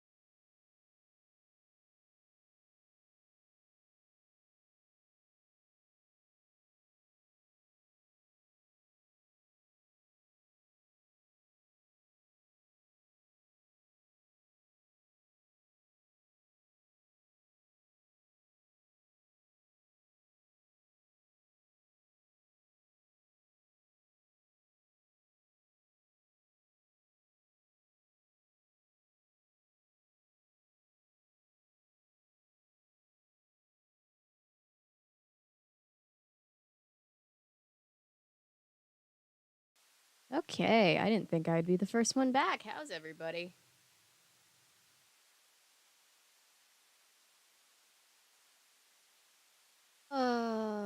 It is 11:54 here on the East Coast. Shout out to all my fellow East Coast friends watching, and if you're on the West Coast, it is still a normal hour.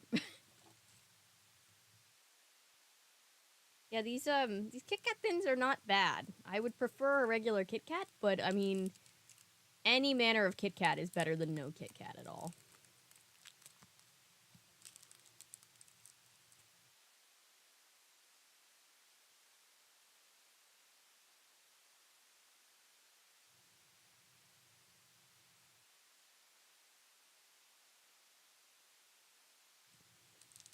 But let's do a check-in.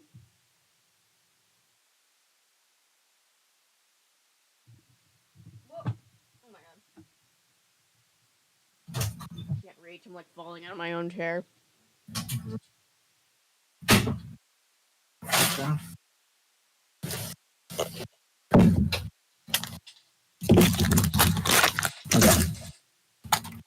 All right. So what I miss?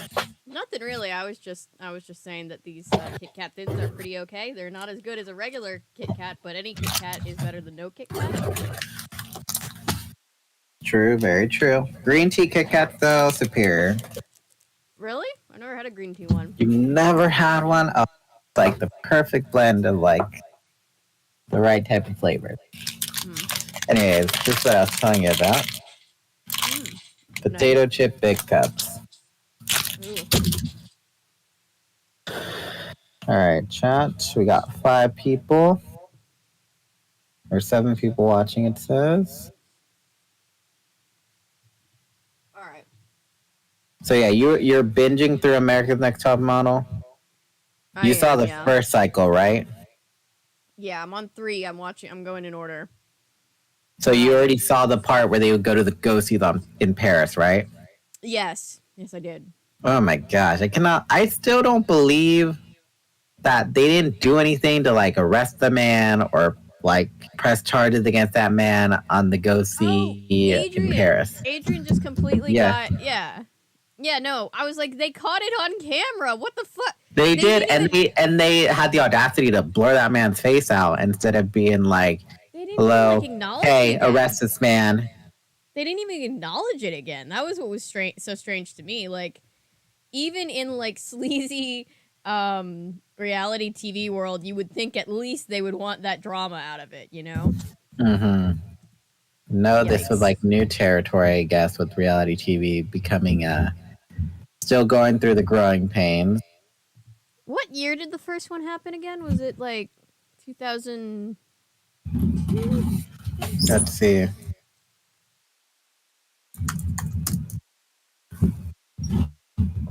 2003.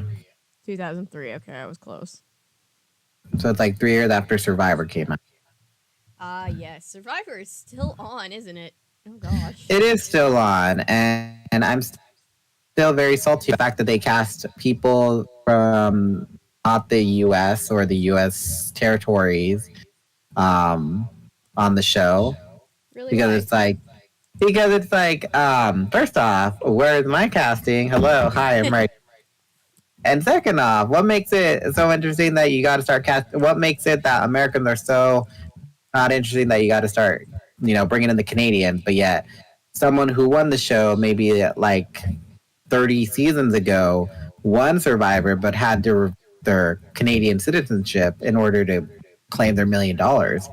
Oh. Seemed a little hypocritical. Interesting. That's all I'm saying. I think we're frozen. Oh, no. Never mind. I just pressed pause on the live for some reason. I've done that. I was like, are we frozen? We got 4 viewers and only hey, 3 likes. Here we go. Survivor, eh? Yeah. That's pretty much it.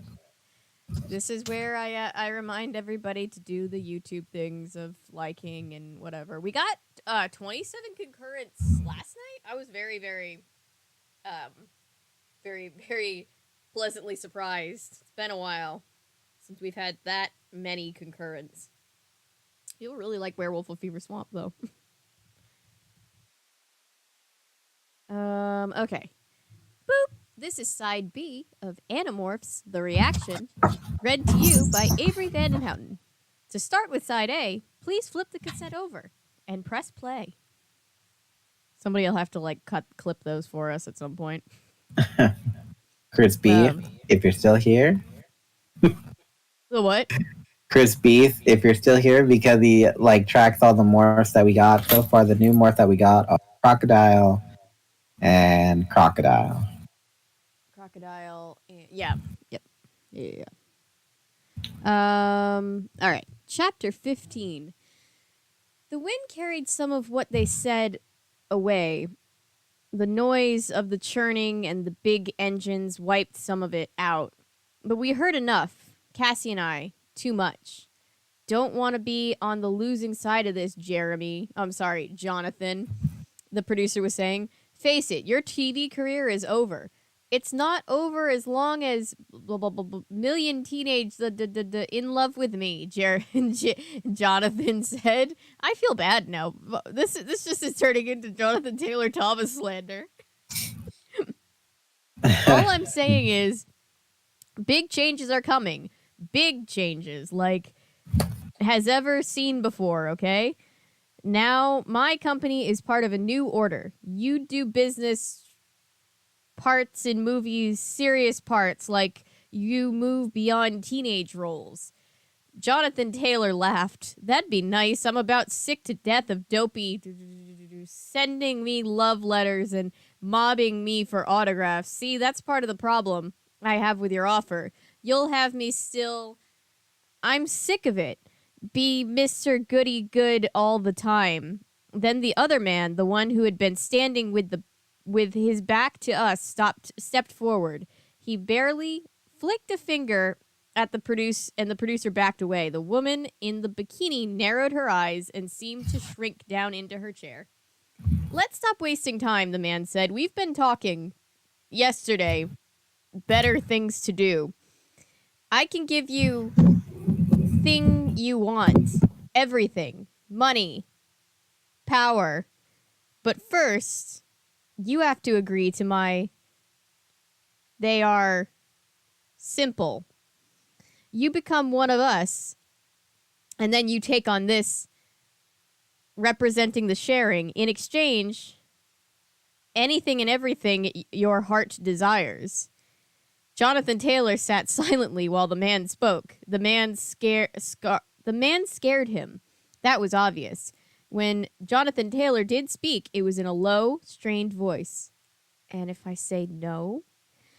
You won't say no, the man said. He turned then, and I saw his face. I saw an icy smile, cold, dead eyes. I had seen him before, just briefly, but once was enough. Visser 3, Cassie hissed. Visser was in his human morph, but it was him.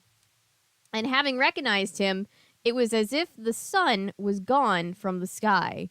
I felt darkness reaching out from him, darkness that clutched my heart. Visser 3, the leader of the Yeerk invasion of Earth, the only Yeerk ever to take control of an Andalite body, the only Yeerk to possess the Andalite morphing power. Visser 3, the evil creature who had murdered Axe's brother Elfingor while we sat terrified and helpless. He smiled his icy, fake human smile to Jonathan Taylor. You're an ambitious... You want so much more than you will ever get without my help. Suddenly, Jonathan Taylor laughed. I guess you see through me. He stood up to face the frightening man. I let you perform this procedure. Make me a major movie star. Deal? The cold smile reappeared. Deal. This is like what all the right-wing people think the Illuminati is. The Visser is just running the Illuminati. He can't possibly know what this means, Cassie cried. They've tricked him. Yeah, they have, but you know what? He wouldn't be falling for it unless he was a creep. I don't care, Cassie said. We can't let them make Jonathan Taylor a controller. No, we'll have to try to save him, I agreed, but now I wonder if he's worth it. I felt sick inside. I know it's dumb to have a crush on some actor you only know from TV, but it's a nice, normal kind of dumb, and I didn't have much normal anything in my life. Let's get back with Jake and Marco, I said. Man, they are going to rag on us over this. Jonathan Taylor ready to become a voluntary controller. It's disgusting. I banked sharply away, caught the headwind again, and realized that I was getting lower very quickly. I flapped harder. Rachel, what are you doing? Cassie yelled. I don't know. I can't seem to fly. Oh no, you're morphing. Rachel, stop. My wings were beating the air, but I just kept falling, and then I saw the reason. It was right in front of my face. Literally. Where my small, hooked seagull beak should have been, something long and gray was growing. I'm growing a trunk, I cried. From fair positions, 100 yards behind the boat, Marco and Jake spotted the disaster in the making. Rachel, what are you doing? Jake yelled. I can't stop. I'm morphing. The trunk was now 1/2 foot long, and my wings were not even close to powerful enough. I fell. I hit the water with a splash. But not before I caught a glimpse of Visser 3. He was standing in the back rail of the boat. He was staring right at me with dead, evil eyes. I hit the water and kept going. The elephant morph seemed to be speeding up. I was morphing at a speed unlike anything I'd ever done before. Down I sank, down and down as bubbles spiraled up away from me. My huge leathery ears were growing from my head. I felt my bones grinding as they swiftly became massive and thick and long. I tried to tread water, but I had legs like tree trunks. The sparkling surface of the water above me already looked as far away as the surface of the moon. I was drowning. Rachel, morph out, Cassie screamed. Axe, Jake yelled. If you can hear me, find Rachel. Stay with her. Axe! But I knew the others couldn't reach me in time. I was falling and falling, down and down, through the water. My trunk could not reach air. Although I stretched it high over my head, I was drowning in an elephant's body, and all I could do was wonder why. Did I miss anything in chat?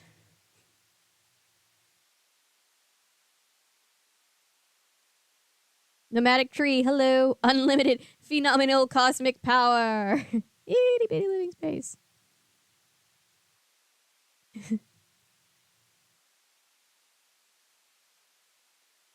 Am I not able to hear you?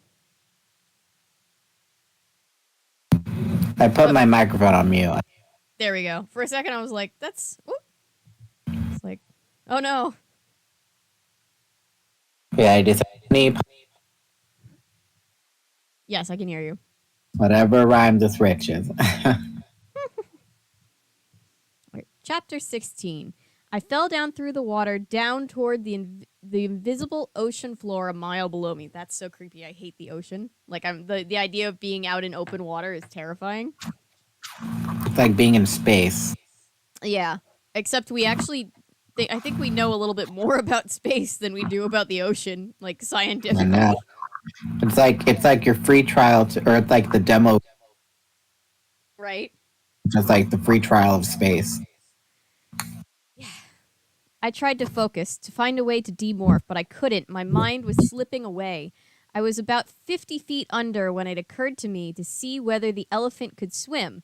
I mean, it seems stupid. Of course elephants can't swim, but what else did I have to lose? I started running in water with my telephone pole legs, and my utter amazement, it turned out that elephants could swim.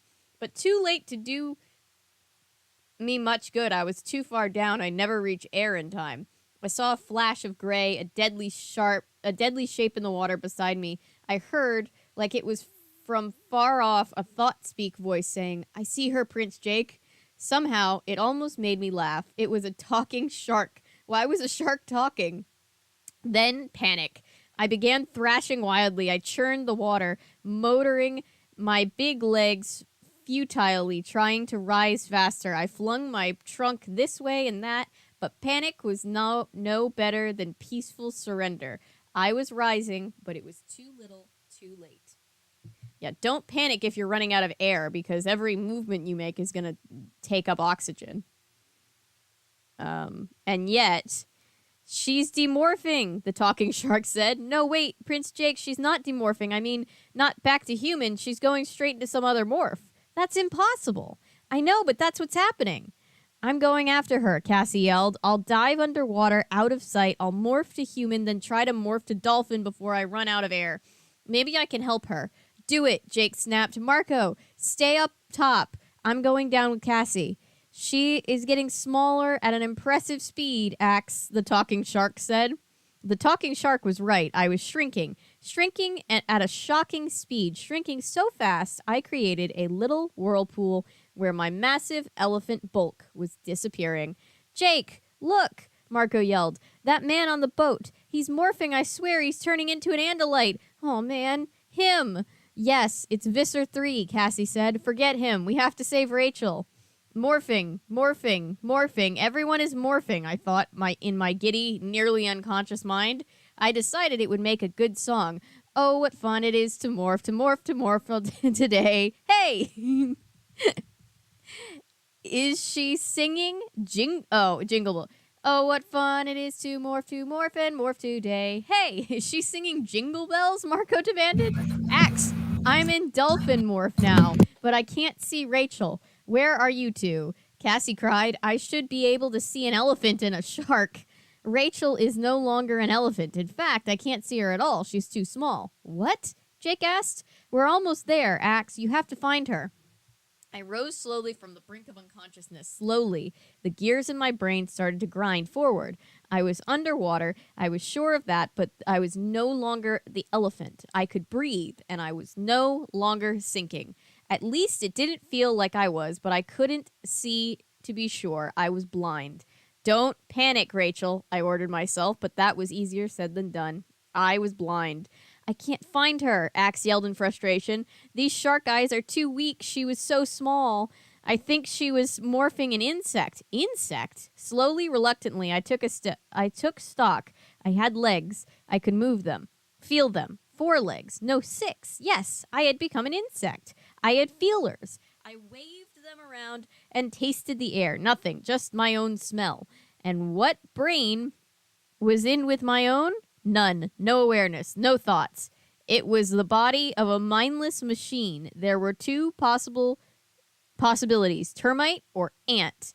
Axe, Cassie. I think I went into morph, I cried. Nobody swallow anything. It could be me. Are you okay, Cassie asked. You mean, aside from the fact that I'm an ant morph trapped inside an air bubble in the middle of the ocean?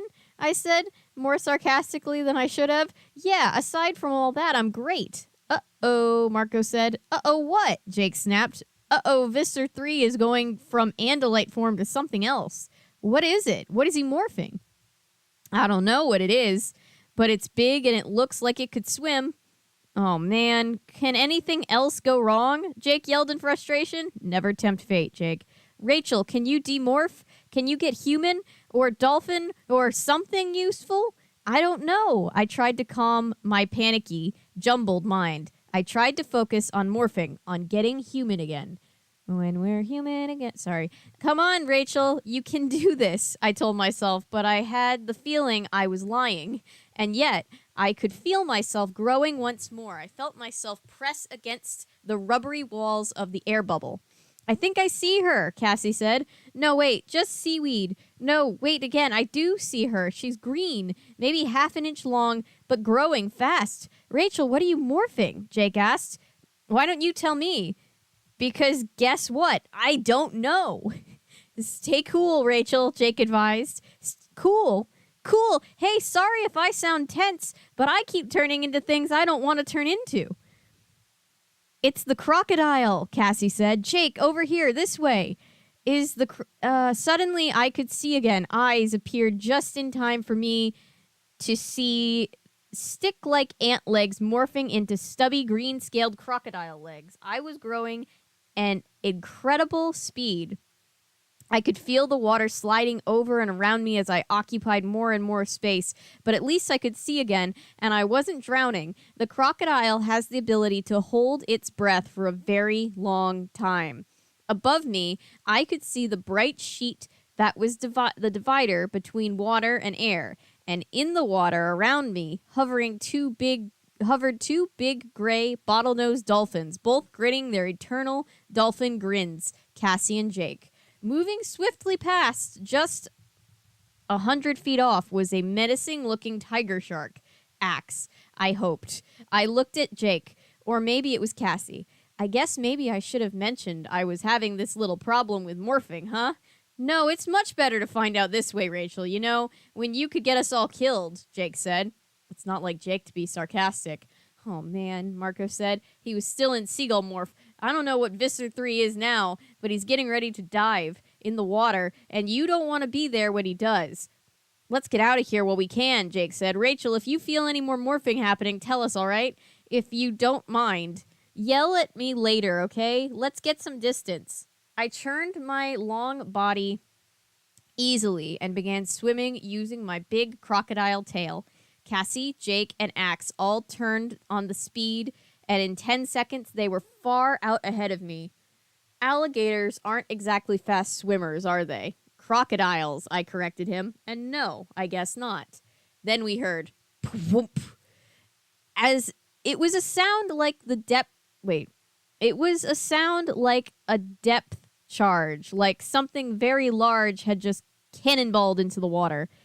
Here he comes, Marco announced grimly. Look out for those spears. They look nasty. The what? I asked. The spears? What spears? The thing Visser 3 morphed into. I can't be sure, but I think maybe it shoots spears out of its mouth. Ah, Axe said, speaking up. I bet it's the Lebton javelin fish. I've always wanted to see one of those. I mean, you know, in a zoo or something. Well, we can't outrun it with Rachel in alligator morph, Jake said. Crocodile, Cassie said, not alligator. You guys get out of here. I'll take care of Visser 3, I said, sounding much braver than I felt. It's my fault we're in this mess. Yeah, right, Rachel, Jake said. Then he began rapid-fire orders. Spread out, 30 feet apart, keep moving, so he doesn't get an easy target. Marco, we could use your help down here, and for future reference, I don't give a rat's butt if it's a crocodile or an alligator so long as it can fight. A rat's butt. I don't give a rat's ass. I'm sure. This is like Animorphs series as memes.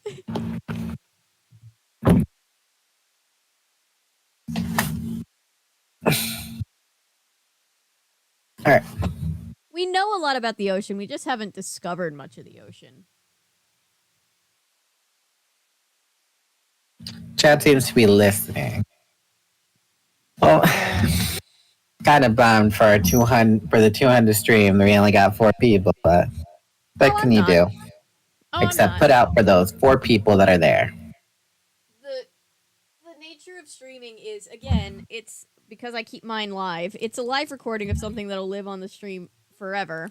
But also, it's just, you know, it ebbs and it flows. We've had like a dozen people earlier, and it's Friday, and now it's kind of ebbing, and we'll probably get another uptick like right as we're done. Honestly, it always works out. Probably. Right as we're about to be done. Everybody comes in, and I'm just like, I'm so sorry.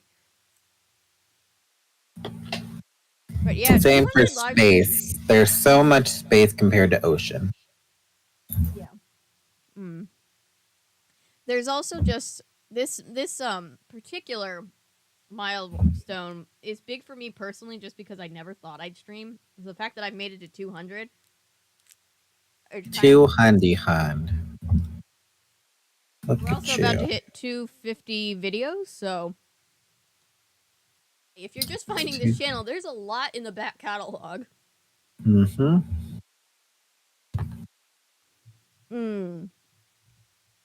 Okay. Chapter 17. I drifted up to the surface, showing just my nostrils and my eyes above water. Just like, you know, the Peter Pan. Tick, tock, tick. Oh, that's right. And then the stupid octopus in the sequel. I breathed out and refilled my lungs with fresh air. The dolphins did the same, blowing out through their holes in the backs of their heads and sucking in fresh air. In the few seconds before I dived again, I saw Jeremy Jason, Jonathan Taylor, standing on the back of the boat. He had a huge, fierce grin on his face. He was pointing and laughing like a fan at a boxing match. Something he yelled drifted to me on the breeze. Is he awesome or what? He was referring to Visser 3. He had just watched the Visser shed his human form, meld into his stolen Andalite body, then morph into a fearsome beast from some far distant planet, and his reaction to it all was admiration. I felt cold fury. What kind of a human being would sell out his own species? Enjoy the show while you can, I sneered silently. It may not end the way you expect. I sank back beneath the choppy waves, down, and then I saw it. Him, Visser 3. It was a bizarre morph, like nothing on Earth, that's for sure. It looked like a vast, bright yellow stingray, like a living pancake, flat and oblong. It sort of flew through the water by slowly flapping its sides. There were 2 stalk-mounted eyes on top and 2 long trailing antennae just below. All along its back, it had spears. They were lined up flat. You know how a fighter jet has missiles tucked up under its wings? That's how it held the spears, only they were on top, but all neatly in a row, facing forward. The spears, there must have been 20 of them, were each as long as a broom handle and just about as thick. They had irregular striping, yellow and green, and bits of blue. It was probably camouflage back on the home planet of the Lebton javelin fish, but here, in Earth's oceans, it seemed gaudy and too bright. It flew through the water faster than my crocodile could ever have moved, but faster, too, than the dolphins or the shark. Fast, said Jake. Yup, I agreed. Probably not all that agile, though, he suggested. No, it'll be slow in a turn. I've changed my mind, Axe said. I do not think I want to see a Lepton javelin fish. I glanced left. Axe was holding position there. Beyond him was Jake. Cassie was only on my right. The javelin fish was now just 100 feet away. I could only pray I wouldn't suddenly start morphing again. Then, the javelin fish, Visser 3, began to swell up. It seemed to inflate like a balloon. It slowed, shoop! A spear fired from the javelin fish's mouth like a rocket. It lanced through the water. I didn't even have time to even think about dodging it. Ah! The spear went through my tail, near the base. Pain shot up my spine. Blood billowed into the water around me. My blood. I looked down. The spear was still there, piercing my scales. All I could do was stare at it. It seemed ridiculous. It was just stuck right through me. Rachel! Ha-ha! Visser 3 exulted. It works! I just acquired this morph and look at how well it performs. God damn it.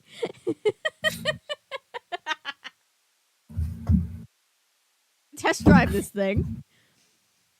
I looked at Visser 3. One of the spears stored on his back rolled neatly into a flap. Then he began to swell again, ready to fire another spear. Look out! Move! Move! Jake howled out in our heads. But I couldn't move. My tail was paralyzed. I wanted to charge the alien creature, but I could barely move at all. The second spear flew straight for Cassie, but her dolphin was too fast. She kicked hard, and the spear missed by millimeters. When it said the dolphin kicked, I just pictured the dolphin with legs, like in that episode of Gravity Falls where the merman has the legs on top of the fishtail, and my brain was just like, ugh. There's probably plenty of shows that you've seen that I haven't seen, and plenty of shows that I've seen that you've probably never seen. Gravity Falls and Steven Universe are the two that I haven't seen that you probably.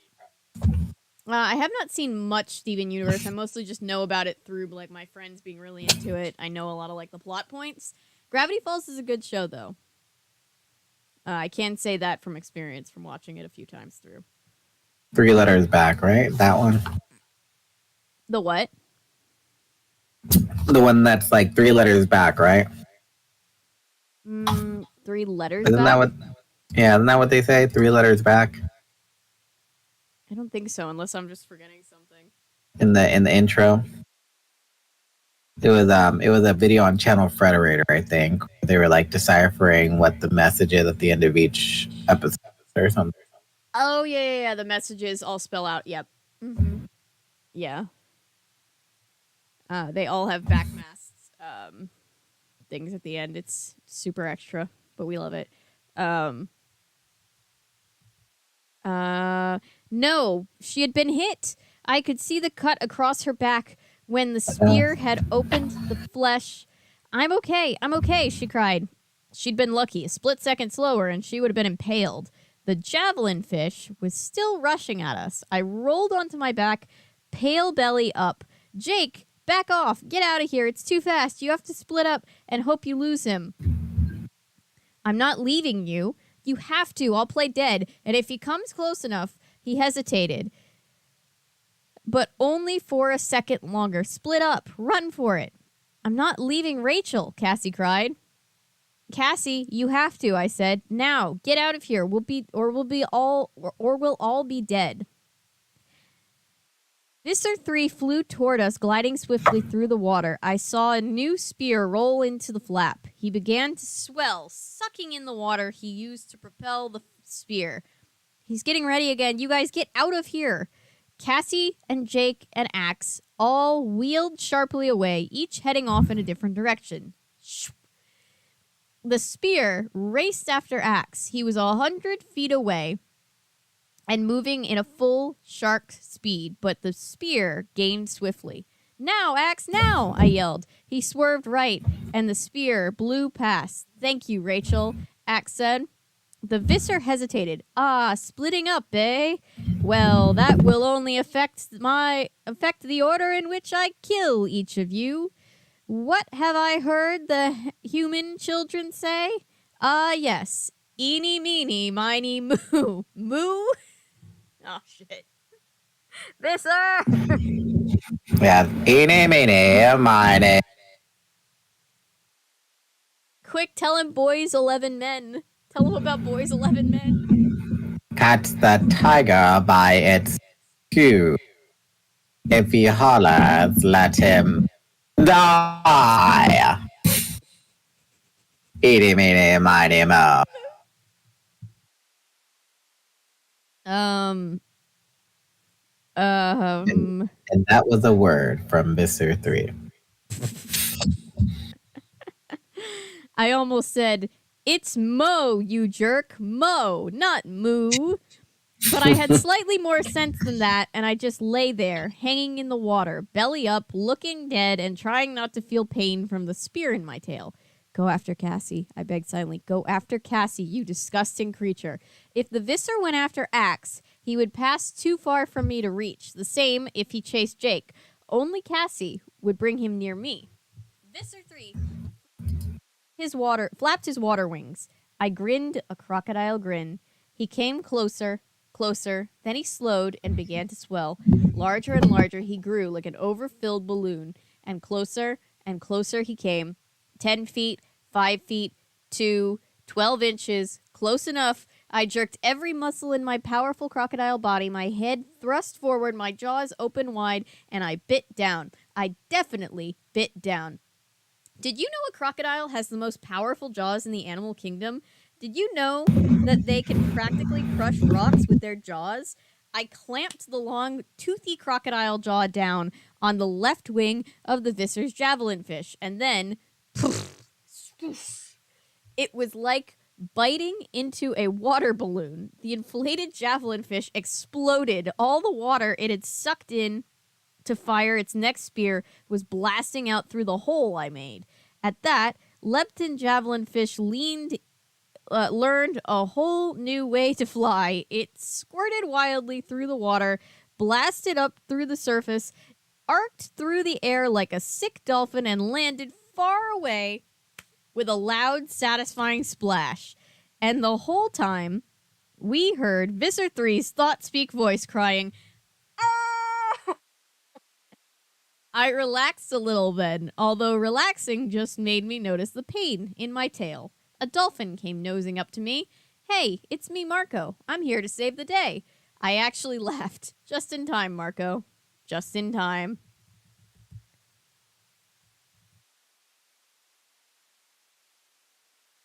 Oh my god, I'm just picturing Mr. 3. Oh! Just in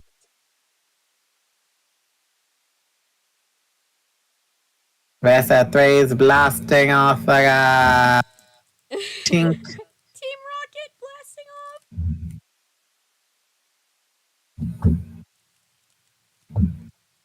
At this point, he might as well just be that villain. We know he ain't conquering the earth with his tomfoolery. No, he just needs to become a reality star. Yes, he does. He's like, I really don't understand why Vandalite bandits really are a thorn in my side. I'm minding my business, and yet they can't seem to do the same. And here I am on this lovely yacht, having the time of my life, drinking mimosas, having a grand old time. And yet, who's to come than those, what do you call them? Hood mice. Those Andalite bandits. Oh, jeez. His thing would be he's drinking in literally every shot, every confessional. Yes. He's just day drinking all the time. Yeah, day drinking. Like this is what humans drink as water. That not it's clear like water and it's very refreshing and it puts me in a delightful mood. It's vodka. I have a strong feeling that like Andalites have a much bigger like alcohol tolerance to humans. So Visser 3 probably day drinks all day just hoping he gets tipsy. Just like, I'm not drunk enough for this. He's like, I haven't experienced euphoria yet from drinking enough H2O. Every time one of his henchmen fucks up, he's just like pinching the bridge of his nose, just like sucking down vodka. He's like Karen from Will and Grace. They would be best friends. Oh yeah. Oh, it would be a match made in heaven. I'm sure Karen would sell out Grace for like a bottle of vodka with Mr. 3. Oh, like, yeah. oh honey, I sold you out a long time ago.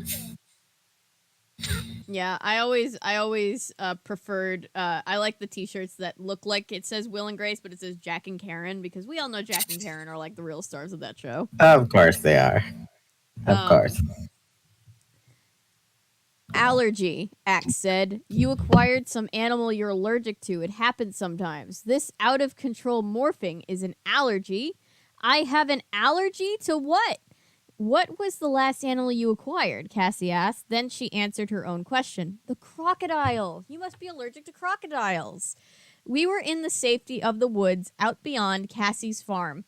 It was a little area we went to fairly often for privacy. Axe needed to morph back to his own body, and Tobias needed to hunt dinner before it got dark. As we all talked, Tobias waited in an overhead branch. We were on the edge of a small grassy meadow, a meadow full of mice.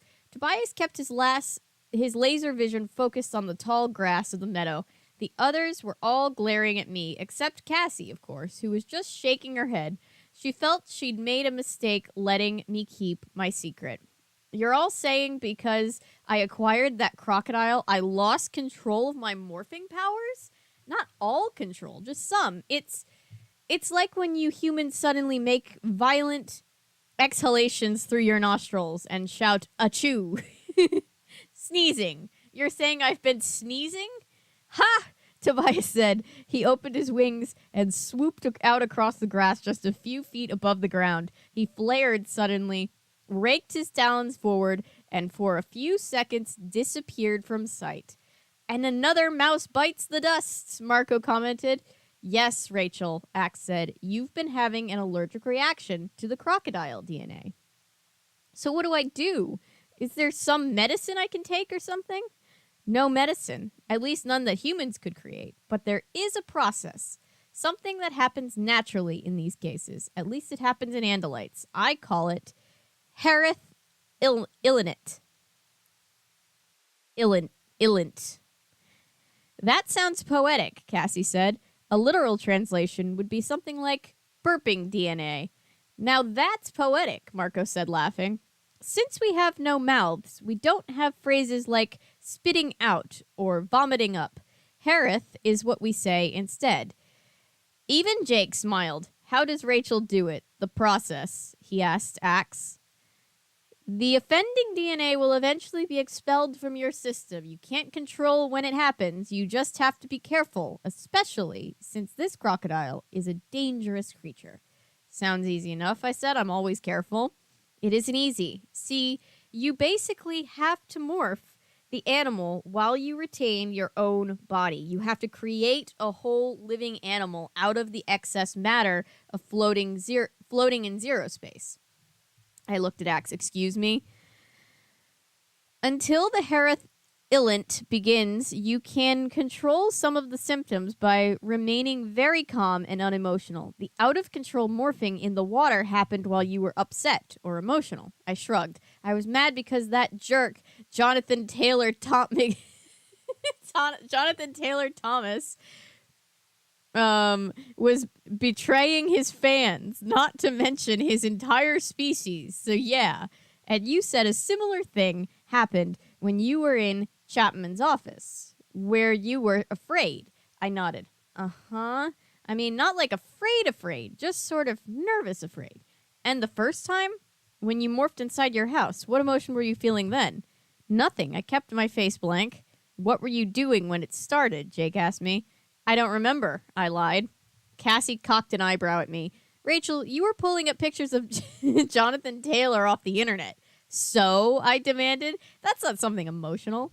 It was love, Marco crowed, drawing his word out. The deadly, dangerous emotion of puppy love. Rachel was overcome by attraction, by desire, by intense, uncontrollable, tiger beat passion, and he was interrupted by the fact that I tried to grab him and choke him, but he dodged behind Axe. It turned her into a wild animal, Marco yapped out. On several wild animals, actually. She became the alligator of love. It's crocodile, Jake said, smirking in a most un-Jake-like way. And then suddenly, I realized a feather pattern began to appear on my skin. Bald eagle feathers, I groaned. You see, Axe said, noticing the beginning of the morph, passions and emotions set off the allergic reaction. You must try to eliminate the emotions. How about if I just eliminate Marco, I growled. It's so perfect, Marco said. Mighty Xena has a weakness. Human emotion. She's a victim of love. I may or may not have whacked my own face with the spoon. Anyway, Jake grabbed Marco's arm and squeezed tight. Marco, if you make her mad, she'll morph. And if she starts morphing, she might end up in full grizzly bear. Do you really want Rachel mad at you and in grizzly bear morph? Marco hesitated. He glanced at me. He bit his lip. I get your point, Jake. I think I'll just go watch Tobias eat his mouse. I was halfway feathered by the time I was able to reverse the morph. It took that long to calm down. Axe, tell Rachel whatever you can about this Hareth thing. Get her prepared, and Rachel, until you are better, keep a very low profile. As in, don't go to school, and forget about this TV show you were going to do with Jonathan Taylor. Visser 3 knows we're on to Jonathan Taylor. The Visser will make him a controller immediately. Actor Boy has seen too much. They're probably infesting him right now. But we still have to stop him. We can't have him speaking for the sharing. We could grab him, keep him locked up somewhere for 3 days till the yerk in his head dies. I know we have to stop him, and we will. We'll just have to figure out some other way to get at him. He's probably going to start endorsing the sharing on the Barry and Cindy... the Regis and Kathy Lee show. Oh, yeah, it's because it's a double name. It's Cindy Sue. Kathy, yeah, absolutely. Wait, cat... Yeah, it's absolutely perfect, yeah. Down to the letter. Then he'll leave town, I argued. It's our last chance. They'll be on guard now. They'll be watching for us. We'll never get near the stupid yacht again. That show may be our last shot at him. Jake nodded. Could be. Could be we can't pull this off. could be. We'll have to forget about it. The good-humored smile evaporated. He gave me a cold look. Maybe you should have thought about all that, Rachel. You're the one who blew the mission today. You're the one who let Visser 3 know we were on to Jonathan Taylor. Next time, maybe you'll let the rest of us know when you're not in shape to handle a mission. I would have argued if I could have, but everything he was saying was true. I glanced at Cassie. She was looking down at the ground, embarrassed. Axe made a point of aiming all 4 of his eyes away, like he was watching something fascinating far off in the distance. I couldn't see Tobias. He was still out in the tall grass, but he must have overheard because he whispered to me, "Hey, don't worry about it, Rachel. It's okay." "No, it's not," I whispered.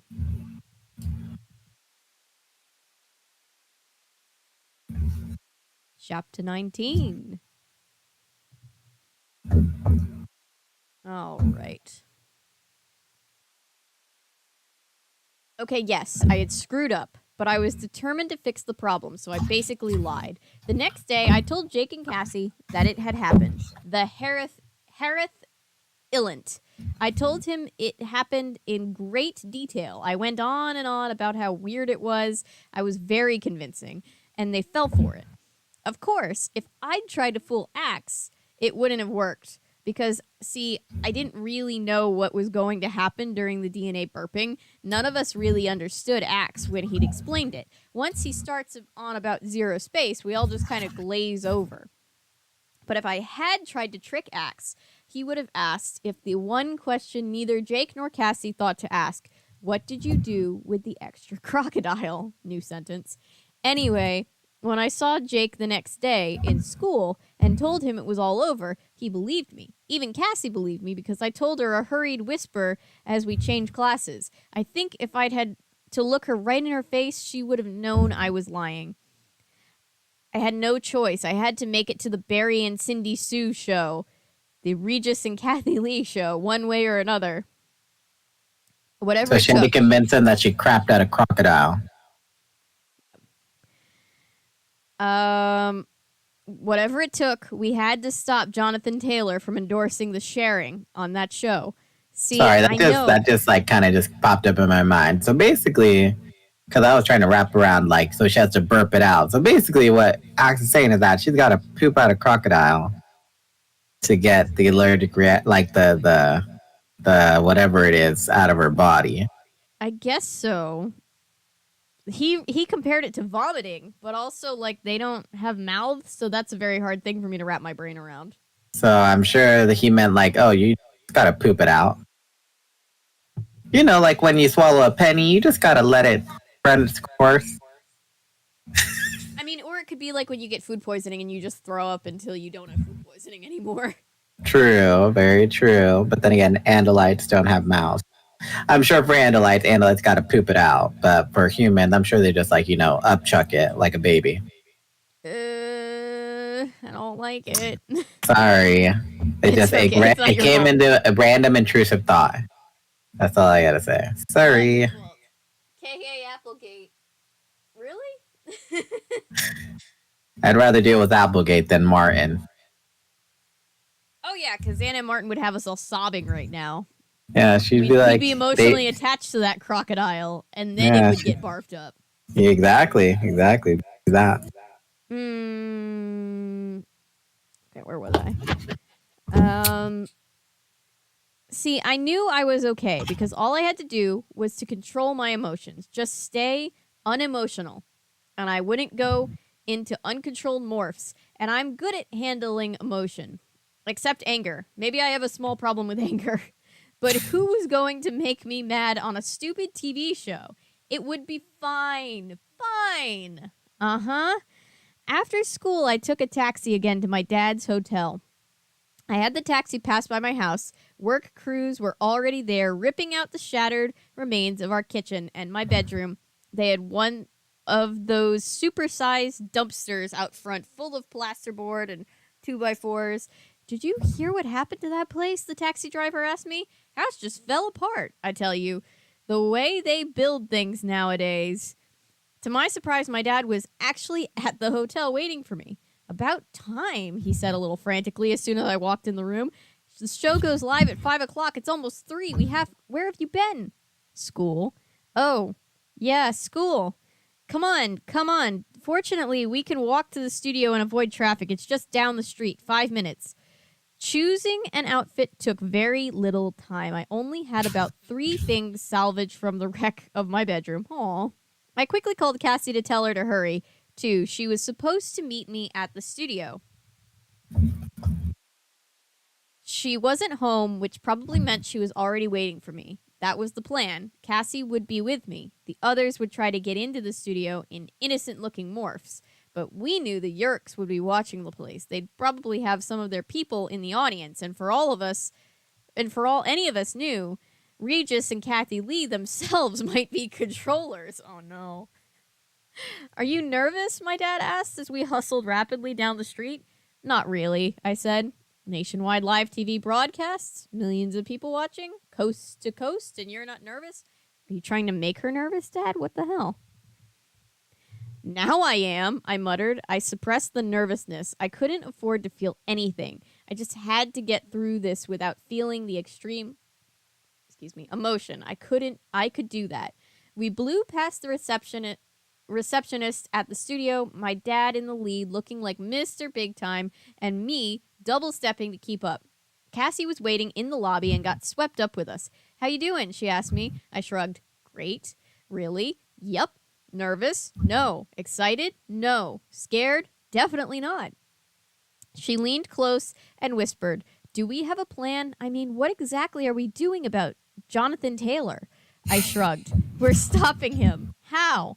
I grinned. We're improvising. Uh-oh. Suddenly, a llama came tearing past. Its dainty hooves skittered crazily on the waxed linoleum. It turned a corner and was gone. What the? My dad said. Cool, Cassie said, her eyes lit up the way they do when she sees any animal. It's a llama. They're really neat animals. You know, suddenly 2 people dressed in khaki raced up and shoved past us. They turned the corner after the llama and were gone. The 3 of us just stood there, staring at each other. Then a third person, a woman with a clipboard, ran breathlessly. Did you see a llama? I pointed. That way. Hey, what's the deal? My dad asked. The woman shook her head like the world was coming to an end. Bart Jacobs on the show with his wild animals. The llama made a run for it. Smart animal. Steve Irwin? Bart Jacob? Steve Irwin? Steve? Oh, I miss Steve Irwin so much. Steve Irwin. We still got the Crap Brothers. We do have the Crap Brothers, but there aren't 2 of them. She specifically said just the one guy. Yeah. And there are other one animal guys, but in this particular time, it was definitely Steve Irwin. Mm-hmm. Steve Irwin, the name sounded familiar. Isn't he that guy who takes animals onto talk shows? Cassie made a disapproving look. That's him, all right. I hate seeing wild animals dragged into studios and treated like, Cassie, I need you to step back. Actually, it could be, what's the other guy's name?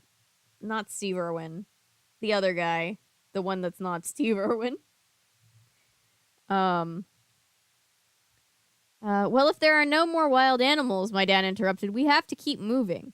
He started off again, and we fell into step behind him. He swept us in his wake toward the makeup room. The door was open. A woman with weird hair and black lipstick looked at my dad and gave a little leer. Then she looked at me and Cassie like she was trying to figure out what to do with our faces.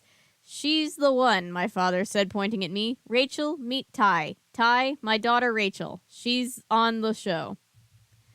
The skin is beautiful, Ty said, but I think we want more body in the hair. She grabbed a handful of my hair and sort of threw it disdainfully. What do you use on your hair? I told her the brand. She sneered. My dad took off to schmooze with some people he knew, and Ty shoved me into a barbershop-style chair, whipped a sheet over me, and began doing things with brushes. Oh, the hair and makeup people will say the most out-of-pocket shit to you that you've ever heard in your life, like it's nothing to them. Oh, yeah. Yeah. Oh. I've literally been working on, like a post-apocalyptic thing where we were all supposed to be, like, prisoners of the government. And they were like, making everybody look like tired and pale. And they get to me at the end of the line, and she goes, Oh, well, she doesn't need anything done to her. She's good as Damn. shit. And I was just like, damn. I've had makeup people be like, so I see we did our makeup in the dark this morning. And I was like, look, I had to get up at like 3 a.m, lady. Don't test me right now. I mean, I probably would have given him a backhand and been like, well, at least, well, what did they say to you? Well, we don't really have to do much on this one. It's like, well, it wouldn't have really been much anyways. Calling them talentless. That's how you do it. You just say, well, I don't think you could have improved on what I got anyways.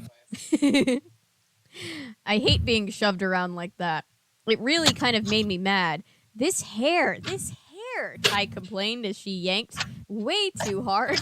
I hate being yanked. Suddenly, Ty backed away. What's happening to your hair? It's turning gray. I looked past her to the mirror. I saw 2 things. I saw Cassie's horrified expression, and I saw my hair turning gray. Gray and shaggy, like a wolf. It was the wolf cut. She had a wolf cut before it was popular. It was happening.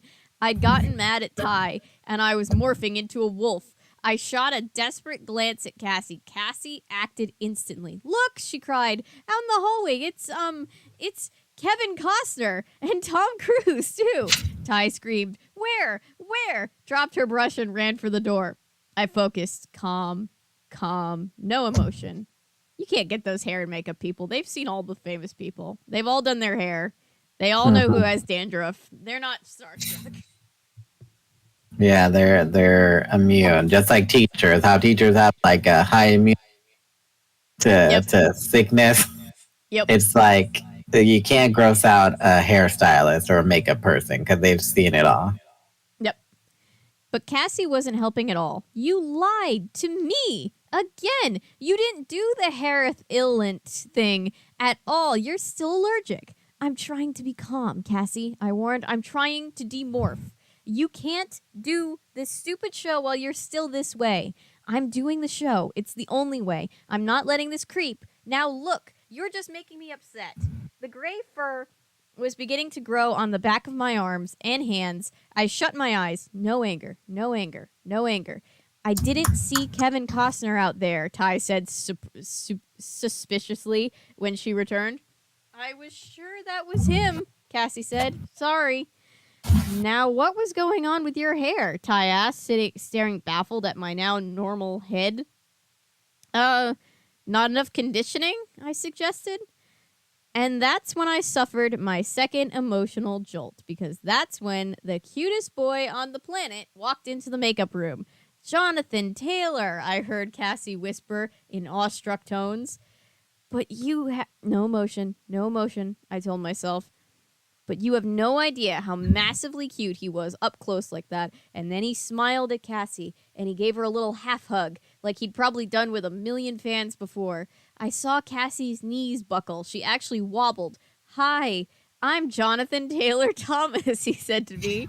Are you on the show too? Yes, I said, trying to sound like a robot. Yes, I am on the show too. I didn't get up from the makeup chair, and I didn't shake his hand, because I have to tell you the truth.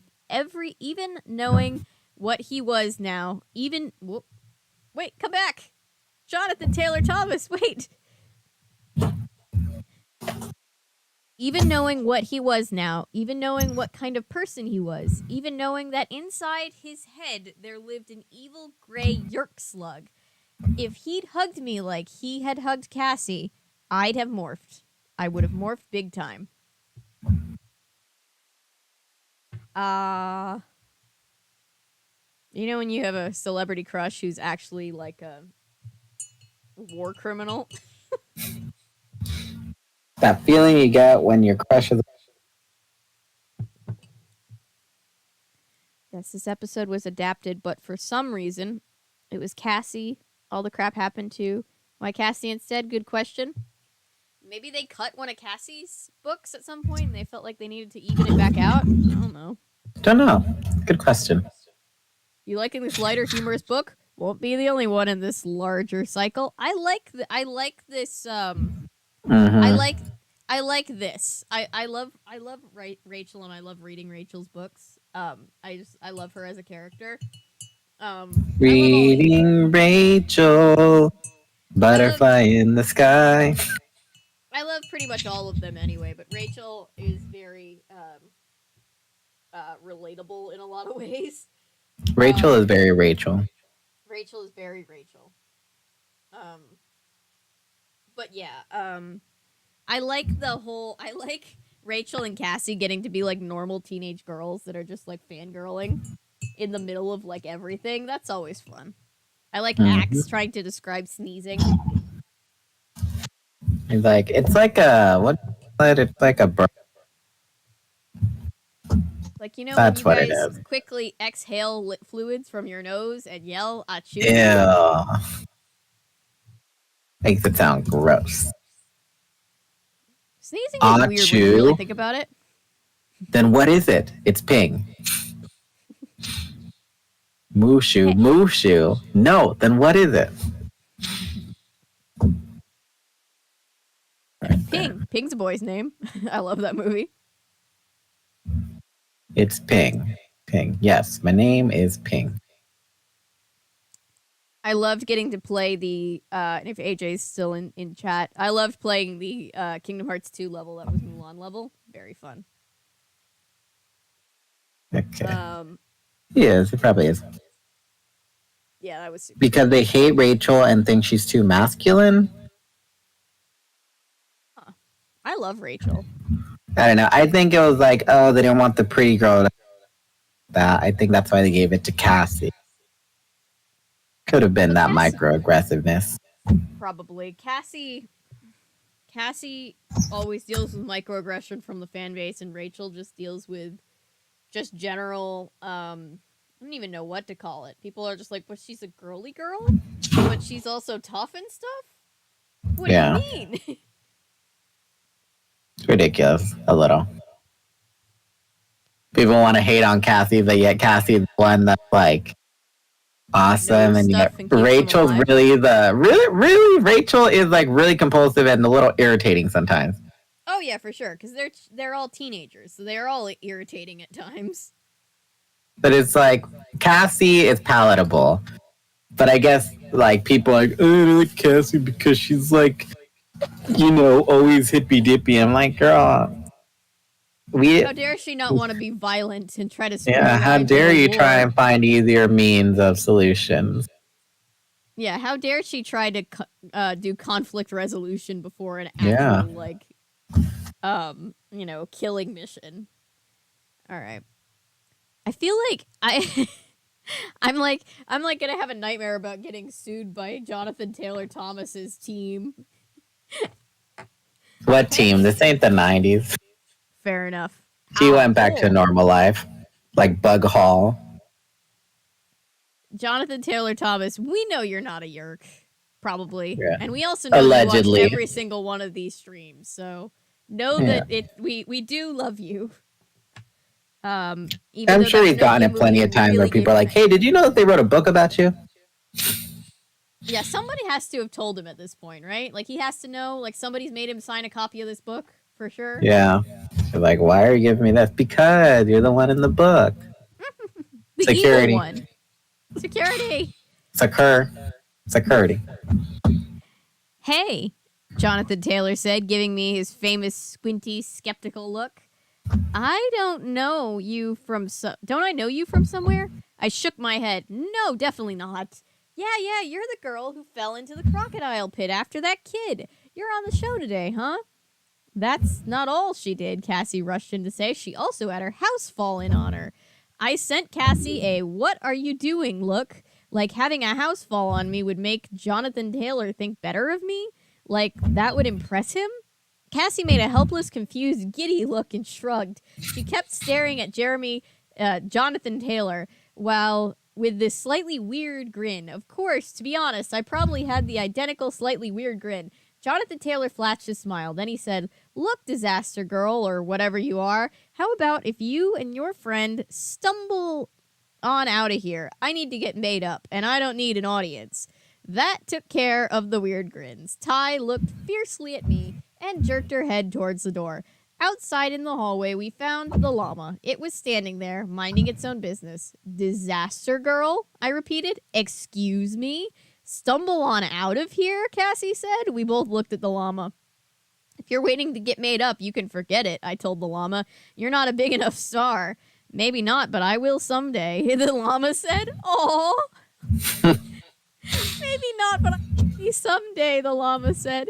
Yeah, Cassie and I yelped. You'd think we, of all people, would be prepared for strange things like talking llamas, but it caught us totally by surprise. Marco, I hissed. Who else would be this cute?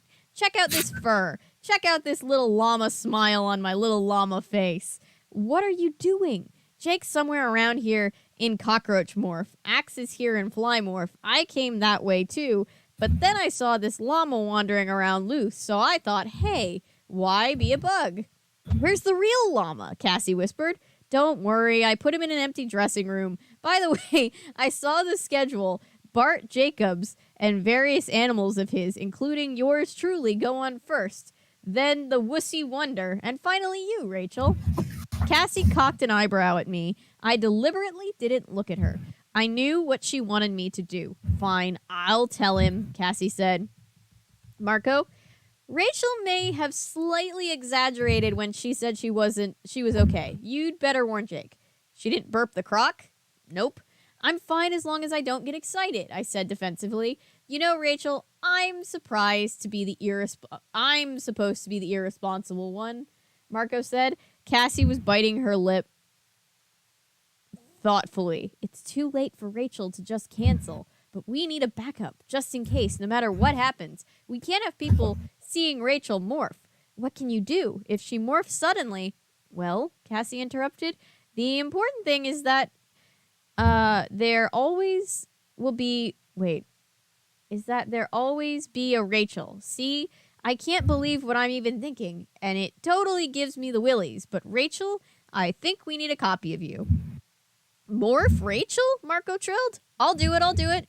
When pigs fly, I said. Marco shot a llama look at her and to his left. Uh-oh, looks like I'm busted. The two khaki-clad trainers. Maybe it is the Krat brothers, because, I mean, there's one famous name, but they keep saying two trainers. I don't know. Maybe. The khaki-clad brothers doesn't have the same ring. No. The two khaki-clad trainers appeared at the end of the hallway. They crept slowly up. Marco waited patiently till they caught him, slipped a rope around his neck, and led him away. See you guys later, Marco called back. Break a leg. Not literally. That's just what we showbiz people say to mean good luck. I'm going to be on TVE. I'm going to be on TVE. Cassie laid her hand on my arm. What are you doing? I asked. Don't worry. I'll never use your morph for anything bad, Cassie said solemnly. And then I started getting dreamy and drifty as she acquired my DNA. Don't do it unless you have to, I said. It gives me the willies. I mean, geez, I shuddered. And then I felt my face beginning to bulge out. Rachel, I'm cool, I said. I took a deep breath and let go of the grossed out feeling I'd had about being morphed. The allergic morph stopped and my face returned to normal. Hey, you, the falling girl, come on. The clipboard woman came rushing past and grabbed my arm, pulling me down the hall. Okay, listen up because we're desperately late. You go in the last segment. I'll tell you when to go. You walk across the stage to Regis. He'll shake your hand. Then Kathy Lee will shake your hand unless she's in a snit. Then you sit. Don't worry about which camera to look at. Just look at Regis and Kathy Lee. Regis and Kathy Lee will ask you all about the alligator stuff. Crocodile, I corrected. You tell them the little story. If Regis does this with his hand, that means speed up. If he does this with his hand, it means wrap it up because we're done. Got it? Good. Nothing to worry about. She stopped suddenly and stared at Cassie. Who are you? I'm Falling Girl's partner, dropping chick, Cassie said. Clipboard woman stared at her. She's my friend, I said. You know, for moral support. Yeah, whatever. Come on. Our green room can't be used. We had some band on the show last week and they trashed the place. She was still yakking. Which band was it? Was it NSYNC? Was it No, Backstreet Boys? it was nice is neat. Nice is neat. Yes, it was. It was nice is neat. You're right. Um, she was still yakking. She was still yanking me along by my arm, which would have made me mad, except that I couldn't get mad or sad or anything without setting off an allergic reaction. Clipboard woman planted Cassie and me on two tall stools. We were in a dark corner up against a cinder block wall covered in wires and cables and switches. Bart Jacobs, the animal guy, was sitting on an identical stool. He was smoking a cigarette and talking to one of the animal handlers. Lined up against the cinder block wall were half a dozen cages filled with Bart Jacobs animals: a lion cub, a baby elephant, a python, a golden eagle. From our gloomy corner, we could see out into the familiar Regis and Kathy Lee set. It was made up to look like a living room with comfy-looking chairs clustered in the center. Facing the chairs were the cameras, one on each side and one right in the middle. Beyond the brilliant light of the set was a studio audience. Not that I could see them. They were in darkness, and the lights of the set blinded me from anything else. Then, in a rush, Regis himself came blowing past. "Hello, everyone. We're looking for a great show today. Hope you're all really up. Up energy. Keep up that energy high. See you out there." 10 seconds later, Kathy Lee swept by in a wave of perfume, followed by a man who was trying to comb Kathy Lee's hair as she walked. I feel like I'm reading Imagines again. She flashed a fake smile at me and a disdainful look at Bart Jacobs. The animal guy leaned close to me, took his cigarette out of his mouth, and said, "She's never forgiven me for one of my little beasties wetting on her dress." From out beyond the lights, I heard the welcoming roar of the audience. I saw my dad standing on the far side of the set talking to Clipboard Woman. He saw me and flashed a smile and a wink. I was not nervous. I was not scared. No emotion. No emotion. I was the only way I could do it. I could. Regis and Kathy Lee were chatting out on stage. The then Jonathan Taylor came blowing past like a small thunderstorm. He looked mad. I heard him mutter to a frightened-looking man, "What do you mean the green room is closed? You can't keep me standing around. I'm Jonathan Taylor Thomas." Of course, he was probably not really Jonathan Taylor Thomas anymore. He was probably a controller. I reminded myself, right now, the real Jonathan Taylor was caged in a corner of his own mind. He was watching helplessly as the Yerk controlled his every movement, his every action, his every word. Was it beginning to occur to the vain, ambitious jerk that he had been tricked? Had he realized yet that there is no such thing as a partnership with the Yerk? The Yerk is a master. The human host is a slave. Period. And when the infestation is voluntary, the human slave is even weaker, even less able to resist. It made me sick to think of it. Jeremy Jason, Jonathan Taylor, had asked for it. He'd let himself be tricked. Still, it made me sick. Wait a minute. I did feel sick. "Oh no," I pleaded silently. "Not now." I looked at Cassie. "Cassie, I don't think I'm going to make it." "What do you mean?" "Look, if you're scared or whatever, just have to control the emotion." I shook my head. "It's not that. I feel weird. I feel distorted. I feel like something is happening inside me." "The allergic morphing?" "I don't think so. I have that under control for now. I think maybe I'm having the thing." "What thing?" "You know, the Harith Illant." "Now? Here? Now?" I nodded. "Yeah, here. Now." Very close to the end, guys. Getting there. Yes, we are. What was I gonna say? You know the nicest knee joke was funny and all, but wouldn't a Nine Inch Nails album probably have a parental advisory sticker? That's the funny part too. Is that I'm sure Cassie, like Marco told Cassie, "Oh, if they ask about the sticker, just tell them, oh, it's family friendly, parental advisory." It's for the I get whole distracted and family. forgot this was Tell happening. them that, That's fine, Cassie. Milo. I get it.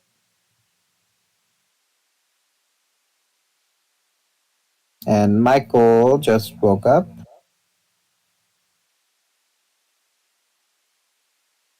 You'd think we'd be ready for things like talking llama. They didn't react like demon llama. Demon. A llama? He's supposed to be dead. One of my favorite movies of all time. Oh my God. Yeah, you're right, Milo. I know it's supposed to just be a joke about Marco being kind of a perv, but he just comes off as having non-binary swag. Yeah.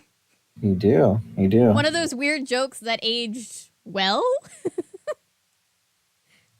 He's just like, a chance to be a woman? I'll take it. It's also just, he knows it'll bother Cassie. Or, not Cassie, Rachel. It's like that Scooby-Doo scene where Fred becomes Daphne. Like, hey, I can look at myself naked. Not appropriate. Well, they're also married in real life, so it's kind of funnier when you know that. But like, yeah. Sarah Michelle Gellar and Freddie Prinze Jr. Yeah. Interesting. Yeah, they've been married for like I think almost 20 years. They were married back when hot minute movies happened. You know, the nice sneak joke is funny. You'd think we'd be ready for things like talking llamas. Michael, hi, just woke up. Enjoy. Hi, Michael. No worries. I saw you say before we got on that you'd watch the VOD back. The VOD is always available, so feel free. Also, this is our 200th live. Well, this is my 200th live stream, so Daniel gets to be here for the 200th live stream. So if you're new to the channel and you like watching VODs back, there's 200 of them in the back catalog, and also almost 250 regular videos in the back catalog. Please join our community. The Animorphs Morph is brought to you by Bounty. The Animorphs Morph, brought to you by Bounty, the quicker picker-upper. All costume jewelry provided by... Oh yeah, I love scarves provided by. It's like, oh yeah, I was sitting here on the edge of my seat worrying about where the scarves came from. Maternity wear provided by.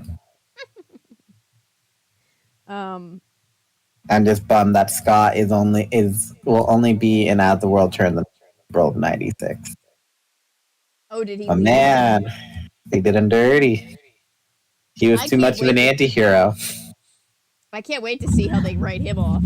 I'm very, very... Not, like, because I'm ready for him to be gone, but just, like, whenever somebody gets written off a soap opera, it's never just, like, and we're moving to a new city. It's always, like, and then they fell off a cliff, and on top of them fell a refrigerator.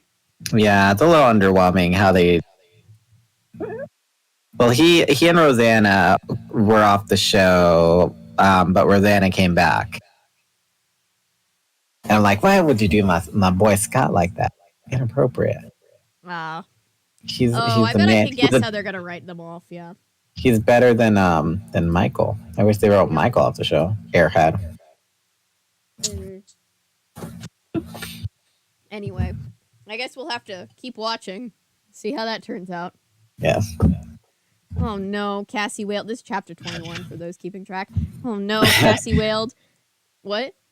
No, I'm just chuckling. Ahaha. Ahaha. She was quietly, but she wailed quietly because Bart Jacobs was still sitting next to us. He was talking to his assistants and getting ready to go on stage. Regis had finally finished telling a funny story. The audience roared with laughter. Kathy Lee was starting to introduce the animal guy. He stood up, straightened his clothes. An assistant came rushing up with a leash for Bart to take. On the end of it was the llama. Hi again, Marco said. Hey, we're in showbiz. I always knew I'd make it. Maybe I didn't exactly expect to make it as a llama.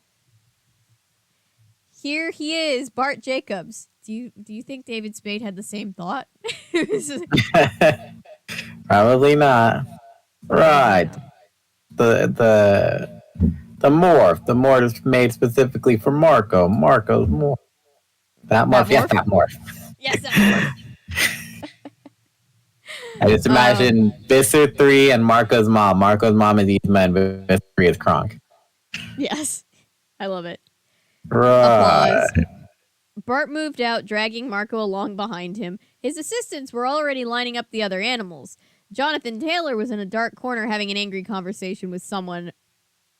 Meanwhile, I was falling apart. Axe had mentioned that the Harith Illint is extremely unpleasant. It started with a wave of such intense nausea I almost launched my lunch right then and there.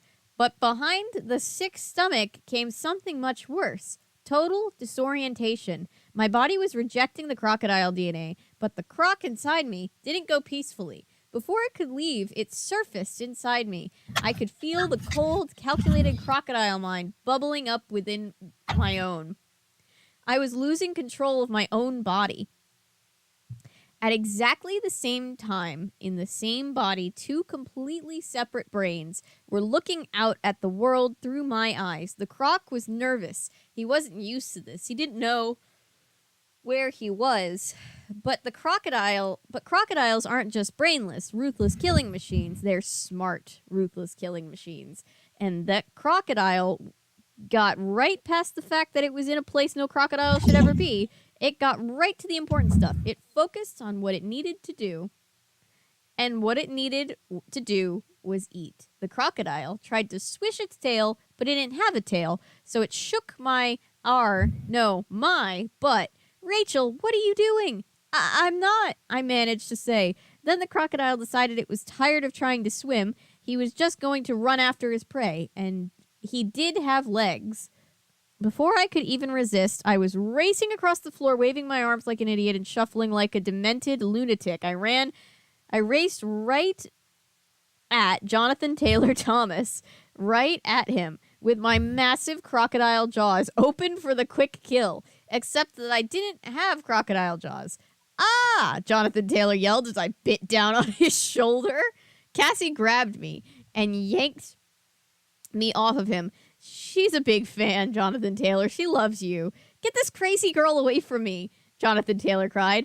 I tried to bite Cassie, but Jacob's assistant, Marco, led Marco off stage and another shoved a giant tortoise out into the lights. Bart Jacobs' assistant... I already read that. I killed out there, Marco said. They love me. Hey, hey! I bit Marco in the neck. Fortunately, human teeth aren't very deadly. Cassie dragged me off, and now, a little too late, I was beginning to be Rachel again. But that wasn't the end of my problems, because even as my human mind rose to the surface again, I felt my weight increase. I felt unbelievably heavy, and I felt the back of my outfit stretch and strain. It tugged at my neck and sleeves. Suddenly, I was the hunchback of Notre Dame. Something very large was growing on my back, and I had a really bad feeling. I knew what it was. Now I understood what Axe had been talking about. See, I knew the crocodile DNA was going to be expelled from my system. I just didn't realize it would become a full-grown 20-foot-long killing machine in the process. But what's sad is that even this wasn't the worst of it. See, the whole thing was making me very upset. I was mad. I was scared. I was mad at how scared I was. I was a whole basket of extreme emotions, and I wasn't rid of my allergy just yet. Oh, poor child. Poor child.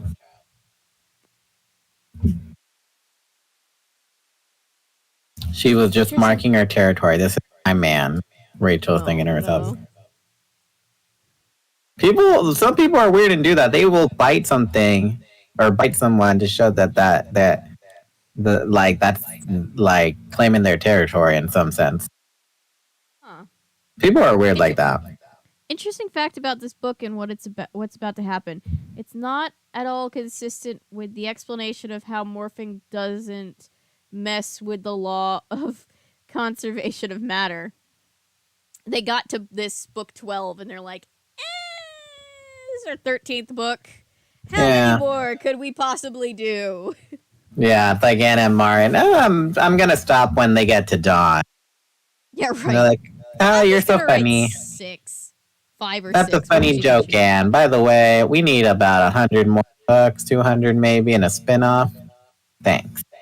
Then 150 Keep the more book change. spin-off series, and then another 15 book spin-off series. Pretty much. Not really. Let's just keep reading because we're close to the end. So let's just. Yes, we are close to the end of our 200 stream spectacular.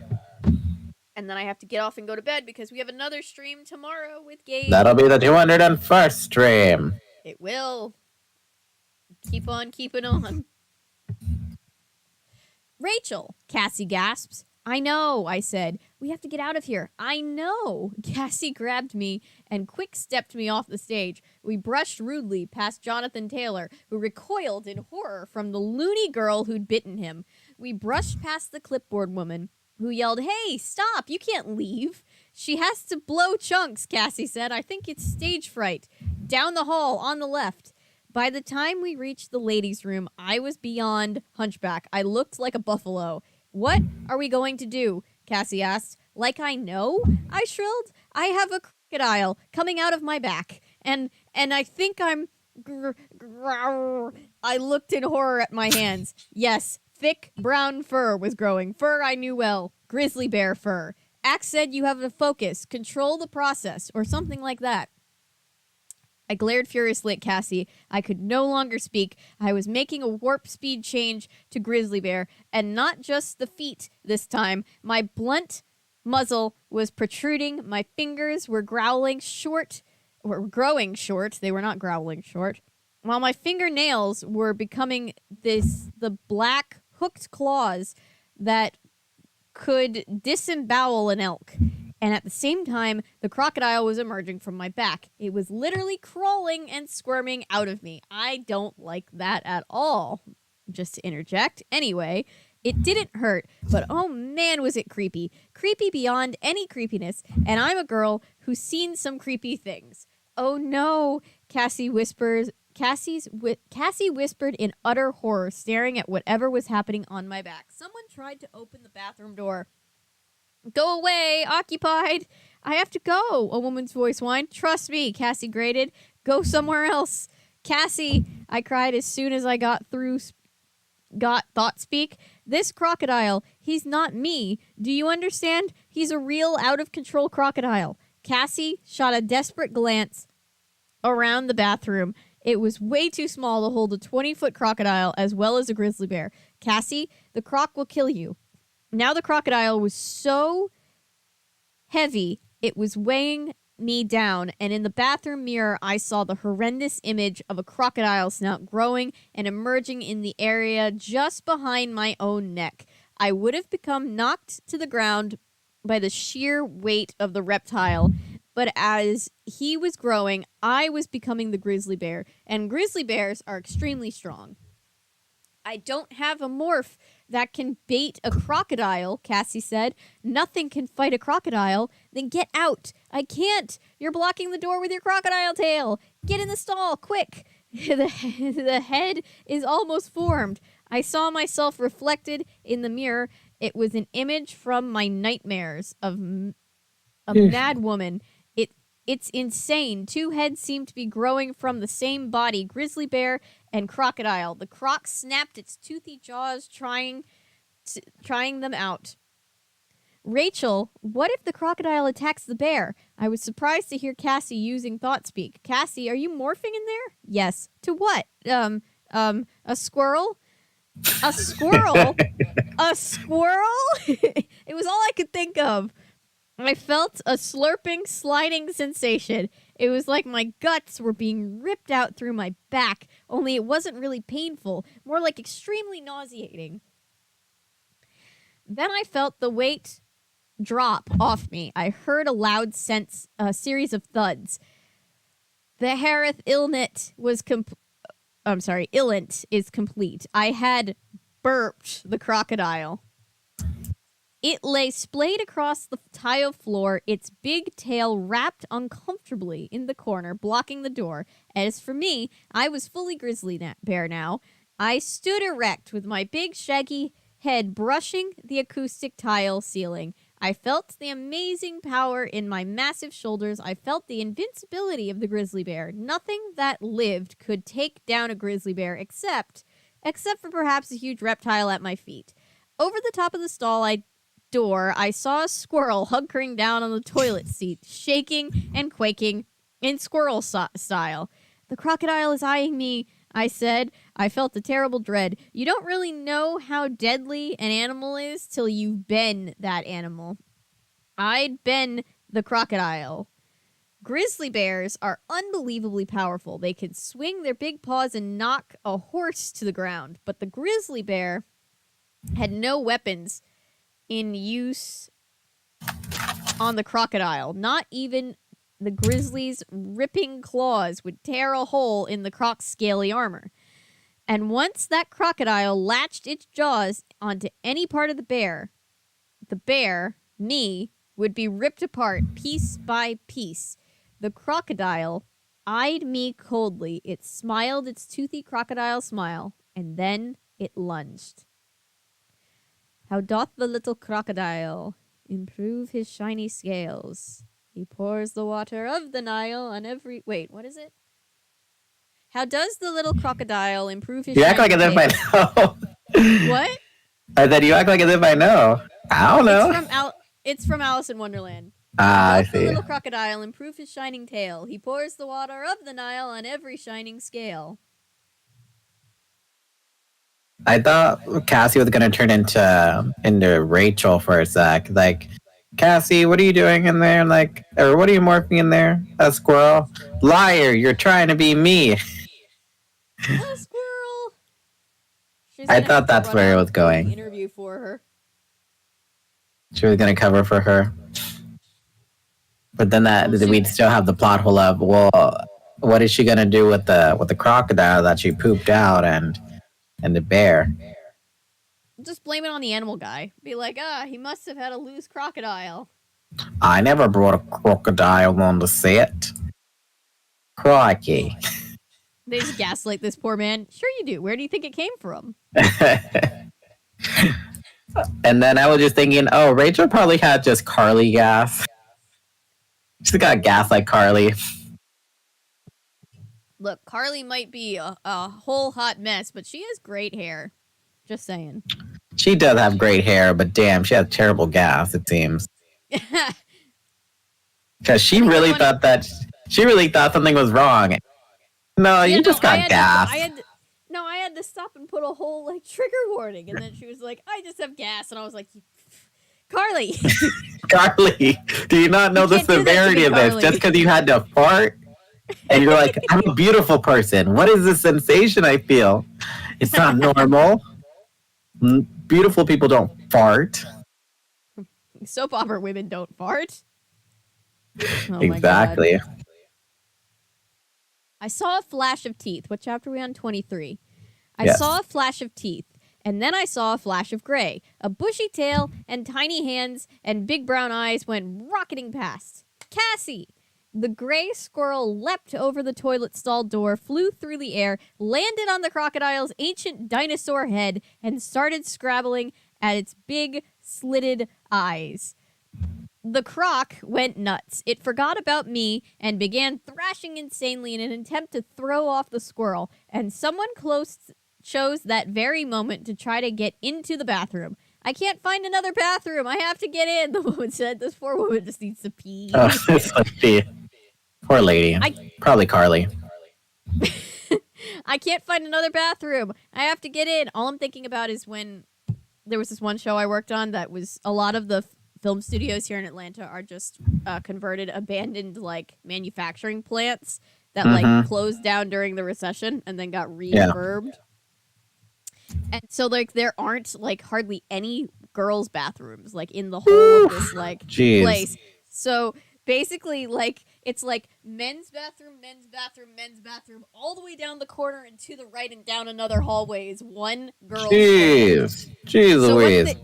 So what they did was they tried to convert a men's room into a girl's room, but all they did was take a big trash bag and cover up the urinal, and then just put a thing on it that said "Do not use."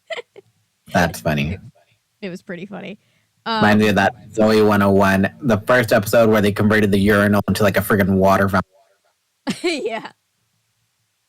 Ugh. Yep. That's all I'm thinking about. Let's see. The crocodile thrashed its tail. I lunged down at the crocodile, swiping with a paw the size of a canned ham, and we all hit the bathroom door. Waboom! The door exploded from its hinges. Out rushed a crocodile with a squirrel on its head and a grizzly bear. Ah! The woman screamed. I think she had found another bathroom after that. I tripped over the crocodile. I hit the floor. The croc was on me in a flash. I tried to get up on all fours, but man, that crocodile was fast. With no time to get up, I could only power my way down the hall by clawing. I sunk 6-inch claws into the walls and propelled myself scooting along on my back like some weird, out-of-control grizzly skateboarder. I scooted in terror, ripping the walls apart as I went. The croc scooted after me, snapping the air just millimeters from my hind legs. Cassie had almost been thrown. She was holding onto the croc's neck with all her strength, but she couldn't reach his eyes anymore. And then, still scooting, I ran out of the hallway with one last push. I scooted on my back out into the backstage area, trailing huge crocodile and a chittering manic squirrel. People standing around off the set began to notice us. Ah! Help! Help! Run! Run! Run! Suddenly, crocodile jaws caught my leg. Roar! I bellowed in pain. A llama broke free of a trainer's hand and rushed with insane courage at the crocodile. There was absolutely nothing Marco could do, but he tried anyway, and he didn't take a lot before he was thrown clear, but he scrambled right up and came back for more. Get those animals out of here, the clipboard woman screamed. They're not my animals. They're not my animals, Bart Jacobs yammered as he ran to hide. I don't know where those came from. The croc started thrashing, grinding the bones in my leg. It was literally trying to tear my leg off. It hurt a lot. Roar! Oh no, the show will be ruined. Should we go to commercial? Who cares? Run! Ah! No, don't go to commercial. This is the best daytime TV ever. Can you imagine? Can you imagine if Kathy Lee Gifford just gets chased around by a crocodile on live TV? That'd be great. That'd be great. It's like that. What is it, that news broadcast where the earthquake happened? Yeah. Most exciting Nothing against news the woman. I don't know anything about Kathy Lee. I don't have any opinions on her, but that would be something that everybody would be talking about. Yeah, white woman chased by a crocodile. Yeah, that'd kick the Oprah Winfrey gives everybody a car's ass. Like, hey, remember when Kathy Lee got chased by a crocodile? Oh yeah, that's like content about it. There'd be like a Watch Mojo video about it. Top 10 character than the Kathy Lee alligator scam crocodile. Top 10 disasters on live TV. And then, like, number they tease one the entire time. And we're like, we know number one is the crocodile. We know nothing is weirder than that. Number one, Kathy Lee Gifford and the crocodile. While airing a 1996 show with Jonathan Taylor Thomas on the Regis and Kathy Lee show. The wild crocodile on the Bart, what's his last name? On the Steve Irwin segment had an unusual guest. The crocodile came on the set and lunged forward, trying to attack Kathy Lee Gifford. Fortunately, and the rest is TV history. Fortunately, no one got hurt, and the rest was TV history. Do you agree with our list?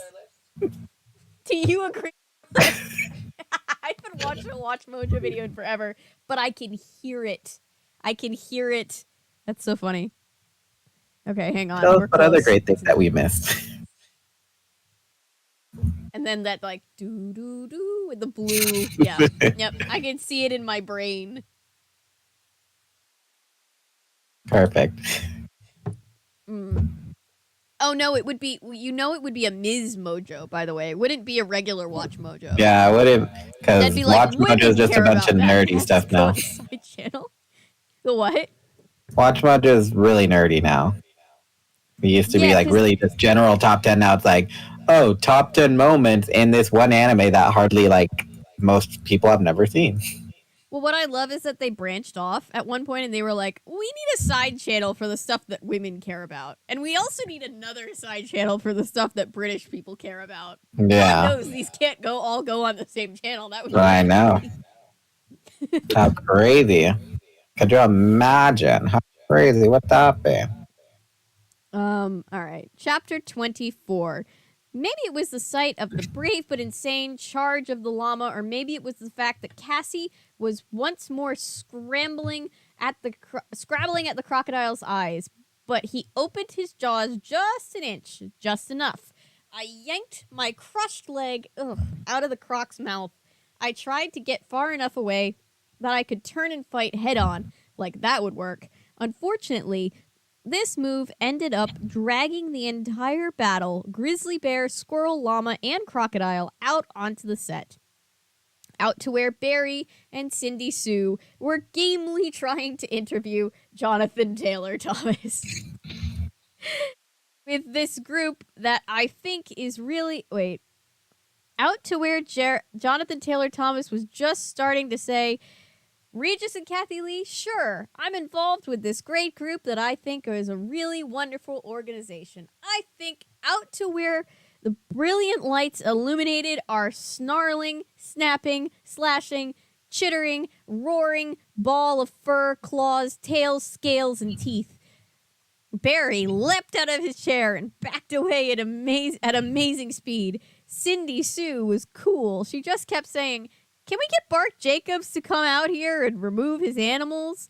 Of course, Bart knew better than to get involved in a fight between a crocodile and a bear. "They aren't my animals, you silly twit," he yelled at Cindy Sue. It wasn't Jonathan Taylor who was most surprising. It was Jonathan Taylor who was most surprising. He didn't run away. He didn't scream. He froze. He froze as stiff as a statue. The only thing that moved was his eyes. They kept growing larger. That was when I noticed an Andalite had emerged, though he kept himself beyond the range of cameras, and he carefully stayed there. It was Axe. "What does it take to stop this thing?" Cassie asked me desperately as she tried to rake over the croc's eyes. "More than any of us has," I said grimly. Suddenly, the crocodile jerked its entire body with incredible violence. I was in grizzly morph, and I never would have believed anything was that much stronger than a grizzly. But when the crocodile thrashed, we all knew it. Cassie had been thrown much further than Marco. Oh, I lost sight of her as she was flying through the air, squirrel tail flapping like the tail on a kite, and now there was nothing between me and the crocodile. This was an animal that fed by dragging full-grown wildebeests and impalas into a river. I was bigger than its normal meals, but this crocodile had a grudge against me. It had started to chow down, and I'd gotten away, and it didn't like that. It came for me, and let me tell you something. You do not ever, ever, ever want a crocodile looking at you for dinner. Was I scared? Oh, yes. If I stood and fought, I'd lose. Period. "Okay, that does it," Jake said. "We are out of here." Jake, he'd caught up to us, and he didn't sound happy. Then, in my head, I heard Cassie's thought speak voice. "I'm at the light switches. I think I can turn off the lights. Get ready to run." "What?" "When the lights go down, everyone bail," Cassie cried. "I'm ready," Marco said. And that's when fate intervened. Marco was climbing to his llama feet. His hooves splayed suddenly on the wax floor, and he plowed into the back of Jonathan Taylor's seat. The actor, or the yerk in his head, was still frozen in horror, and he stayed frozen as he fell from the chair and landed directly in front of the crocodile. 6 more pages. 6 more pages. How we doing, chat? Nothing yet. I think they're just listening. We're getting to the tail end of it. That's super cool. All right. I'm starting to lose my voice, so I know we're almost at the end.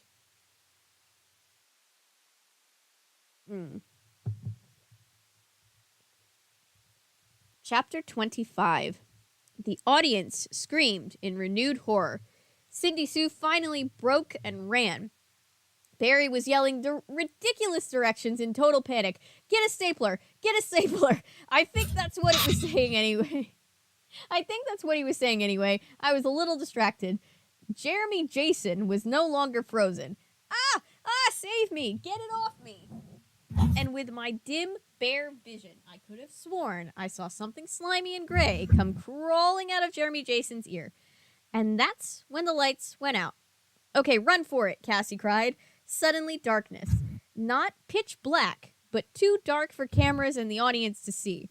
Total pandemonium in the audience. It's one thing to see wild animals up on a set. It's a whole different feeling sitting in the dark and not knowing whether those wild animals are going to come rampaging into the audience. The entire studio was nothing but screams and animal roars, and above it all, the shrill, horrified scream of Jeremy Jason. Save me! Save me!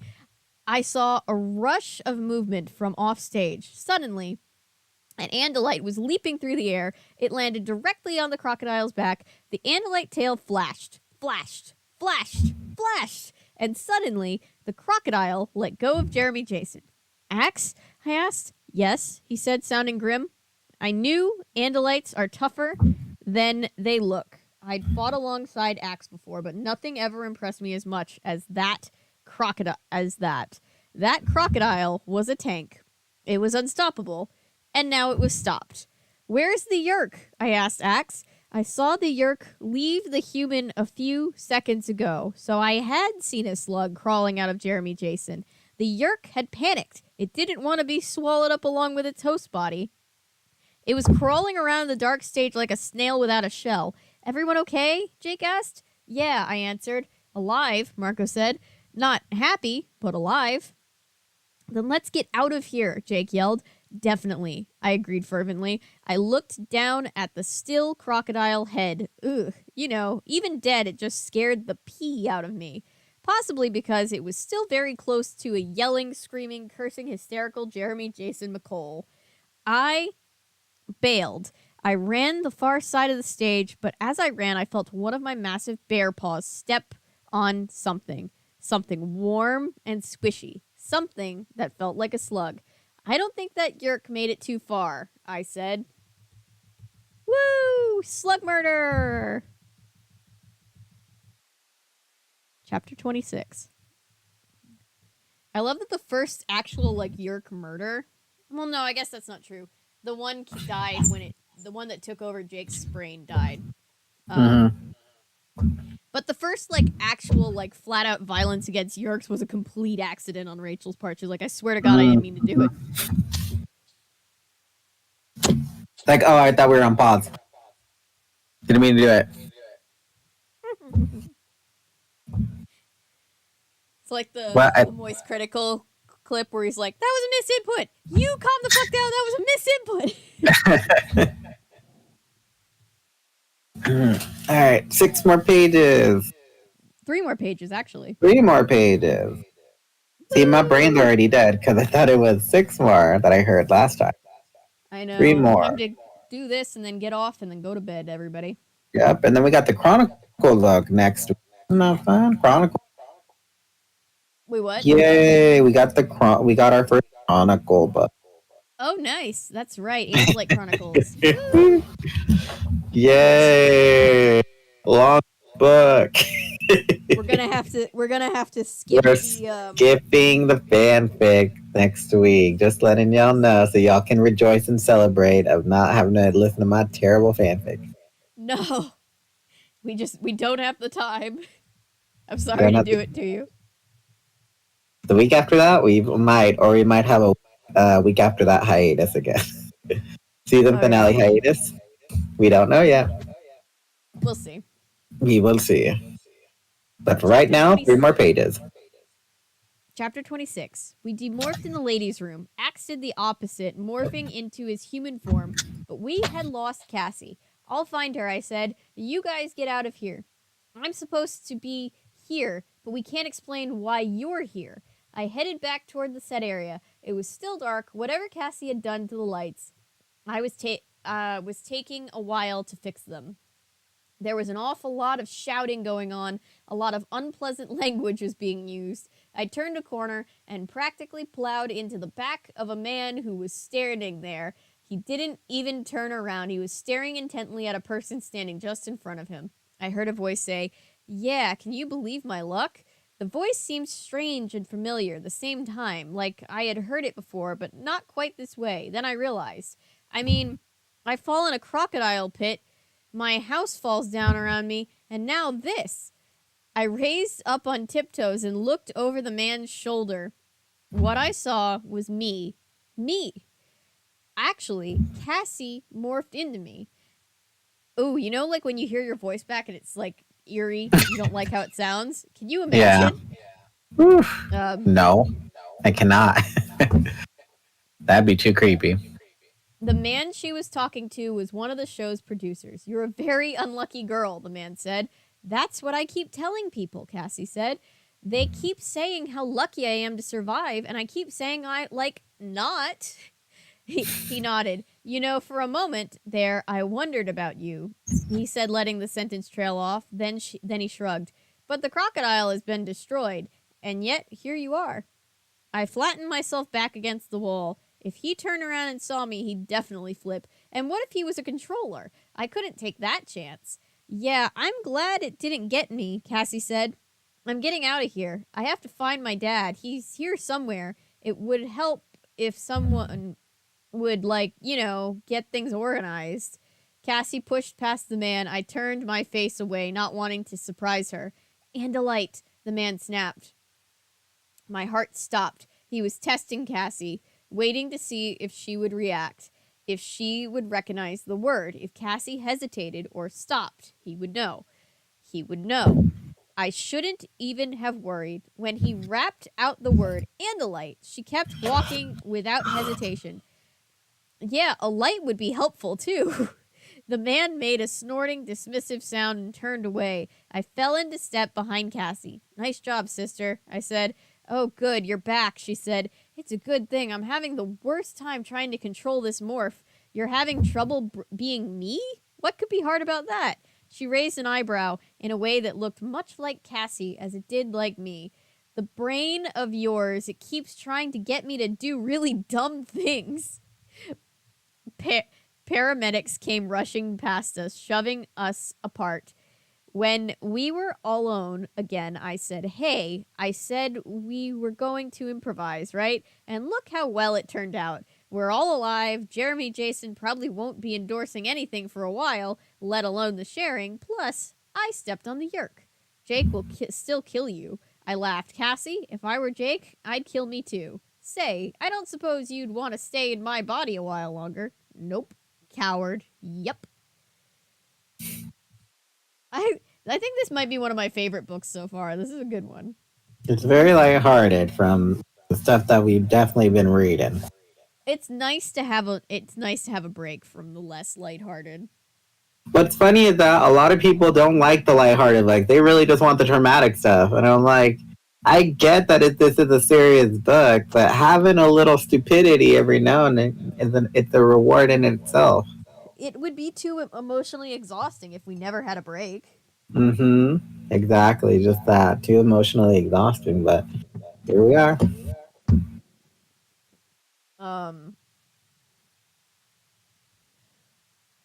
He aggressively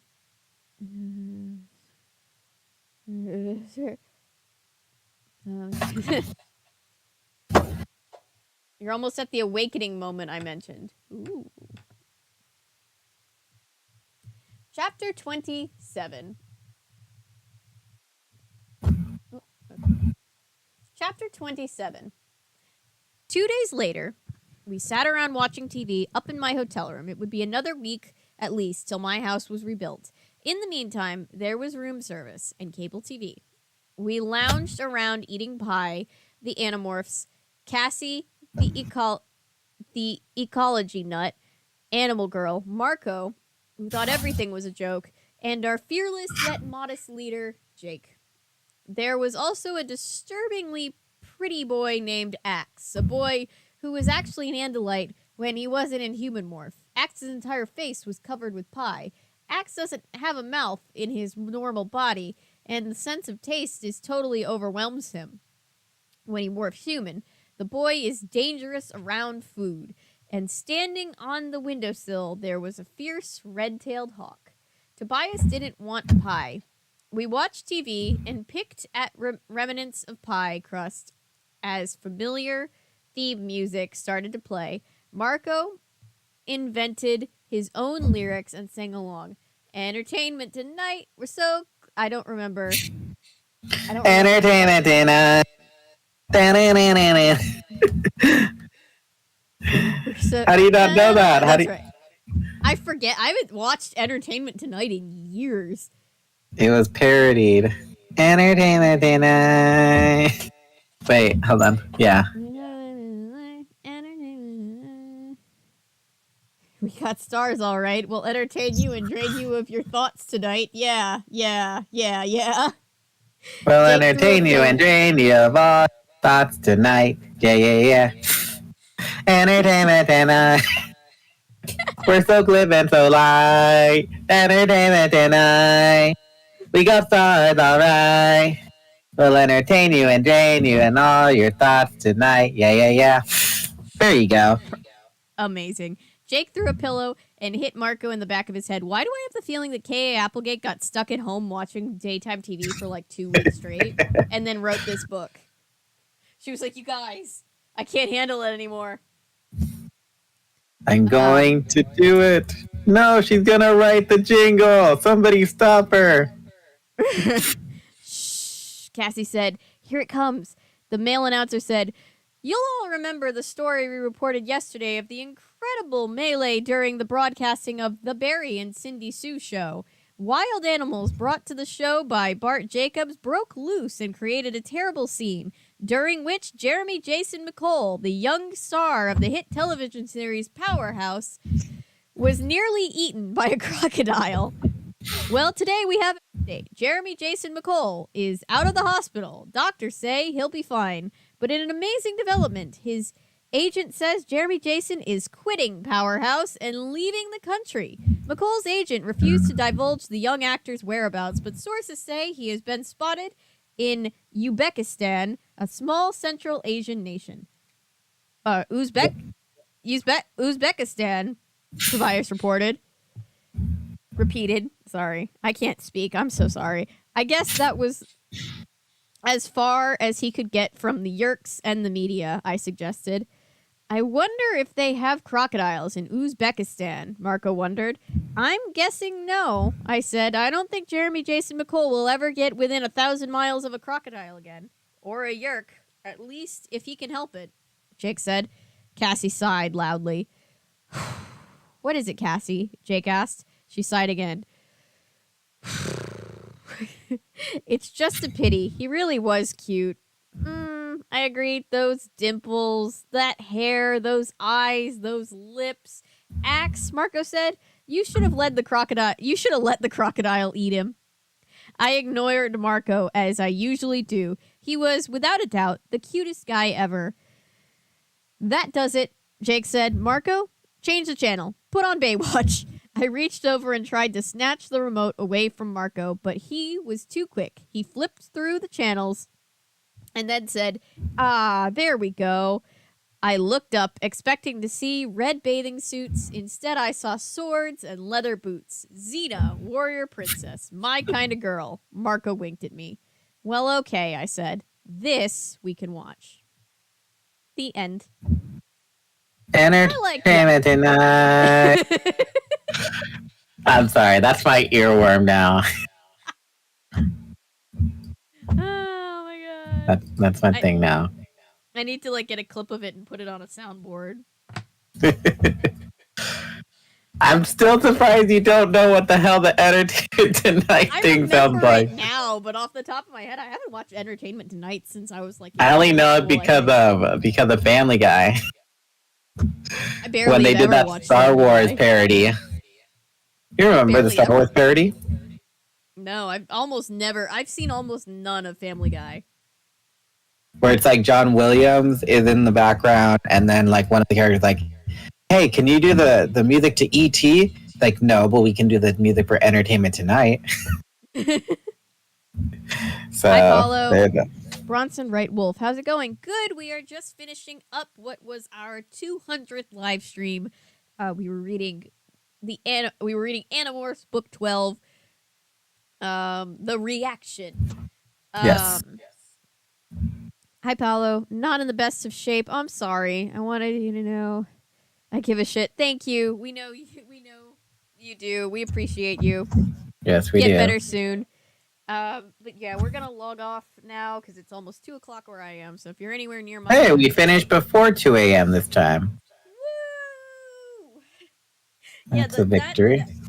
That was a very fun book. I got to read Yes, the it very was. fun back half of that book. So Yes, you did. I got the trigger warning side.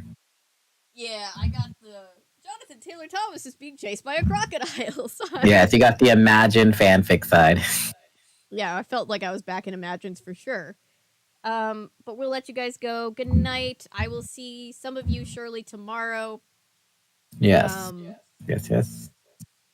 With Gabe. I'm gonna go get some sleep.